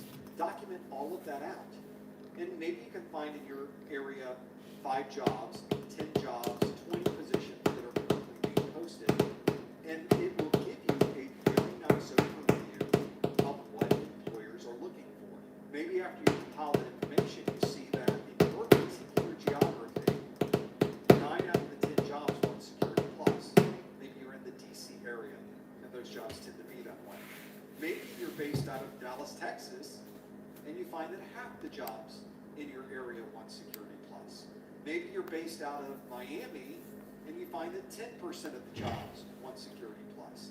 So I don't know that any of those numbers are accurate, by the way. I'm just giving you some examples, but that will help you make a decision on what certifications are interpreted as being more valuable for your particular purposes. Nationwide is so much more than a great insurance company. They're one of America's largest financial services companies. Like how I'm more than just Peyton Manning. I'm also... And I think that's an important consideration, is because you need to find out from the perspective of an employer, what do they think is valuable? And that may be very different than what you think is valuable or what I think is valuable. And that's the real difference. I see people on the internet all the time saying, you shouldn't be working on any of this stuff. The best certification in the world is we'll spit out a certification. It's the Red Hat. Red Hat is the best certification. Cisco CCNA, that's the best certification. by themselves, those certifications have no value. They have zero value. The value of the certification is what you do with it. And the value of that certification hopefully matches what employers would like you to do with it. So that's where you need to focus. Don't worry about what other people think is the best, or what they tell you is the best, or what they perceive as the best. The best certification is going to be the one that helps you achieve your own personal career goals. So ultimately, it doesn't matter what I think you should take first. It doesn't matter what someone else thinks you should take first. What really matters is what the employers, or what the ultimate goal that you have focuses you into taking first. And then you get to make the decision. Maybe you look at everything and you realize everybody in my area wants Security Plus. I just don't like Security Plus. I want to go do networking. Okay, that is a reasonable answer. It may have some disadvantages when it comes time to look for a job, but now you're working on something that's more important to you personally. So that's the idea. That's the focus. That's where I think you should go. And that's why I almost never answer questions about what do I take next, because I really don't know what you should take next. And ultimately, if I gave you an answer to what I think you should take next, that answer is probably going to be less than qualified, because I have no idea what your goals and objectives happen to be. Let's do some more questions. I've got some more on this list.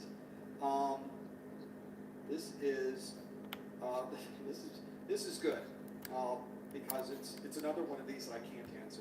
I love those questions. Kyle asked the question I can't answer, which is, can we expect the domain percentage splits among the questions to be exact?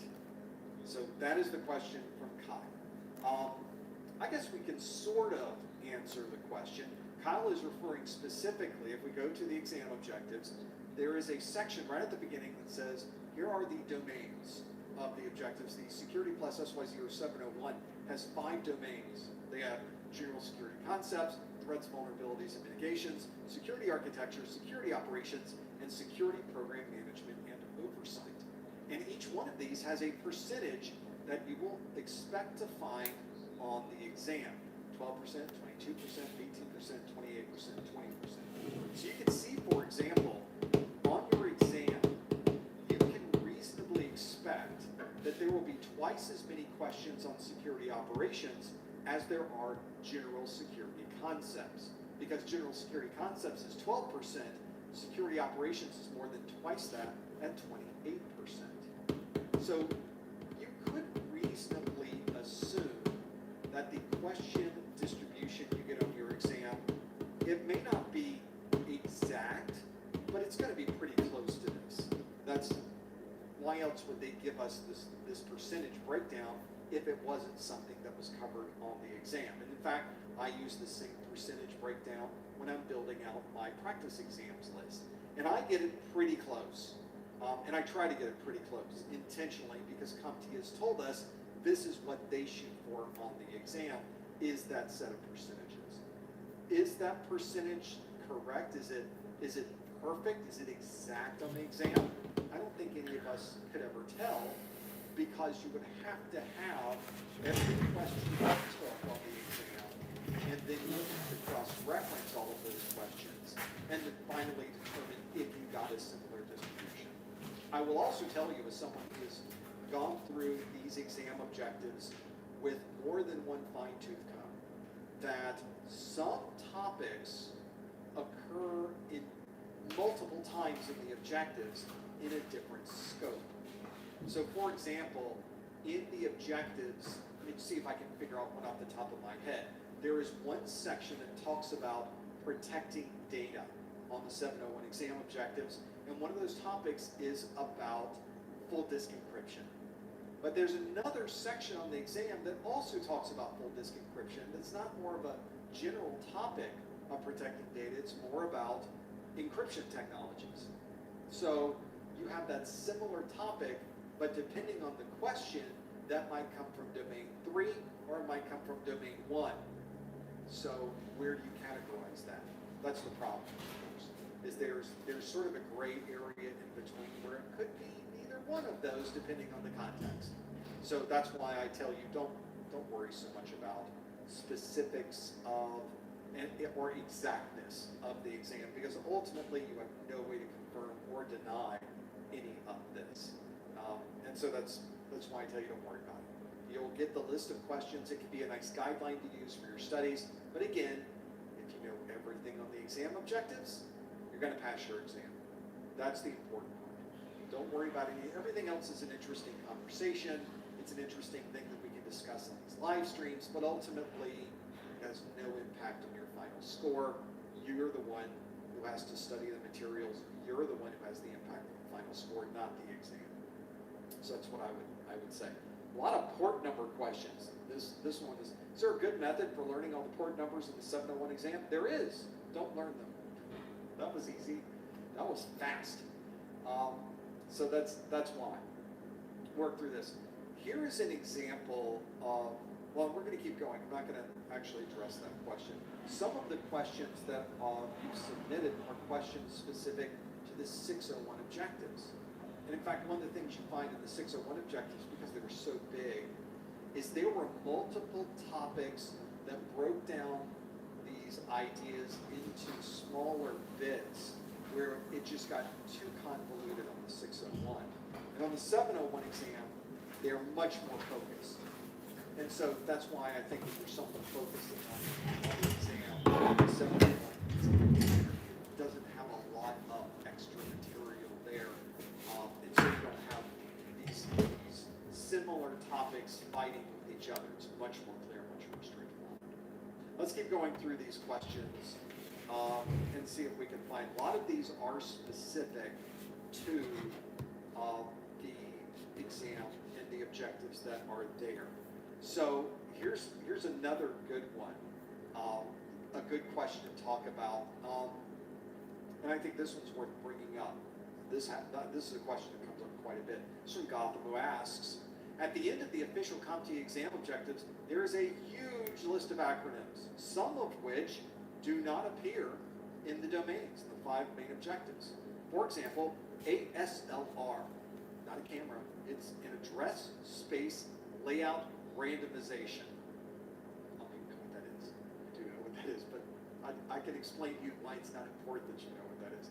How likely are these to appear on the test? I ask because it doesn't seem some of these rare ones appear in many practice tests. Yeah, they don't appear in any practice tests. Let's flip over to these. So let's go, here's the exam objectives. So if we scroll to the back of the objectives, we'll go past domain 1, domain 2, domain 3, domain 4, domain 5, and we get back to the CompTIA Security Plus SY0701 acronym list. And they list out. The reason we exist is because you cannot stay ahead of all threats. So what we do is we block by default. If it's not on the list, Tons of acronyms. They're all here. So in these acronyms, there's the ASLR, which stands for Address Space Layout Randomization. In fact, that's not the only one in this list that has nothing to do with the previous many pages of exam objectives. And I think one of the things that you find in the objective list, and these are in the acronym list, you find a lot of acronyms that are holdovers from previous versions. And I think this goes into, there's a philosophy for certification exams that I don't necessarily subscribe to. And the philosophy is one that if you want to understand topics in security, it's useful if you go well beyond the scope of the exam and you learn much more than what the exam objectives tell you. Now, from a technologist perspective, that's absolutely true. It is useful if you continue to learn, and you continue to understand these broader topics, and you continue to gather information about security, and many of those topics are included in this acronym list. But the exam doesn't ask you about anything in the acronym list. They ask you about topics that are in the exam objectives. And I think the acronym list is an interesting glossary of acronyms, but ultimately, they're not going to help you with the exam objectives. I think as you go through the objectives, the important acronyms automatically appear. They just suddenly show up. So for example, let's go to the beginning of the acronyms, and let's just take in section 1.2, summarize fundamental security concepts. For example, confidentiality, integrity, and availability, also known as CIA. That is the CIA triangle, the pieces of this that we would deal with from a confidentiality, integrity, and availability perspective. So the CIA acronym is already there. Another example is things like AAA. AAA servers refer to authentication, authorization, and accounting. AAA, it's right there. It's in the exam objectives. Those acronyms are obviously useful and important because they're clearly spelled out as part of the objectives. Things like public key infrastructure, things like trusted platform module, hardware security module, certificate revocation lists, online certificate status protocol. They spell it out in the objectives. Those are the important acronyms. Those acronyms that are in the back, you're absolutely right. Some of them are not important for the exam. Others are just wrong sometimes. I find a lot of wrong acronyms. They've gotten a lot better lately. The latest set of exam objectives corrected a number of them. But it is a very good example of where they just go a little bit further beyond the scope of the objectives by putting in a number of these acronyms. I don't think they're incredibly important. In fact, if you were looking to focus your efforts for studying, I would tell you to disregard the acronym list. I don't think they're important for passing your exam because you will know the important acronyms organically as you go through your studies. What's in the acronym list is really not important for taking your exam because you will never get a question in your exam that asks, what does the abbreviation AUP stand for? And then they give you things to choose from. You will never get this on your exam. That is a trivia question that will never, never, never, never appear on your exam. So don't spend time with flashcards. AUP stands for acceptable use policy. AV stands for antivirus. BASH stands for warning and shell. BCP stands for business continuity plan. That's a worthless exercise. Not only is it worthless, just generically worthless, knowing the abbreviations of these things doesn't help, really, in most cases. But you'll never get a question asking you that. Now, what you will get on the exam are questions that might say, an employee or a security manager is evaluating the tasks made by an employee to see if they comply with the AUP. What type of tasks or what type of things that this user has done should the security administrator be looking for? So they drop that abbreviation into the question, but they're not asking you what an AUP is. They're asking you about how an AUP is used. How is it implemented on a network? Now, if you happen to know that the abbreviation is acceptable use policy, that might help you answer the question. But a number of these are not going to help you. For example, if you get a question that asks about ALE, annualized loss expectancy, that may not help you with the question that's being posed to you. So I would not necessarily spend my time memorizing letters versus the words the letters mean. I would take it a little broader and get a better understanding of how is that used? How is that useful in the scope of cybersecurity? And I think that's a better use of the acronym list than simply memorizing letters and what the letters mean.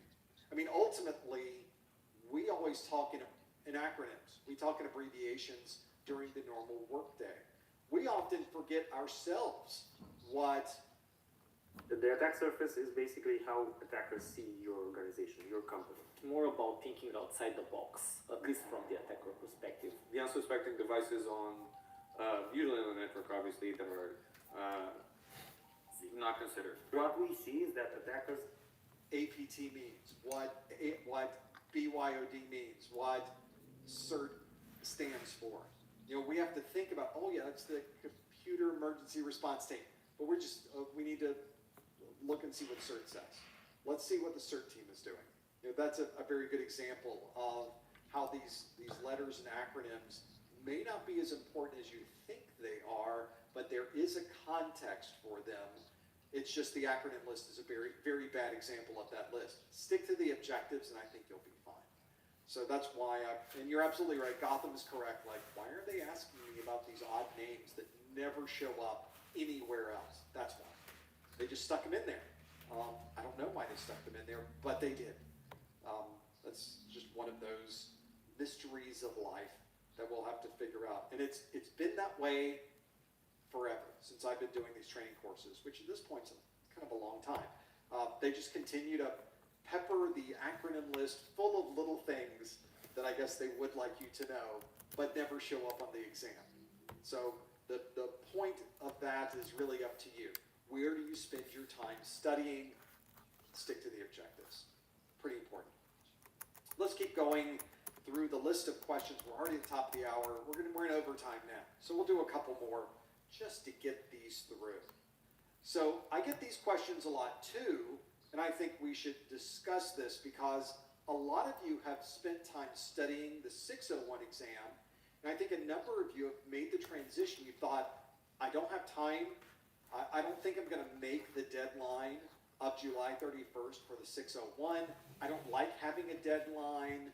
Maybe you feel the 701 is a better exam to take. I guess there's a lot of reasons to change in midstream. I don't necessarily agree with that, but there may be cases where it's absolutely the right answer. That's the right thing you should do. So Cameron asks, is it important to know grade levels in the 701? Because they were definitely in the 601. Is it important to know them for the 701? Same thing applies, is it important to know command lines for the 701? They were definitely in the 601. Do I need to know them for the 701? Do I need to know the different types of strategies for and platforms for understanding risk in the 701? They were definitely in the 601. Well, as I showed you earlier, the 701 and the 601, they might as well be two completely different exams. There's so little overlap. There was so much dropped in the 601 when they made the 701. Everything yellow was dropped. It no longer exists in the 701. That's a huge part of the circle that no longer exists.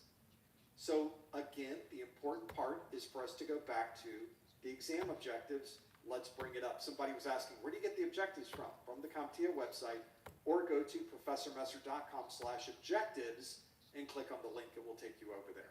So let's go to this set of exam objectives and let's look for RAID. RAID comes up in the acronym list. Isn't that interesting? Good example of what we were just talking about. That is the only example of the word RAID in the 701 exam objectives is in the acronym list. It doesn't appear in the exam objectives. So that was a good example of things that were dropped in the 701 that are no longer part of the exam objectives. Also, not listed in the exam objectives for 701, there are no command lines. No command line utilities are listed here. None. How many are in the 601? Like 20?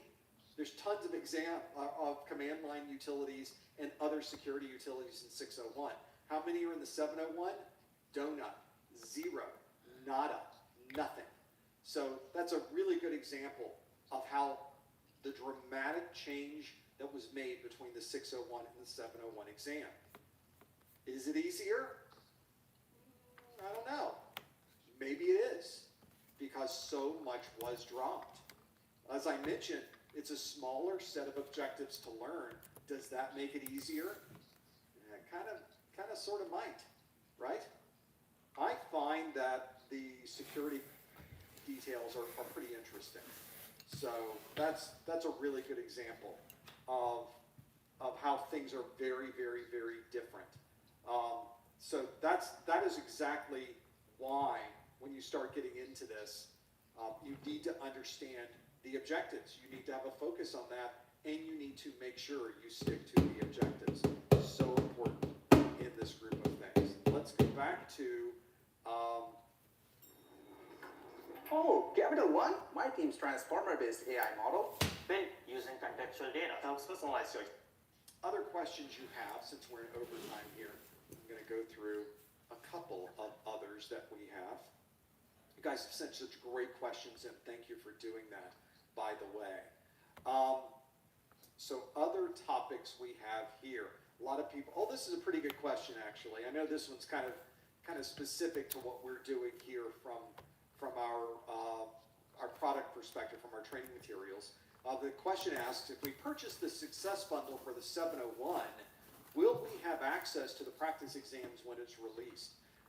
If you purchase the Success Bundle for the 701, the practice exams book will be automatically added to your download list the instant it is available. So it is just going to be automatic for you to be able to earn those. So make sure that if you are someone who has already purchased the Success Bundle, or you're planning to purchase the 701 Success Bundle, check back in about a week or 2 weeks.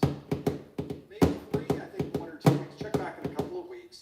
Just keep checking back in. You'll suddenly see on the download page, oh, now the practice exams are available. I can download them. They will be added to your account at no additional charge because you are a Success Bundle owner. You get everything. And so if I create a new set of exams, you're going to get those because I will add them to the existing Success Bundle for everyone else as well. You lose or miss nothing because you are a Success Bundle owner. You've already made the investment in your training. You've already purchase that Success Bundle from our site. Of course, you're going to get access to those. I will absolutely make sure of that. It happens immediately, and being able to use them. Other questions? Let's keep going through that list. Question is from a 701 perspective is, hey, when can you sit for the 701 exam? They started offering the 701 exam in November for English-speaking countries. So if you're taking the exam in English, it is currently available. They've been offering it since November. And I'm not sure about the other languages at the moment, but they tend to add them on after that first release. So they tend to be a number of months after, they will add other languages to the mix. But you can take the 701 exam right now. Absolutely. People are already taking it. People are already passing it. And it's available. You simply select when you sign up for the exam, you select which one you'd like to take. Do you want to take the 601 or do you want to take the 701? You get to decide. They don't force one on you. You're the one who gets to decide that at least until July 31st. And after July 31st, the 601 retires, and the only option you're going to have is the 701. So that's where that comes from. Let's talk about this. So there is, Anonymous asks, how does the renewal process work? Do I take another exam, either the same length or shorter? What is the process? How do you do this? And the answer is there's a number of different ways to renew the exam. So reading through the exam objectives and taking these exams and getting through the exam part and passing the exam is the first part. Then you have this exam, your certification, once you pass that exam, is good for 3 years. You are certified for 3 years. You need to renew that certification before that 3-year period is up to renew it for another 3-year cycle. And there's a number of different ways to do it. You can collect continuing education unit credits. I talked about some of those earlier today. Some people collect credits, some people don't. You can take a higher level CompTIA exam. CompTIA lists what those different levels are on their website. So you can take a higher level exam and it renews all of the certifications underneath that. You can take a third-party certification exam. For example, you can take a Microsoft exam, a Cisco exam, a Palo Alto Networks exam. A third-party exam also counts towards a renewal. It could do a full renewal depending on the exam. They list and document those exams on the CompTIA website. You can also take the CertMaster CE computer-based training. We have this training program where you sit through the training, you answer the questions, and if you get all the questions right, then you've renewed your certification. If you don't get all the questions right, you can go back and take the test again, and until you get them all right. And once you finally get all the questions right, you've renewed your certification. It's a very easy way to do it.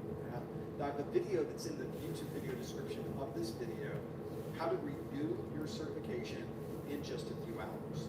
And that is one that steps through all of those options, kind of gives you an advantage and disadvantage of all of them.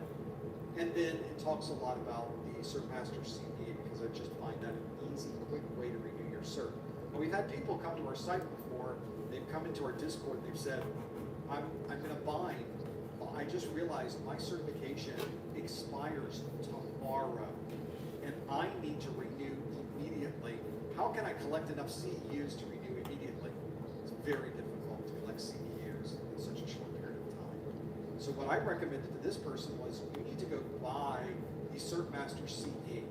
Purchasing CertMaster CE is only a little bit more expensive than paying the annual maintenance for CEUs, but you can get through it in a number of hours. And that's what they did. They bought the CertMaster CE, they got through the entire thing that same day, they submitted it to CompTIA, and they renewed their certification on the last day of its eligibility, and now they were good for another 3 years.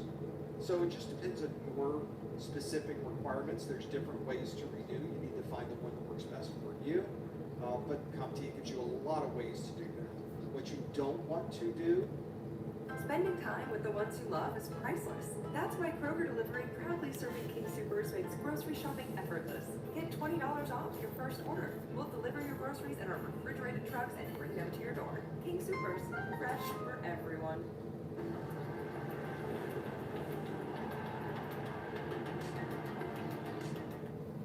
is not renew it.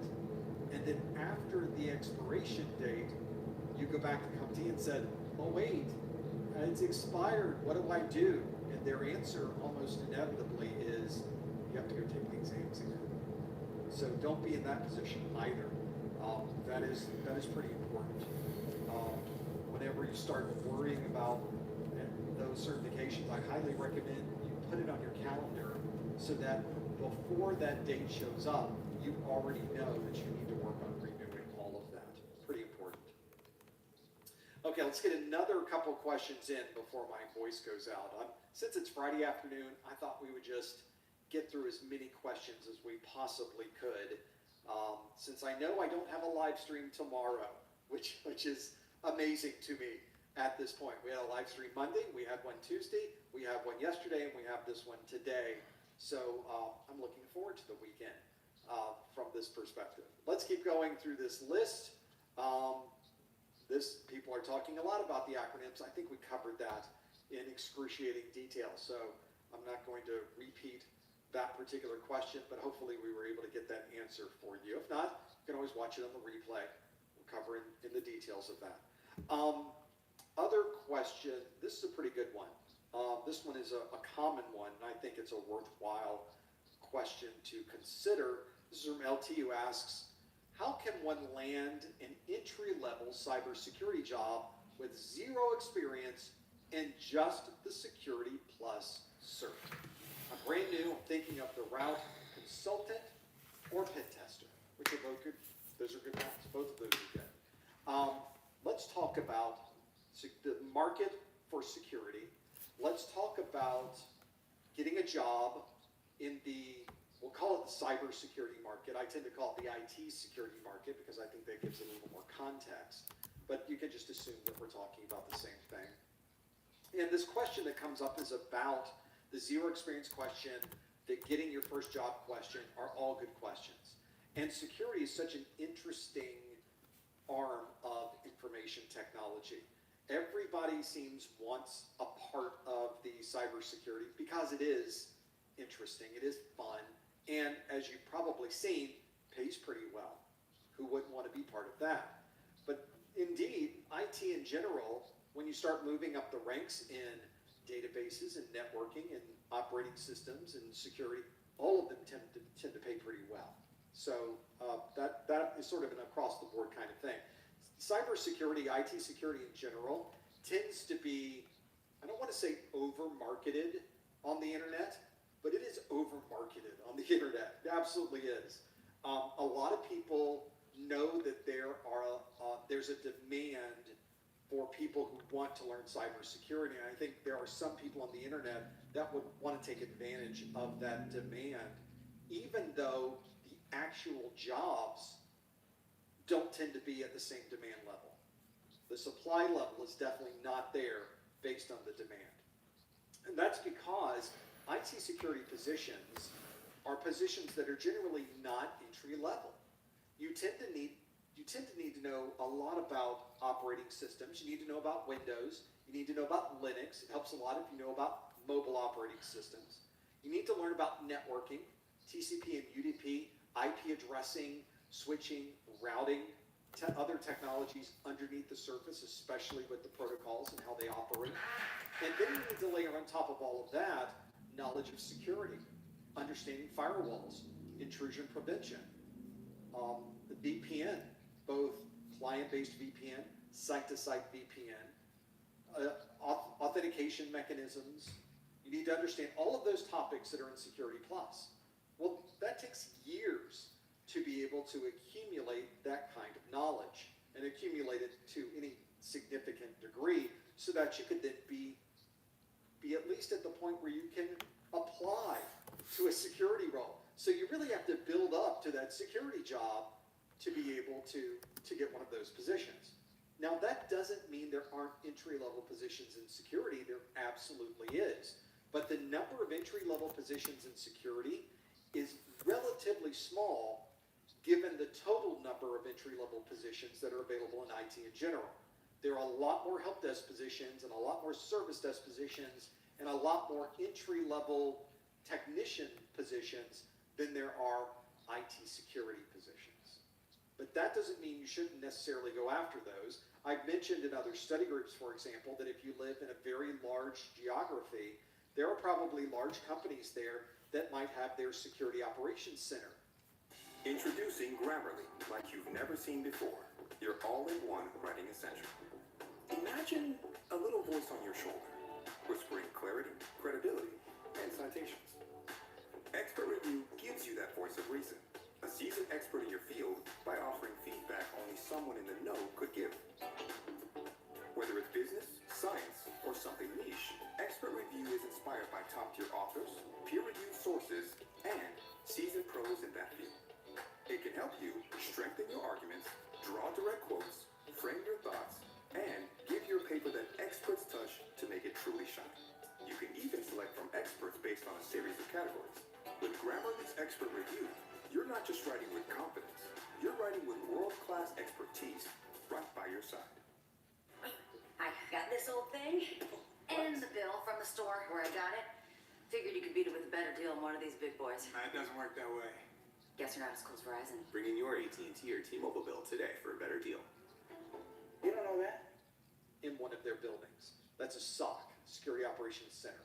And in a SOC, they are taking first-level calls dealing specifically with security topics.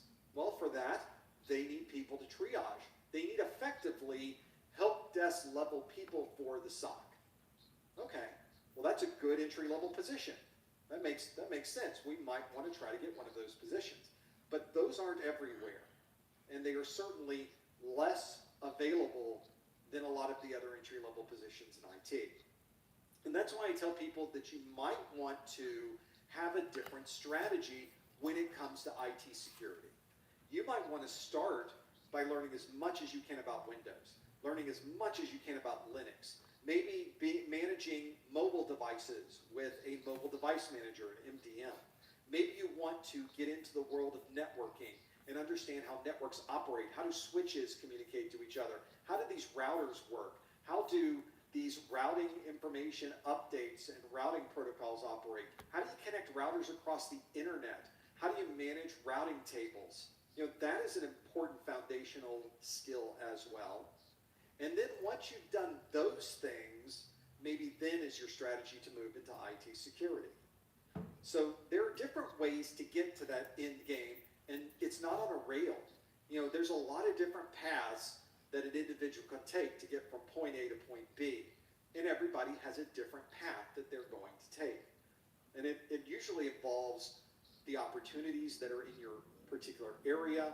It involves your personal knowledge. It might involve things that you are studying or things that you're interested in. You know, all of this is bundled together to figure out your individual path.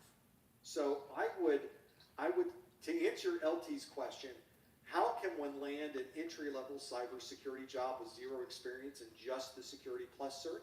You apply. That's how you do it. Now, there's strategies around that. You create an amazing cover letter. Maybe you know people that already work in this organization and can vouch for you. Maybe you can do all of those types of things and end up getting that entry-level security job with zero experience and just Security Plus, but it is not the highest quality of qualifications to bring to the table. I use quality in 2 places there. It's not your best percentage hit. So you want to have a good formal education. You want industry certifications. You want some practical experience. And it really helps if you know someone who works there. Those 4 elements I cover, ironically, in a video that's in the YouTube video description of this video, how to get a job in IT with no experience. And it's a 30-minute video. It's a big video. But like most of my videos, it is chock full of information. There's no slack time in that video. But those are the 4 things I focus on in that video. Get a formal education. What does that look like? Get industry certifications. You probably know what that is. Get some practical experience. You might want to watch the video for that one. I've got some good suggestions in there. And lastly, I think many people weren't expecting this one. You know someone who works in that company. As a hiring manager and a former hiring manager, one of the things that concerns me is I don't want to hire someone who's only going to last a limited amount of time in that role, and then they move on to something else. They leave after a month. That is the worst possible scenario. You spend all of this time going through getting the resume. Then you talk to people who happen at that point in time to be interested and available in this position. You finally hire someone, they stick around long enough that now they leave, and all of those resumes you have, those people have already found jobs. Maybe not today, maybe not in these current economic times, but that's how it used to work. You come back a month later, now you call through the second choices. Hey, that guy didn't work out. Are you still available? Nope. Are you still available? Nope. How about now? Are you still available? No. So then you basically have to start over again. Nobody wants to be in that position, and that's why knowing someone who works there is so good. It gets rid of the squirrel factor. Somebody's acting squirrely. If you think somebody's going to leave after a month, you're not going to hire them. You want somebody you know is going to be there for the long term. So that's why if you're someone who's really focusing on entry level and trying to find that job and trying to be different than anybody else who is putting in their resume, you need to find somebody who works there. Well, how do you do that if you don't currently know somebody who works there? Well, one of the best ways is to meet them. Go to a Microsoft user group meeting. Go to a Palo Alto Networks user group meeting. Go to a Cisco user group meeting and start meeting these people. That's what you need to do, because that's how you're going to meet the people in your particular neighborhood. Your neighbor, they're the ones they're in that building that you drive by every day working on those networks. They're the security people that are managing those systems for that international conglomerate that is headquartered down the street. They are the ones you want to meet. In fact, most of the time, it's just as useful to them that they get your resume as it is for you to give them your resume, because almost all of these big companies have an employee referral program. Oh, they don't tell you that, do they? That means that if you give them your resume and they turn that resume into their HR or to their hiring manager, and then they end up hiring you, the person who submitted your resume gets a finder's fee. They get an employee bonus for hiring you because you brought them the name. They brought your resume in and they ended up hiring you. It's a win-win from that perspective. So very often when you go to these user group meetings, and you start asking people, oh, where do you work? Oh, you work at that big conglomerate down the road. That's great. You know, I'm interested in getting an entry-level job with your organization. They might ask you, oh, well, do you have a resume?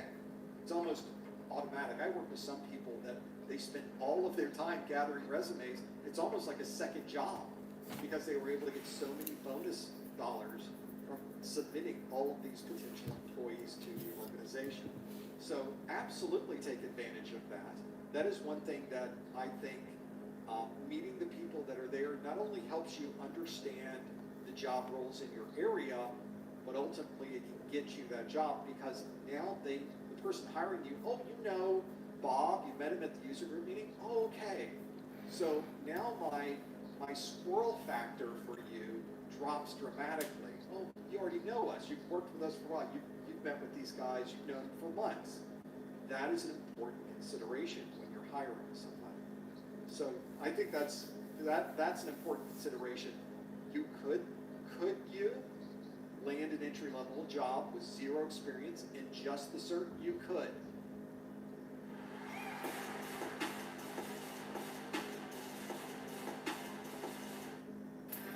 The holidays can be a lot, but with your new Dell PC with Intel inside, you can handle a lot. From taking care of holiday to-dos to taking care of Aunt Jean, even if she can be a lot. It's not the highest percentage of success, but it is possible. And certainly, if you get that entry-level position, regardless of whatever it is, it could be in operating systems, it could just be at the help desk, it could be doing something with the cloud, it could be something on the network. But whatever it is allows you to build a foundation that you could eventually use to become a security systems engineer, a consultant, professional services engineer, a pen tester, or any of these other jobs in the world of IT security. Absolutely there is, but you need to think about what's going to be your highest percentage of success, and there's no easy button. There's no simple thing, oh, just get a Security Plus cert, now I can get a security job. It doesn't work quite that easy. It might, if you know some people, but now you know people. Now you can see how the strategizing works. All right, I need a good resume. I need a good cover letter. I need to know people that work there. I need to maybe work on an actual firewall. I talk about that in my video. So you may want to go look at the video just so you get a perspective of how the value might come from working with that. So have a look at it. Maybe that can help you as well. Let's do some more questions for those of you that are working through it. Some folks are asking about how to claim CEUs. We're not going to back up. Part of the benefit of watching this and getting the CEU is you watched it to get the CEU, so you have to watch it to get the CEU. So what I would recommend is to watch the first hour of this study group that we did, not the after show, the actual study group, and that would be your best way to determine how you would earn that CEU. So that's just part of the process, I guess. We work through that. Now this is a good question for many of us that are working on this exam. This is something that CompTIA does on their exams. You might want to consider doing this. If you're in a non-English country, is there extra time automatically for the exam? And it's not really country specific. It's more specific on your knowledge of the language.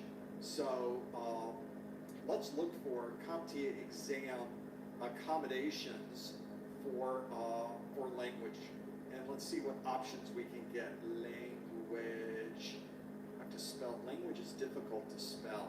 There is English as a second language accommodation from CompTIA. That if you're taking the exam in English in a non-English speaking country where a localized version of the exam is not available, then you can get extra time. And so there's a lot of caveats there to be able to figure that out. So for example, if you're in a country and let's say in that country they speak Spanish, but there is not currently a Spanish language version of the exam. So I just dropped some knowledge in the chat for you before we're going to rig. It's a website called Crack Station. Aaliyah asked about hashes. Right now, there is Remember an that? interesting thing around that. It's like if you have a hash Candidates in and a Quebec password is connected to it to protect it, ESL or any hash, Crack Station could probably crack it.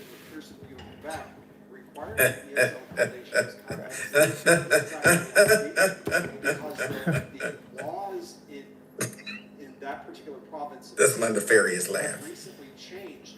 But yeah, check that out. In Quebec, that does not have a full Put that in your French toolkit. version. And interestingly enough, the Pearson VUE testing front end can give you the test in French, but everything in the user interface is not in French. Therefore, it is illegal in Quebec. That means currently, right now, as we sit here on February the 23rd, 2024, you can't take a CompTIA exam in anything in the geography of Quebec. You can't. It's not available. They won't give it to you because it's illegal. So I think what they're probably working on is getting Pearson VUE to update their testing software so that it's fully internationalized and that every aspect of the user interface is then in that localized language so that they can offer a fully French version, which would then also allow them to offer an English version. So that just happens to be one of the interesting things about languages and certification exams right now, isn't it? There's a number of people that I've worked with, students on my website, people have tried to take an exam in Quebec right now, can't take one. It's not available. You literally can't sign up for an exam in the geography of that province. You have to go outside of the province just to take the exam. Can't even take it online. Can't do it. It's illegal. They will arrest you. No, they won't arrest you. But they can't. CompTIA can't offer it. It is illegal for CompTIA to offer it, not for you to take it. And that's why you can't take it right now. So I think they're probably going to fix that as fast as they can, but that takes time. But it's a really good example of how sometimes these language rules. Okay, so in Linux, it works a little bit different. A little bit different than you might So in Linux, they separate the hash from the password. So it's put in a shadow file, right? So they try not to store them in the same place. But if you get into a Windows hash table, yeah, because the hash table with Windows is stored with the password or the login. So if you steal the hash, odds are two people may have the same password that's hashed or whatnot. If you can crack the hash, it'll reveal the password. So from there, yes, you are on the right path. That allows you to now use any combination of passwords against how many users, and then they build what they call a rainbow table. A rainbow table is nothing more than the most common passwords that are used out there, or a rainbow table hashes. So let's put it this way. And y'all gotta understand a hash, okay? That's why it's not encryption. When you use the hexadecimal table, like you're building an IP address of IPv6, it uses hexadecimal, right? A through F, 0 through 9. Yeah. You could use different Thanks for joining us on this. Different hexadecimals can come up to the same hash if you add them together. They could be two totally different things, but the odds of them sharing the same hash is very likely because hash tables trade security for hard disk space. Basically, they're going to store, they have limited hard disk space, so you can find categorized information stored under the same kind of container with the similar hash in it. That's why people try to crack the hash table. Because, yeah, that's why. So, it doesn't replace the password. It masks it. It's like the hash verifies a password, but the password's in the hash. Does that make sense? So if I log in as James as a login, but my password is the most amazing person ever, I could put that and make a hash out of the password, and then it's stored in the table. So every time I log in, It validates me against AAA, but it also has to validate me against the hash table to make sure it's me. Where you don't have random passwords being used, right? It says, oh, this hash says it's him. Well, what if me and you share the same password? Aaliyah, the most amazing person ever. We got the same hash. You get what I'm saying? So now if somebody cracked the hash table and went through all the hashes and cracked them, they'll see that, oh, James and Leah got the same password. It's the same value. Because you cannot stay ahead of all threats. Yeah, that's why that's dangerous. By default. If it's not on the list, it cannot run. But Linux separates it, while Windows keeps it in close proximity to each other, and people can do, 24-hour, 365 they'll just go deeper and deeper, traverse, directory traversal and find stuff. This isn't an outsourced offshore response. It's our staff in our offices helping our clients directly. Hopefully I answered your question. To really understand the threats. All right, everybody, we're in the last hour. Go ahead and take your last break of the day. I'll see you in about 10 minutes. And just like that, we are live again with a study group. This study group is the SY0701 Security Plus. Let's see if I can get my headphones turned up so I can hear myself. Hello, everyone. Thanks for joining us. It's our pre-show. We have about 10 minutes until we get started at the top of the hour. So I am flipping through, making sure cameras are good, checking audio, making sure that we are ready to go. We have all new questions for you in this first hour of the study group. So if you're studying for Security Plus, you are in the right place. Stick around for that. And in the after show, I open up the phone lines an hour from now, and we will take your questions. You can also submit your questions at any time or the second hour. You can see it right there. You can submit your questions. Hey, chat room. Hope everybody's doing well. Everybody's doing great. Things here are lovely. Just trying to get the studio where it should be. Adjusting cameras and lighting. I still have audio things to do. There's always something. Of course, I ordered new equipment. It's coming in soon. So hopefully I'll have some new things that I will have up here shortly. Just trying to make things a little more streamlined, a little bit easier for me and a little bit better for you. So we're working on those. We're trying to get through all of those. Those of you in the chat room who are concerned about the stream having some type of issue or lag or any of those things, I will remind you that you are getting the stream directly from YouTube. You are not getting it from me. So you want to check to see your connection to YouTube, and you may want to click the cog wheel at the bottom of your video screen and maybe change the resolution to something that is not lagging for you. Maybe a 720p or a 480 or one of those might work better for you. So you can certainly give that a shot. My stream, you can see the cache number that we have here.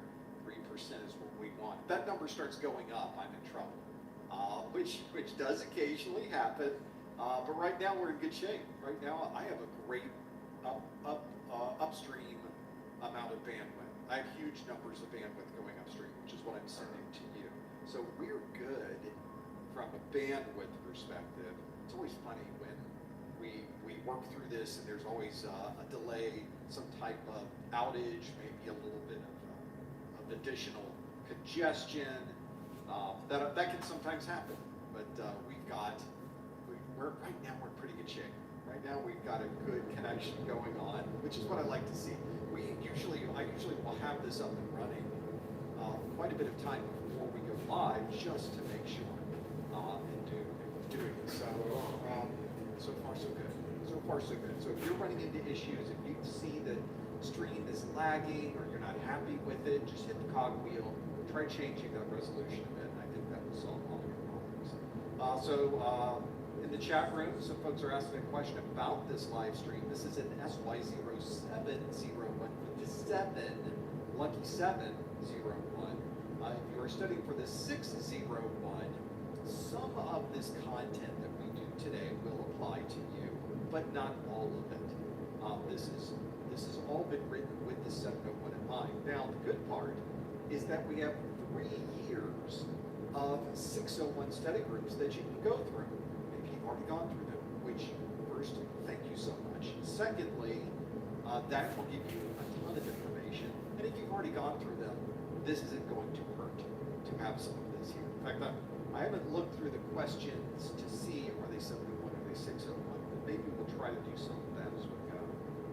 Just so you can tell, oh, this is a 601 question, this is a 701 question, you'll be able to tell everything in here is a 701 question. So I guess the real question is, does it also apply to 601? And I'll try to give you some insight into that as we go along.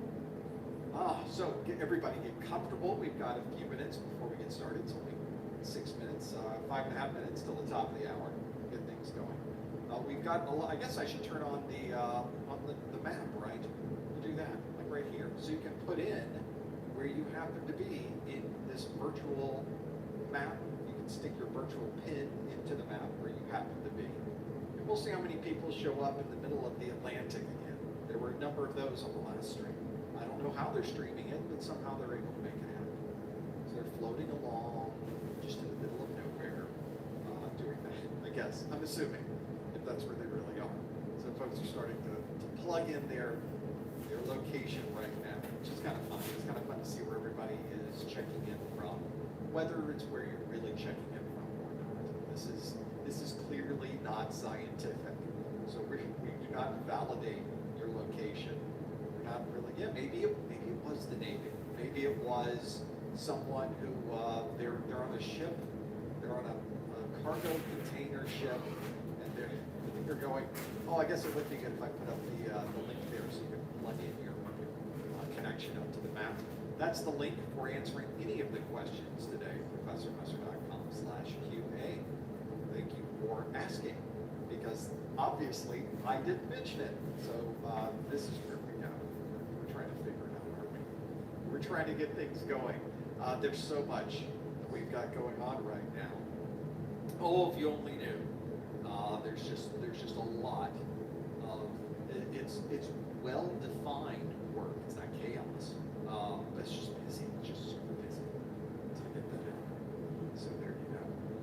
If you want to get there, professormesser.com/QA. That's the link. I'm not going to put that in the chat. You'll be able to put that in. You'll be able to make it happen. Or you can find there is maybe I'll put the QR code up. There you go. You can do that. To do that as well. Either way will get you there. So you'll have a couple of ways to make that happen. McCall stands for Multi-Agentic Conversational AI Workflow. We designed it to be a multi-agentic architecture that systematically breaks down complex user need into manageable tasks. At King Soopers, you get up high quality, guaranteed fresh, and down low prices in every aisle. With quality and savings that add up, you never compromise. Like this week, you'll save big on your favorites at King Soopers. King Soopers, fresh for everyone. I'm assuming it will work on your screen. I guess we could make it full screen here. You could do that. Here you go. Is it going to work with everything on top of it? Probably not. But at least that's the idea. Is we have something to go with there. Well, thanks everyone for checking in. We got a few minutes before we get started. 3 minutes to get things running. We'll make that happen. Let's see how people are doing with their check-ins. Nobody in the middle of the Atlantic this time. Some folks in the EU, folks checking in from Middle East. We got South Africa checking in. My friends in Canada are here. Friends and family probably. Now, are you really way up there in Canada? I need to know. It put just 2 in Canada there, but I suspect you're probably somewhere closer on the southern edge there. I'm expecting, although maybe not. Maybe you are way up there. Who knows? Folks checking in, thanks for being here. We want to get comfortable. All new questions today. Again, we will make sure that you're able to get there. Folks are checking in from all over the place: California, Bulgaria, Quebec, Maryland. Maryland, Nigeria is here. Ontario is here. Toronto. A lot of Canadians. Thank you for being here. Say hey to the family. I'll have to check in with them. Got all kinds of stuff going on. Switzerland is here. Senegal. Orlando, Florida. Tampa, Florida. Floridians finally checking in. Thanks for being here. My fellow Floridians. thanks for being here. Ghana's here, Colorado, South Africa, Berlin, Qatar, Texas, or is it Qatar? Or is it, I've heard like 4 different. Now that it's in the news, we just keep giving it a different name every time we say it, it seems. I always listen to the news people who try to give it more of a native flair and not a popular one, so who knows? I'll go with the AP style guide on that one. Whatever they say, that's what I'll go with. We got a minute to go, 1 minute. I guess I should perhaps get a few things in order on the side. That would be good. If we were able to get graphics up and running, laptop is up and running. Yep, that all looks good. Haven't unchecked to see if we can make this happen. We can figure it out. And now we will see what else we can do here. All new questions. We'll get started in just a moment. I'll do it just myself and Mike. I'm not sure. I made changes to my camera, so we're going to see if I'm happy with this camera. Now we're going to go all the way through this live stream. I made it very clear we're not. It's always 1 or 2 things like that whenever we go through this. Let's make sure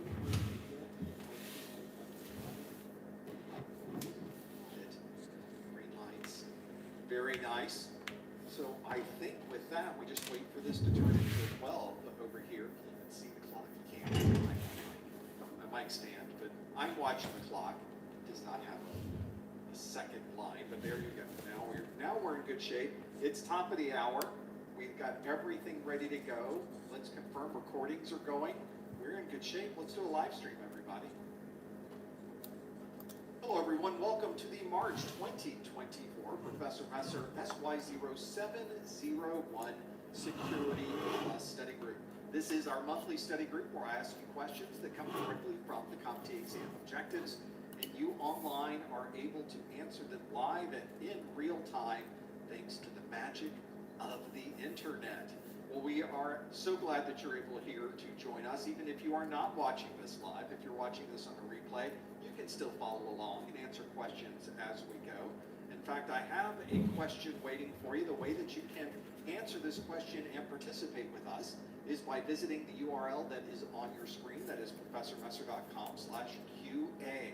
That is the URL that will be our only link that you will need to answer any of the questions. You can also submit questions using that URL, because in the second hour, we're doing an after show, and you'll be able to ask questions of me. I'm going to turn this whole thing around a little bit to make that happen. So what I want to do, though, is give you a question.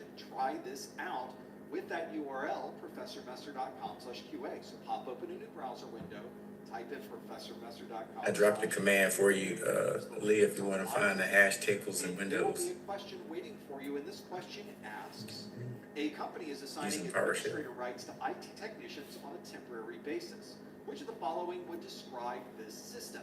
Is that just-in-time permissions, password vaulting, salting, hashing, or passwordless access? Now, the rules that we have for the live stream is no answers in the chat room, please. No hints in the chat room, please. We will come back to this question, though, in just a bit and see how well you know some of this content. Well, we've got a lot going on here at Messer Studios. There's plenty that we are working through. We've got a lot of things to go through, but if you're ever trying to find the things that we are doing on our website, things happening during the week, things that we are posting and new content, it's all available if you visit professormesser.com/YouTube. And while you're there, it would be great if you were to subscribe to our channel. We would appreciate that as well. I also have a weekly Security Plus pop quiz question. You can find that on our website, certainly. You can also find it on the service formerly known as Twitter. I'm still calling it Twitter. I don't know what to tell you. And then we have an Instagram link there as well. We also post it on LinkedIn. If you're ever trying to find us on any of these sites, you simply type in professormesser.com/ that name of that site. So professormesser.com/Twitter, professormesser.com/Instagram, professormesser.com/LinkedIn. You get the idea. That's how it works. And you can find us on your favorite social media site. Today we're going to talk about Security Plus. But right now there are 2 different Security Plus exams that you could take. Either one of them works just as well as the other. So the ultimate goal, whether you take the SY0601 or the SY0701, they both earn the same Security Plus certification. So that's one of those where it doesn't matter which one you take, just pick one and go with it. Now, for those of you that have been studying for a while, you're probably studying the SY0601. This was an exam version that was released on November the 12th of 2020. And so it will indeed be retired soon. We're coming up on July 31st of this year as the retirement date. Now, what that means is that this retirement, this exam will go away. Now, if you pass your exam before the retirement date, you're still certified for 3 years. So this isn't a date of your certification. This is a date when this particular set of questions goes away. So that's an important thing to consider, especially if you've been studying the 601 exam objectives. The Security Plus exam itself is a 90-minute exam, one single exam. You could get up to 90 questions, could get fewer than 90 questions on your exam. And on this passing scale that is between 100 and 900, you need to score a 750. For those of you who have not taken a CompTIA exam before, you may not realize that there are certainly a lot of multiple choice questions on this exam, but there are also performance-based questions on this exam. So stick around in this study group. In just a moment, we will talk about what those performance-based questions happen to be. Now, because that exam is retiring, we have a new version of the Security Plus exam. This newer version is the SY0701, and right now you can choose to take either the 601 or the 701 exam. The exam itself, this 701 version, was released on November the 7th, the one we just had. So this is a relatively new exam. It's only been around about 5 months or so. The estimated retirement for this exam is May of 2027. So you have plenty of time to think about when this exam might be retired. 701, you don't have to worry about a retirement date anytime soon. We'll certainly look at it that way. This is, of course, also a single exam. Everything is exactly the same from a grading perspective as the 601 exam. And it is the same format with multiple choice questions and performance-based questions. The only thing that's really different are the content in the exam objectives. So the objectives are very, very different between these two exams. You do not want to study for the 601 exam and take the 701 or vice versa. Make sure that all of your exam materials that you are studying from match the version of the exam that you're taking. If you study for the 601 and you walk into the 701, you're going to have a very bad day. If you study for the 701 and you walk into the 601 exam, you will also have a very bad day. So make sure both of those things are completely synchronized up. If you are studying from 601 books, you need to take the 601 exam. If you're watching my 701 videos, you need to take the 701 exam. Just make sure they match and you'll be fine. That's an important part of all of this. If you are starting your studies right now, as we sit here approaching the end of March, we're getting into April now, you really may want to consider taking the 701 because it's not going to retire in July. And you might need a number of months to get through all of that content. So I will recommend that if you've been studying for the 601, keep studying for the 601. You have until the end of July to pass that exam. But if you're just getting started today, if I was just getting started today with my studies, I would probably go with the 701 as well. I almost certainly would go with the 701, and I would recommend that you do that as well. Also let you know that if you're studying the 601 or the 701, all of our videos are available for you to watch for free on our website. The entire course is there. Nothing is behind a paywall. We do also have a downloadable version of these videos along with course notes, practice exams, and other study materials that might help you. It's part of our Success Bundle. You can find out more about our 701 or 601 Success Bundle on our website at professormesser.com/701SB, or simply use the menus at the top of the site. Also let you know that this podcast will be available for replay on YouTube immediately after we are done here. I also create an audio-only podcast version, so if you're in your car, you're working out, or you're somewhere you can't watch a screen, this is a version that will automatically be downloaded into your favorite podcast listening program. It's also available on your favorite streaming service, so if you're on Spotify, for instance, just search for Professor Messer and you'll find us without a problem. If you'd like to join this or have this as part of your podcast listening program, you can find the link at professormesser.com/podcast. Also let you know that we have this study group available as a video replay immediately afterwards, but you'll notice about a day later, suddenly, as if by magic, you will start to see timestamps will appear in the YouTube video description, allowing you to jump immediately to sections of this. This is a great chapter feature that's built into YouTube. And it doesn't happen automatically. It happens because my marketing manager, Lori, who's watching the replay, hi Lori, she's probably going through this at 2x speed and making sure that we have all of these timestamps included so that you can find this information as quickly as possible. And I think everyone in the chat room, along with me, thank you, Lori, for doing this. It does help a great deal, and you can go back years and find this content now. So it's great to have that there. Also let you know that we will be on Discord when we're not doing these live streams. So it's a great place to find other people who are studying for their certification exams, other people who are simply technologists hanging out in our Discord, which is always great to get their perspective. And of course, I'm usually in there too. You can find us on the Discord by visiting professormesser.com/Discord. Didn't see that one coming, right? It's about the same format as anything else that's right there. professormesser.com/Discord. It's a fantastic community of people that are studying, and I'm certain that you'll be able to get something out of it, maybe get a few extra points on your exam just by visiting and talking with some folks in that Discord. I will also let you know that eventually you will need to take the exam. You can, of course, pay full price for the exam when you visit the CompTIA website, but why would you do that? When I have discounted vouchers already available if you happen to live in the U.S. or Canada or in a U.S. territory.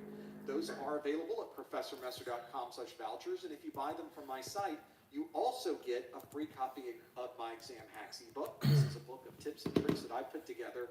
I don't want to call it life hacks, more like exam hacks.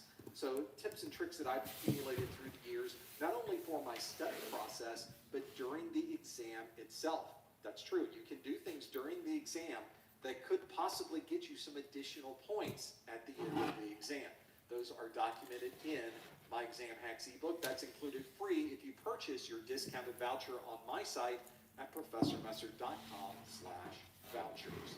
So let's go back to this question we asked earlier. This question asks, a company is assigning administrator rights to IT technicians on a temporary basis. Which of the following would describe this system? Would it be just-in-time permissions, password vaulting, salting, hashing, or passwordless access? And if we have a look at what you chose as the answer, no difference here. Everybody knows the answer to this one, it seems. 90% of you know the answer to this one, which is just in time. So who understands a cipher? How you may get permissions, but you know what hashes are. Those permissions for the entirety of what we need to understand what a cipher, like the RC4 cipher. No, decoder? Everyone has an administrator. Cipher languages, cipher algorithms. Instead, why don't we give you that access to perform a particular function? They're encoding, that actually. Function is done, we take that access away. That's certainly So, much more. Anytime you have a cipher that takes readable language and scrambles it to unreadable language, yeah, it's calculating it by prime numbers. That's what we were looking for. So it takes two sets of prime numbers and multiplies those together to create the cipher. yeah. Now, it would not be password. The stronger the cipher, the more the cipher calculates the prime numbers times the prime number times the prime number. You probably even use So, using LastPass or the example of this is if you have a weak cipher. Password wallets on your Now, this is just for an example, okay? These are not, I don't know if these are prime numbers or not. Yeah. You can have that many digits in. If it's a strong cipher by prime numbers, it could look like that. Now, what Elaine was saying, how somebody tries to decode that cipher is because they're trying to figure out what prime numbers were multiplied by what to get that number. Yeah. That's why there's so many different, you could be trying to crack that for years because you don't know which two prime numbers or sum of prime numbers that were calculated by prime numbers to get that number. Yeah. So remember that ciphers multiply they're using primarily prime numbers to make it unreadable or to encode it or scramble it. exams. So I figured, just to clarify the two, what it is. Yeah. Questions that are not multiple choice. In fact, many of these questions are anything but multiple choice. It might be fill in the blank, it might be matching, it might be a drag and drop question. You may be put at a command prompt and ask. Yeah, you can write an algorithm. Although it tends to be more of a 601. But how many combination of prime numbers are you more likely? The longer that number, So it's unlikely that's the more it's going to take you to try to crack it, because you don't know what prime numbers were used for what. Questions they may ask, and I have for you today a question. Some can and some can't. Question. This is a 701 question, although I will tell you. You know, it all depends on the length Also applies. and the hex value and the prime number. You know, whatever went into that cipher. Question of the month. It is a matching question. That's why the RC elliptical curve cipher. Do you remember that? Oh Lord, I don't even want to bring that up. That's math. I don't even want to do math. That looked like trigonometry. Kevin probably figured it out looking at it, not me. Yeah. Add randomization. But like the RCC elliptical curve. And we Ooh, also want Lord. to create a document with invalid authentication information. Now I want to match the topics, the technologies on the right side with those specific explanations. And for those of you listening on the podcast, those technologies are false negative, honey file, federation, OCSP, salting, tokenization, and blockchain.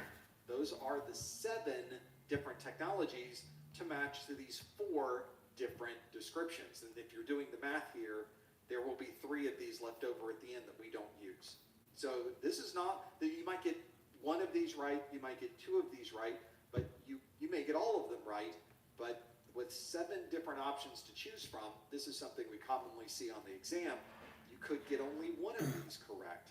Having this inability to fill in every single blank that's here makes it a little more difficult. So I gave you 7 possible answers, but there are only 4 questions.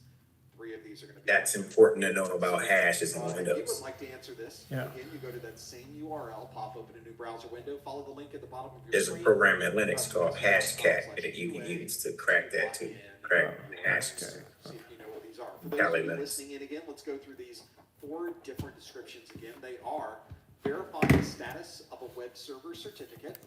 Credit card numbers are replaced with temporary values. Add randomization to a hash. And create a document with invalid authentication information. And it would be a choice of a false negative, honey file, federation, OCSP, salting, tokenization, or blockchain.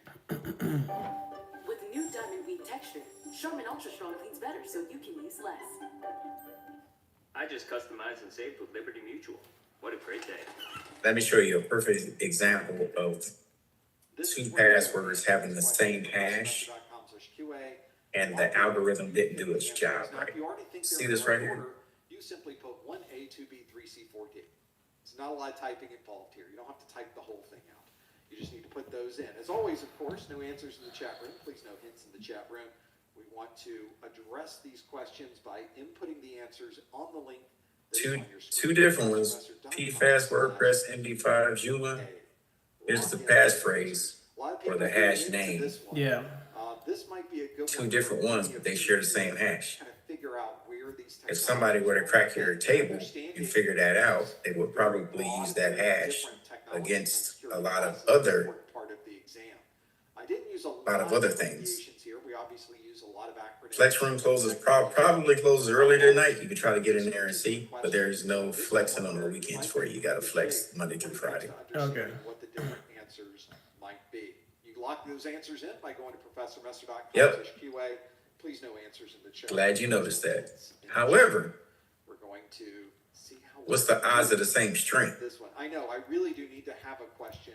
There Yeah, really is so 1A, 2B, 3C, 4D. you're getting even closer to using the same hash, and then you could use a computer algorithm to change these letters, just like you found, to crack it, like Hashcat, right? Yeah. So yeah, the closer they are, the better for you, and you can use any variation. You can just go down the alphabet. And then I'd probably have every other answer of every other question the same. Like they're all answer A or something. They'd say again, oh look, another one's A. We'd have to figure that one out as we go. I don't know that anybody really wants that, though. It always runs into a challenge, like, why are you doing this? What's wrong with you? And it's a fine question to ask. So that is what we should do. Yeah, it should be someone else. I could talk offhand and just have some person moving their mouth. We'll do that. See how it goes. Let's see how you did with this question. It was match the technology. We want to verify the status of a web server certificate. We have credit card numbers are replaced with temporary values. We want to add randomization to a hash, or we want to create a document with invalid authentication information. And we have a number of these to pull from. We have false negative, honey file, federation, OCSP, salting, tokenization, and blockchain. So let's fill this in, should we? Let's start with the very first one that is on our list, which is verify the status of a web server certificate. And if you wanted to plug in what you feel a status check might be, you want to use a very well-known protocol called OCSP. If you're ever doing anything relating to technology when it comes to certificates, you want to be very familiar with how you verify that a certificate is really valid. And the online certificate status protocol is the one that you would use to be able to properly understand, is the certificate that I'm looking at valid or is it not valid? And there are a number of different ways to determine that. OCSP is certainly one that does provide you with that functionality. And in the list of things that we had, it was the only one that really made any sense. That is the right answer for number one, is the OCSP. Second on our list is credit card numbers are replaced with temporary values. This is something that is done whenever you use your phone to pay for something, you use your watch to pay for something as you're checking out at a store. It's not really sending your credit card number across the airwaves. It's really sending a different number, a token that has been created with this. We refer to that as tokenization. And tokenization is a very common way to protect your credit card number because you're not using your credit card number. You're using a one-time use token. So if somebody does hack into a system, they're able to capture that token that's being sent to be able to pay for your goods, and then they try to use that token again, they will not be able to use it because the token is only good one time and you've already used it. Once you use that token, it goes away. Next time you pay for something at the store, it uses a different token. So there are a number of tokens that are in your phone or in your watch just waiting to be used. And it's only going to use them that one time. And once it uses the one time, it just throws them away. It's a very good way to provide that functionality. It is not encryption. It is simply replacing one value with another value. Now, obviously, it's probably also encrypting this data as it's sending across the network, but we didn't talk about encryption. We just talked about that credit card numbers are replaced with temporary values. That is certainly not encryption. That is tokenization. Next on our list is add randomization to a hash. This is something that you should be doing if you are storing hash values on a system, especially those hash values are something like a password. We don't want to make it very easy for people to reverse engineer that. So we want to add a little bit of salt. The salting of a hash means that everyone could be using the same password, but when you store those hashes on a drive, the salt randomizes each one of those. And so all of these passwords from the perspective of the attacker will look very different than each other, even if the passwords happen to be all exactly the same. It does add a little bit more complexity. It doesn't slow someone down completely. It doesn't absolutely prevent somebody from brute forcing a password, but it does make it a little more difficult. And from a best practices perspective, if you are storing password hashes, you should also be salting those hashes before you store them. Last on our list, number 4, is create a document with invalid authentication information. So creating a document with invalid authentication information seems odd. Why are you putting invalid information into a document? That's because we would like to attract the attackers. We would like to have this file set up so that it looks like something an attacker might be able to use to gain access to a system. We're effectively trying to fool the attacker, and we do that by using a honey file. Honey files are sweet, they attract the bears, and they have inside of them information that you would be able to check and monitor and look for on the internet, but because it is invalid authentication information, it's effectively worthless to anyone who gets their hands on it. It's really a way that you can use methods to be able to track if someone may have gotten their hands on this file, which obviously is a much bigger problem. So that is a very good use of the honey file, is to put information in there that an attacker may be able to use. That's certainly a new topic for the 701. If you're studying for the 601, OCSP, tokenization, salting are certainly part of that, but honey file, I believe, is on the 601 if I think back to the days. We also have these other three topics we did not use. A false negative is when we have a negative response, maybe something, a virus is being sent into our network and our virus scanner does not detect it. That is a false negative. It gave us a negative value, but it was not a valid negative value. It was a false negative. A federation is one that describes the process of authenticating on a third-party network using credentials from somewhere else. So if you've ever logged into a website using your Google login, or you've ever logged into a website using your Microsoft login, even though the sites you're going to are not a Google site, not a Microsoft site, you're using federation. And blockchain, it may not even be worth describing blockchain, since everybody tends to be familiar with cryptocurrency, whether you love it or hate it or don't care. That is certainly a technology that applies to other things other than cryptocurrency. Blockchain allows us to do a great deal of tracking and monitoring and public ledgering, if you will, by using blockchain technologies, which is a nice combination of a nice implementation of technologies in the encryption line. This is something we use cryptography for constantly. It's obviously an important part of what we do today, but none of the technologies we listed here did apply to blockchain.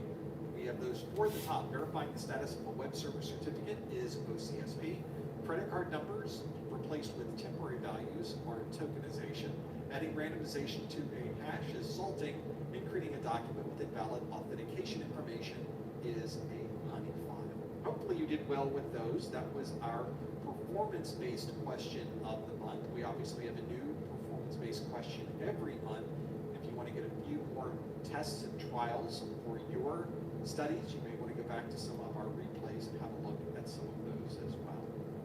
Well, now we can kind of jump ahead a little bit. Let's move away from performance-based questions and let's do a traditional multiple choice-based question. So here is the next question on our list. It asks, a user is asymmetrically encrypting an outgoing email message. Which of the following is used to encrypt this information? Is it encrypting it with... What makes a post-university person? Post people don't have time to waste. They want to move their career forward. Post people don't have money to waste. They want a good education at a great value. Are you a post person? Find out at post.edu. When I'm sourcing for my store, I'm creating a world. It's really important that all the items really work well together. I'm reading where it's coming from, who's making it, the story behind it. I'm curating a space with deep intention. Let me pull up the side so we can see it. There we go. Is it the sender's public key, a recipient's private key, the sender's private key, the recipient's public key and sender's private key, or the recipient's public key? So this is one we really do have to parse out. I'm not trying to fool you, but these are very common questions, the style that you might get on your actual exam. The question again asks, a user is asymmetrically encrypting an outgoing email message. Which of the following is used to encrypt this information? Is it the sender's public key, the recipient's private key, the sender's private key, the recipient's public key and the sender's private key, or the recipient's public key? It's one of those. This is a good question for both the 601 and 701. So if your folks are in the chat room that are studying for their 601, this is a good question for you. Along with the folks that obviously all the questions are for the 701 that we are doing today, but this one certainly applies also to the 601. There were some topics on that previous one that did not, but a lot of those still did. So this is one we really do have to parse through what we think the answer is. Now, if you've never worked at all with asymmetric encryption, I would highly recommend you do some of that. Install PGP on your system. Create a key for yourself and then send me a message that's encrypted with PGP. Just send it to, you can paste it into our contact page, or just send it to james@professormesser.com, and I will have a look at it. You obviously need to put your key. I won't tell you which key. There needs to be a way that I can get the proper key to be able to decrypt it. Almost gave away the question. See what you did? Don't do that. I will instead keep my mouth very quiet, and we will see if you know the answer to this one. A lot of you put in your answer, so I feel like we might know this one pretty well. The question again asks, a user is asymmetrically encrypting an outgoing email message. Which of the following is used to encrypt this information? Is it the sender's public key, the recipient's private key, the sender's private key, the recipient's public key and the sender's private key, or just the recipient's public key? Let's see what you answered first, and then we'll figure out what the actual answer is. We're all over the place. 36% of you say you would use the sender's private key. We also have 29% say we would use the recipient's public key and the sender's private key to encrypt this information. We've got 13% say the sender's public key, and then 17% say the recipient's public key.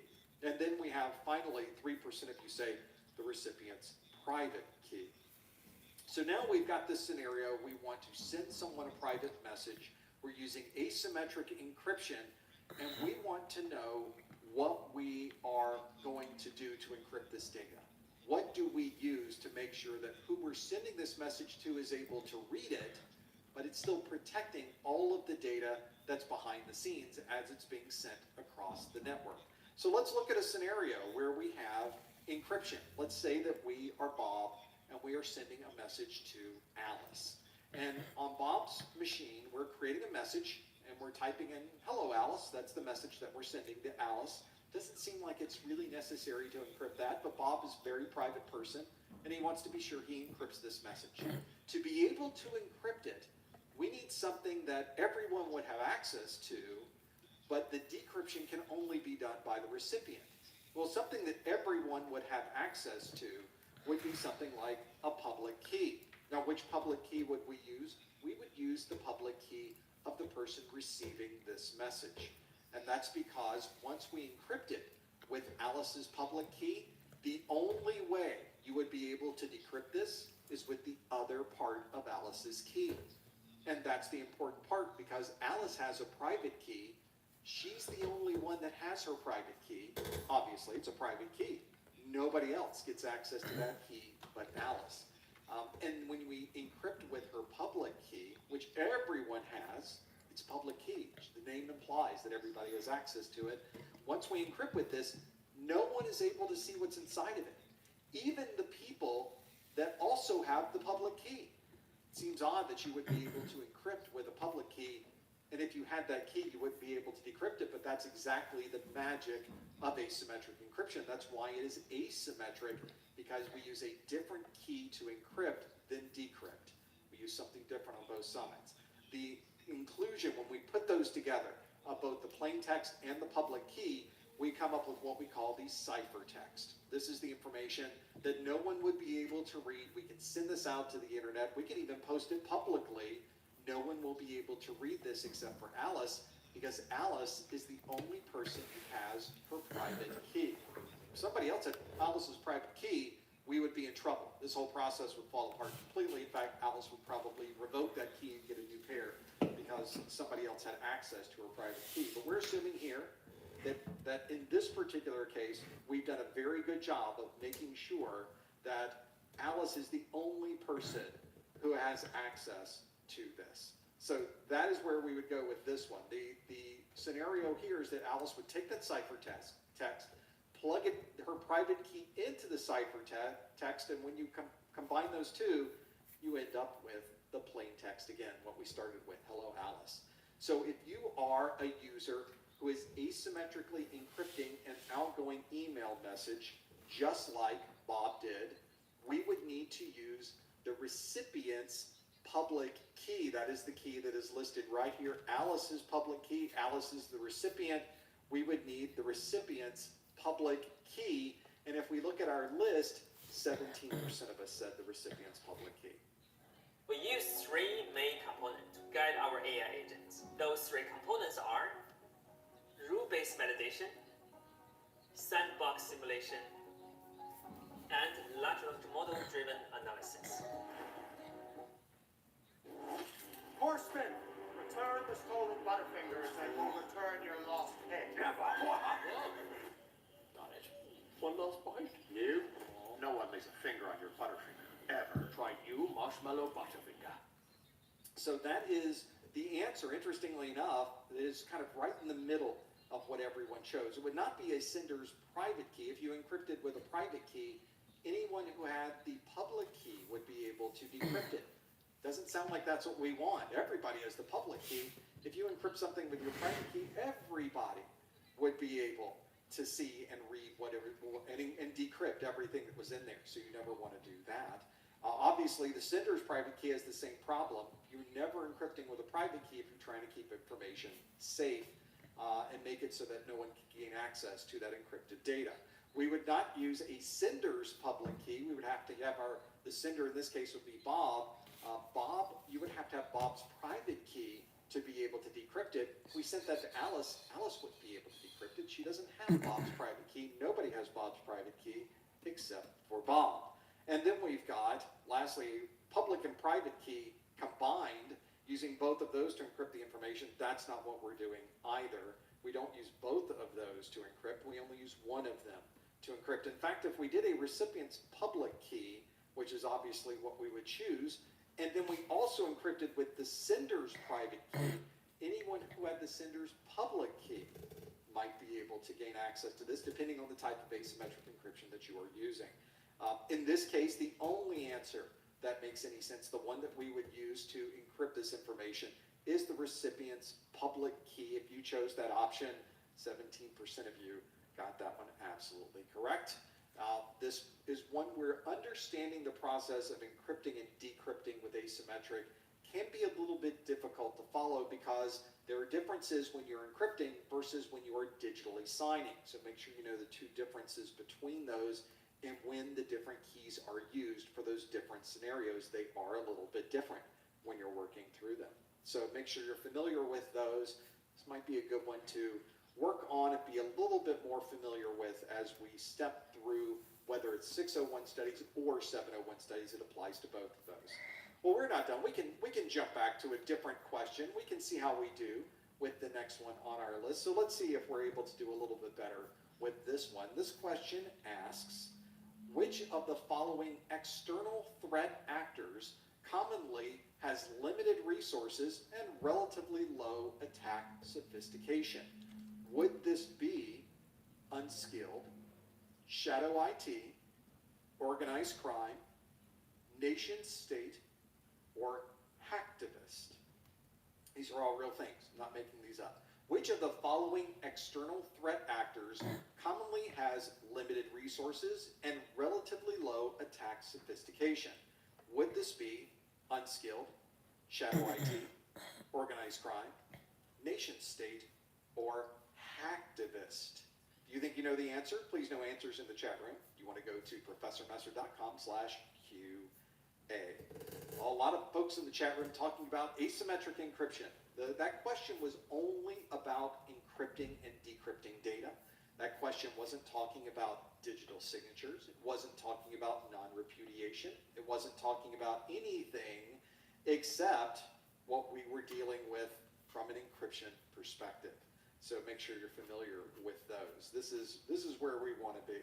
Now, this question, some of the topics in this question, or some of the answers in this question, are not something from the 601. So this is really a 701 question, but some of it is a little bit 601-ish. So if you're studying for the 601, you'll probably get something out of this question too. I think you know what the answer is. This question again asks, which of the following external threat actors commonly has limited resources and relatively low attack sophistication? Is it unskilled, shadow IT, organized crime, nation state, or hacktivist? A number of you have locked in your question already with this one. So let's see how you did. We're going to stop the poll and see what you answered. The questions here came in 75% of you say the answer is unskilled, but 18% of you say the answer is hacktivist. We have 5% of you that say shadow IT, and then less than 1% say organized crime, and 0% say nation state. Well, for those of you that are on the 601 exam, you know that we used a different term on that exam. We used script kiddie as that, although that name itself is not really very descriptive of what that particular threat actor happens to be. So instead, we call it something that's a little more accurate, which would be an unskilled attacker. That's what we are referring to here. It's someone who simply is running a script they downloaded off the internet, hoping that it will gain access to the system. They don't know how it works. They don't know if it works. They don't know anything other than throwing it out and seeing if it happens to do what they want. They have very limited sophistication from that perspective. And what they're really trying to do is create problems, delete data, and sometimes they aren't even sure what they're trying to do. They're just after seeing what they can do. They don't really have a purpose in some cases. Other times they're just trying to create problems and create issues. So that's another example of where that comes from. And these could be someone who's inside of your network. They could be outside of your network.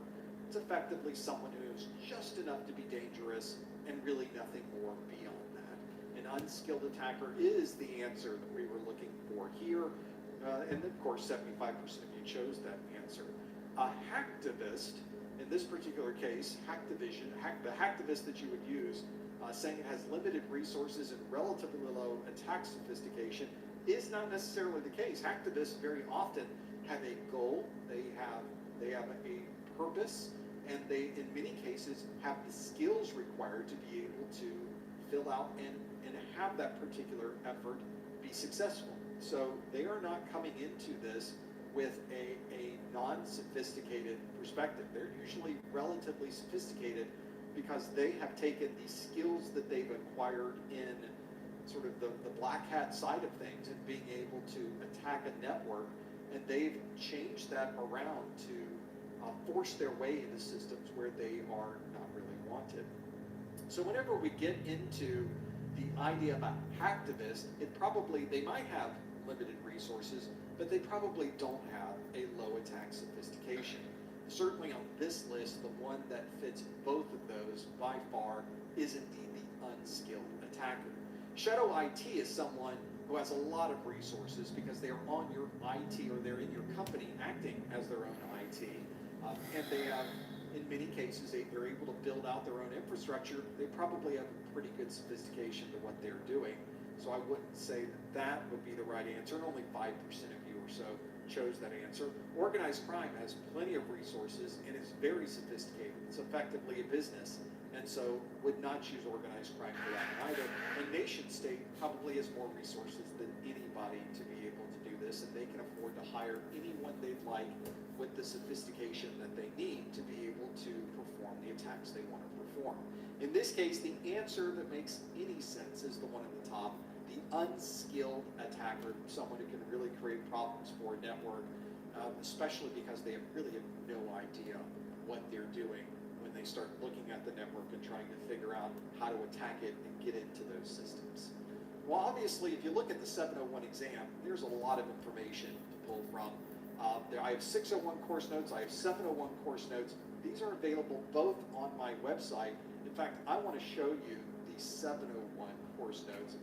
As I mentioned, both of these exams are currently available, and you want to be sure that you're getting the course notes that are appropriate for the exam that you're planning to take. For example, if you're planning to take the 701 exam, make sure you get the set of course notes for the SY0701. It's right there on the front. And of course, on my website, it's very clearly marked, so you know exactly which one you want to choose. This is a summary of all of the information that are in all of my videos. So you get to see in this list a lot of great detail. You can see exactly all of the text, all of the important charts, all of the graphics that I create. There's our digital signature and authentication information. We got plenty in here about zero trust. All of these are in here. There's our asymmetrical encryption. You just saw that. So it's in the course notes. It's all in there. These course notes are extensive. Let's see how many pages the 701 goes up to 96 pages. There's a lot in this single document, and there are, of course, this digital version that you're looking at here, we also have, here we go, here we are, the 701 course notes and the 601 course notes, both of them available in a physical edition as well. Obviously, the physical edition has exactly the same information as the digital edition, just in a different format. If you purchase the physical edition, you get to download the digital edition for free immediately. So that's a little nice to be able to do that. Hopefully, that is something that if you're studying for your exam, you're going through every video. Obviously, my 601 course, 177 videos, only slightly smaller for the 701. There's a lot of videos to watch. This is a way to quickly find the information you need and have it all in one place. And of course, you can put it on all of your mobile devices, so wherever you happen to be, you can study and prepare for your Security Plus exam. If you'd like more information on that, simply go to my website and use the pull-down menus at the top of the site and choose the 601 or the 701 course notes. Great way to support what we do here. Thank you so much for your ongoing support for those of you that have already purchased those course notes. They've been mentioned in the chat room. Thank you so much for that. Let's do some more questions. I've got more here. Next on our list is this question that asks, an administrator is configuring the security rules in a firewall. Which of the following SDN plane would be most associated with this task? Would this be data, active, control, infrastructure, or management? I have a few to choose from here. This is definitely a 701 question for those of you following along. This question again asks, an administrator is configuring the security rules in a firewall. Which of the following SDN planes which of the following SDN plane would be most associated with this task? Is it data, active, control, infrastructure, or management? If you think you know the answer, follow the link on your screen, go to professormesser.com/QA and lock in your answer. Those of you in the chat room wondering, do you have course notes for the 701? Yes, the ones you saw on the screen, the ones I was holding in my hand, are for the 701. So yes, absolutely. Wouldn't help very much. Have this just the 601, 701 come in handy. Make sure you get the ones, of course, that are appropriate for the exam that you are planning to take. Both are still valid. Both are still good. So you want to be sure to get the right ones so that it matches up with the questions you're going to get on the exam. As far as this question is concerned, make sure you lock in your answer. Go to professormesser.com/QA. Please no answers in the chat room. Please no hints in the chat room. You want to go to professormesser.com/QA and lock in your answer. So you know what this one happens to be. This is a pretty good question. We do have to know about the SDN. I don't want to give too much away, so we're just going to see if you lock in what you think the right answer is for this one. Let's see how you did with this. The question again asks, an administrator is configuring the security rules in a firewall. Which of the following SDN planes would be most associated with this task? Really only one plane I'm looking for. Is it the data plane, the active plane, the control plane, the infrastructure plane, or the management plane? So which one would it be? Let's see what you chose in here. We'll stop the poll, and you can see that we have 54% that say that's the control plane, 19% say it's the management plane, we have 9% that say it's the data plane. Did I do 10% of you say the infrastructure plane, and 5% say the active plane? Well, let's talk about SDN. This software-defined networking is what SDN stands for. And what it is it's a concept that we have taken and applied into our technologies that we're implementing both in the cloud and indeed in physical real life as well. So it's a way to describe where things are happening inside of these devices. One good way to visualize this is to look at a switch or a router or a firewall that you're using today. We'll use this device that's here. This could be a firewall. So you can see all the interfaces that are connected to this particular next generation firewall. And this one shows a lot of different interfaces. This is where the data is flowing back and forth, and it's going through this device, probably onto a backplane inside of this device, and being able to forward traffic from one interface to another. We refer to this as the infrastructure layer. In the world of SDN, we commonly refer to it as a data plane because that's where the data is. That's a good way to think about it. Anytime you see data that's being forwarded, data that's going from one place to another, the actual movement of data takes place in the data plane. Now we have to have some way to manage this device. We have to have a web-based front end.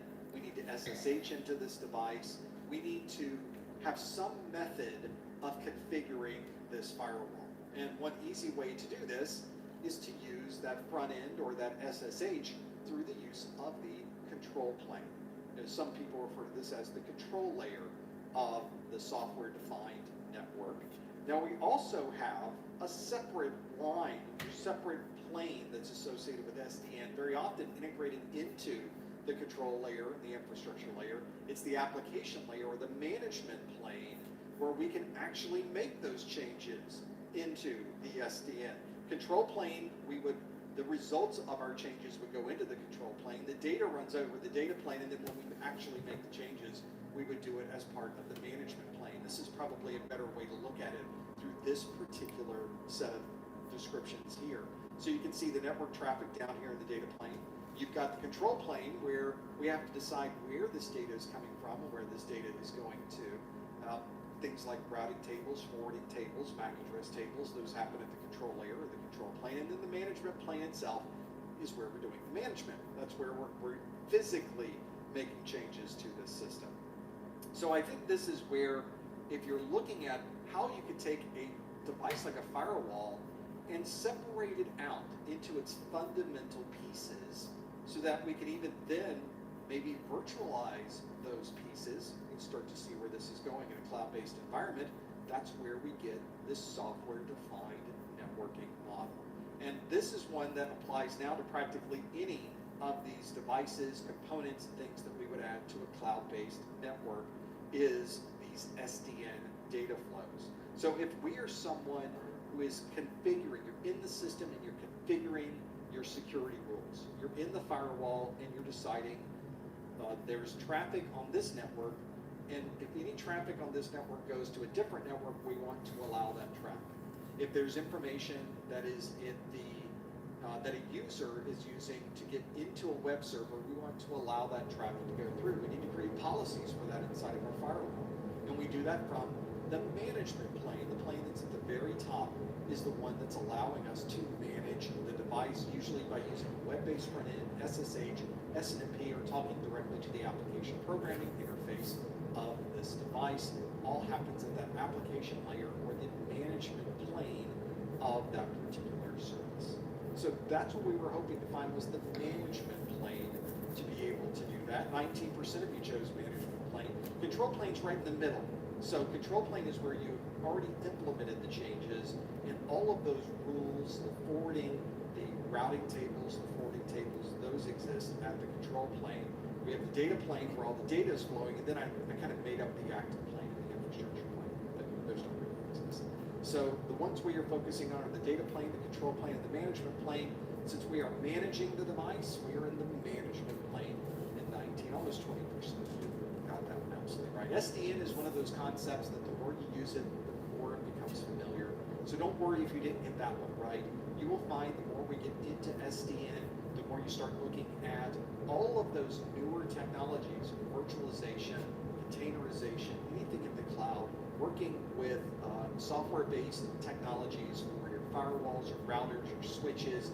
All of this applies to SDN. You'll start to see there is a very commonality between all of those to be able to make it happen. So let's see how we do with another question. We're going to keep things going. We have some time left. So let's do another question on our list. This one asks, a security analyst would like to be informed if any core operating system files are modified. Which of the following would provide this functionality? Would it be SIM, SNMP, FIM, NetFlow, or DLP? Got a few choices to choose from there. Let's see if you know what this one is. If you think you know the answer, log in your question by visiting professormesser.com/QA. Please no answers in the chat room. Please no hints in the chat room. let's go through this question again. It asks, a security analyst would like to be informed if any core operating system files are modified. Which of the following would provide this functionality? Is it SIM, SNMP, FIM? All right, we're getting toward the end of the day. So for those that may need to do flex, you can always check the flex room after here to see if they are open. If they are, you can knock out some flex.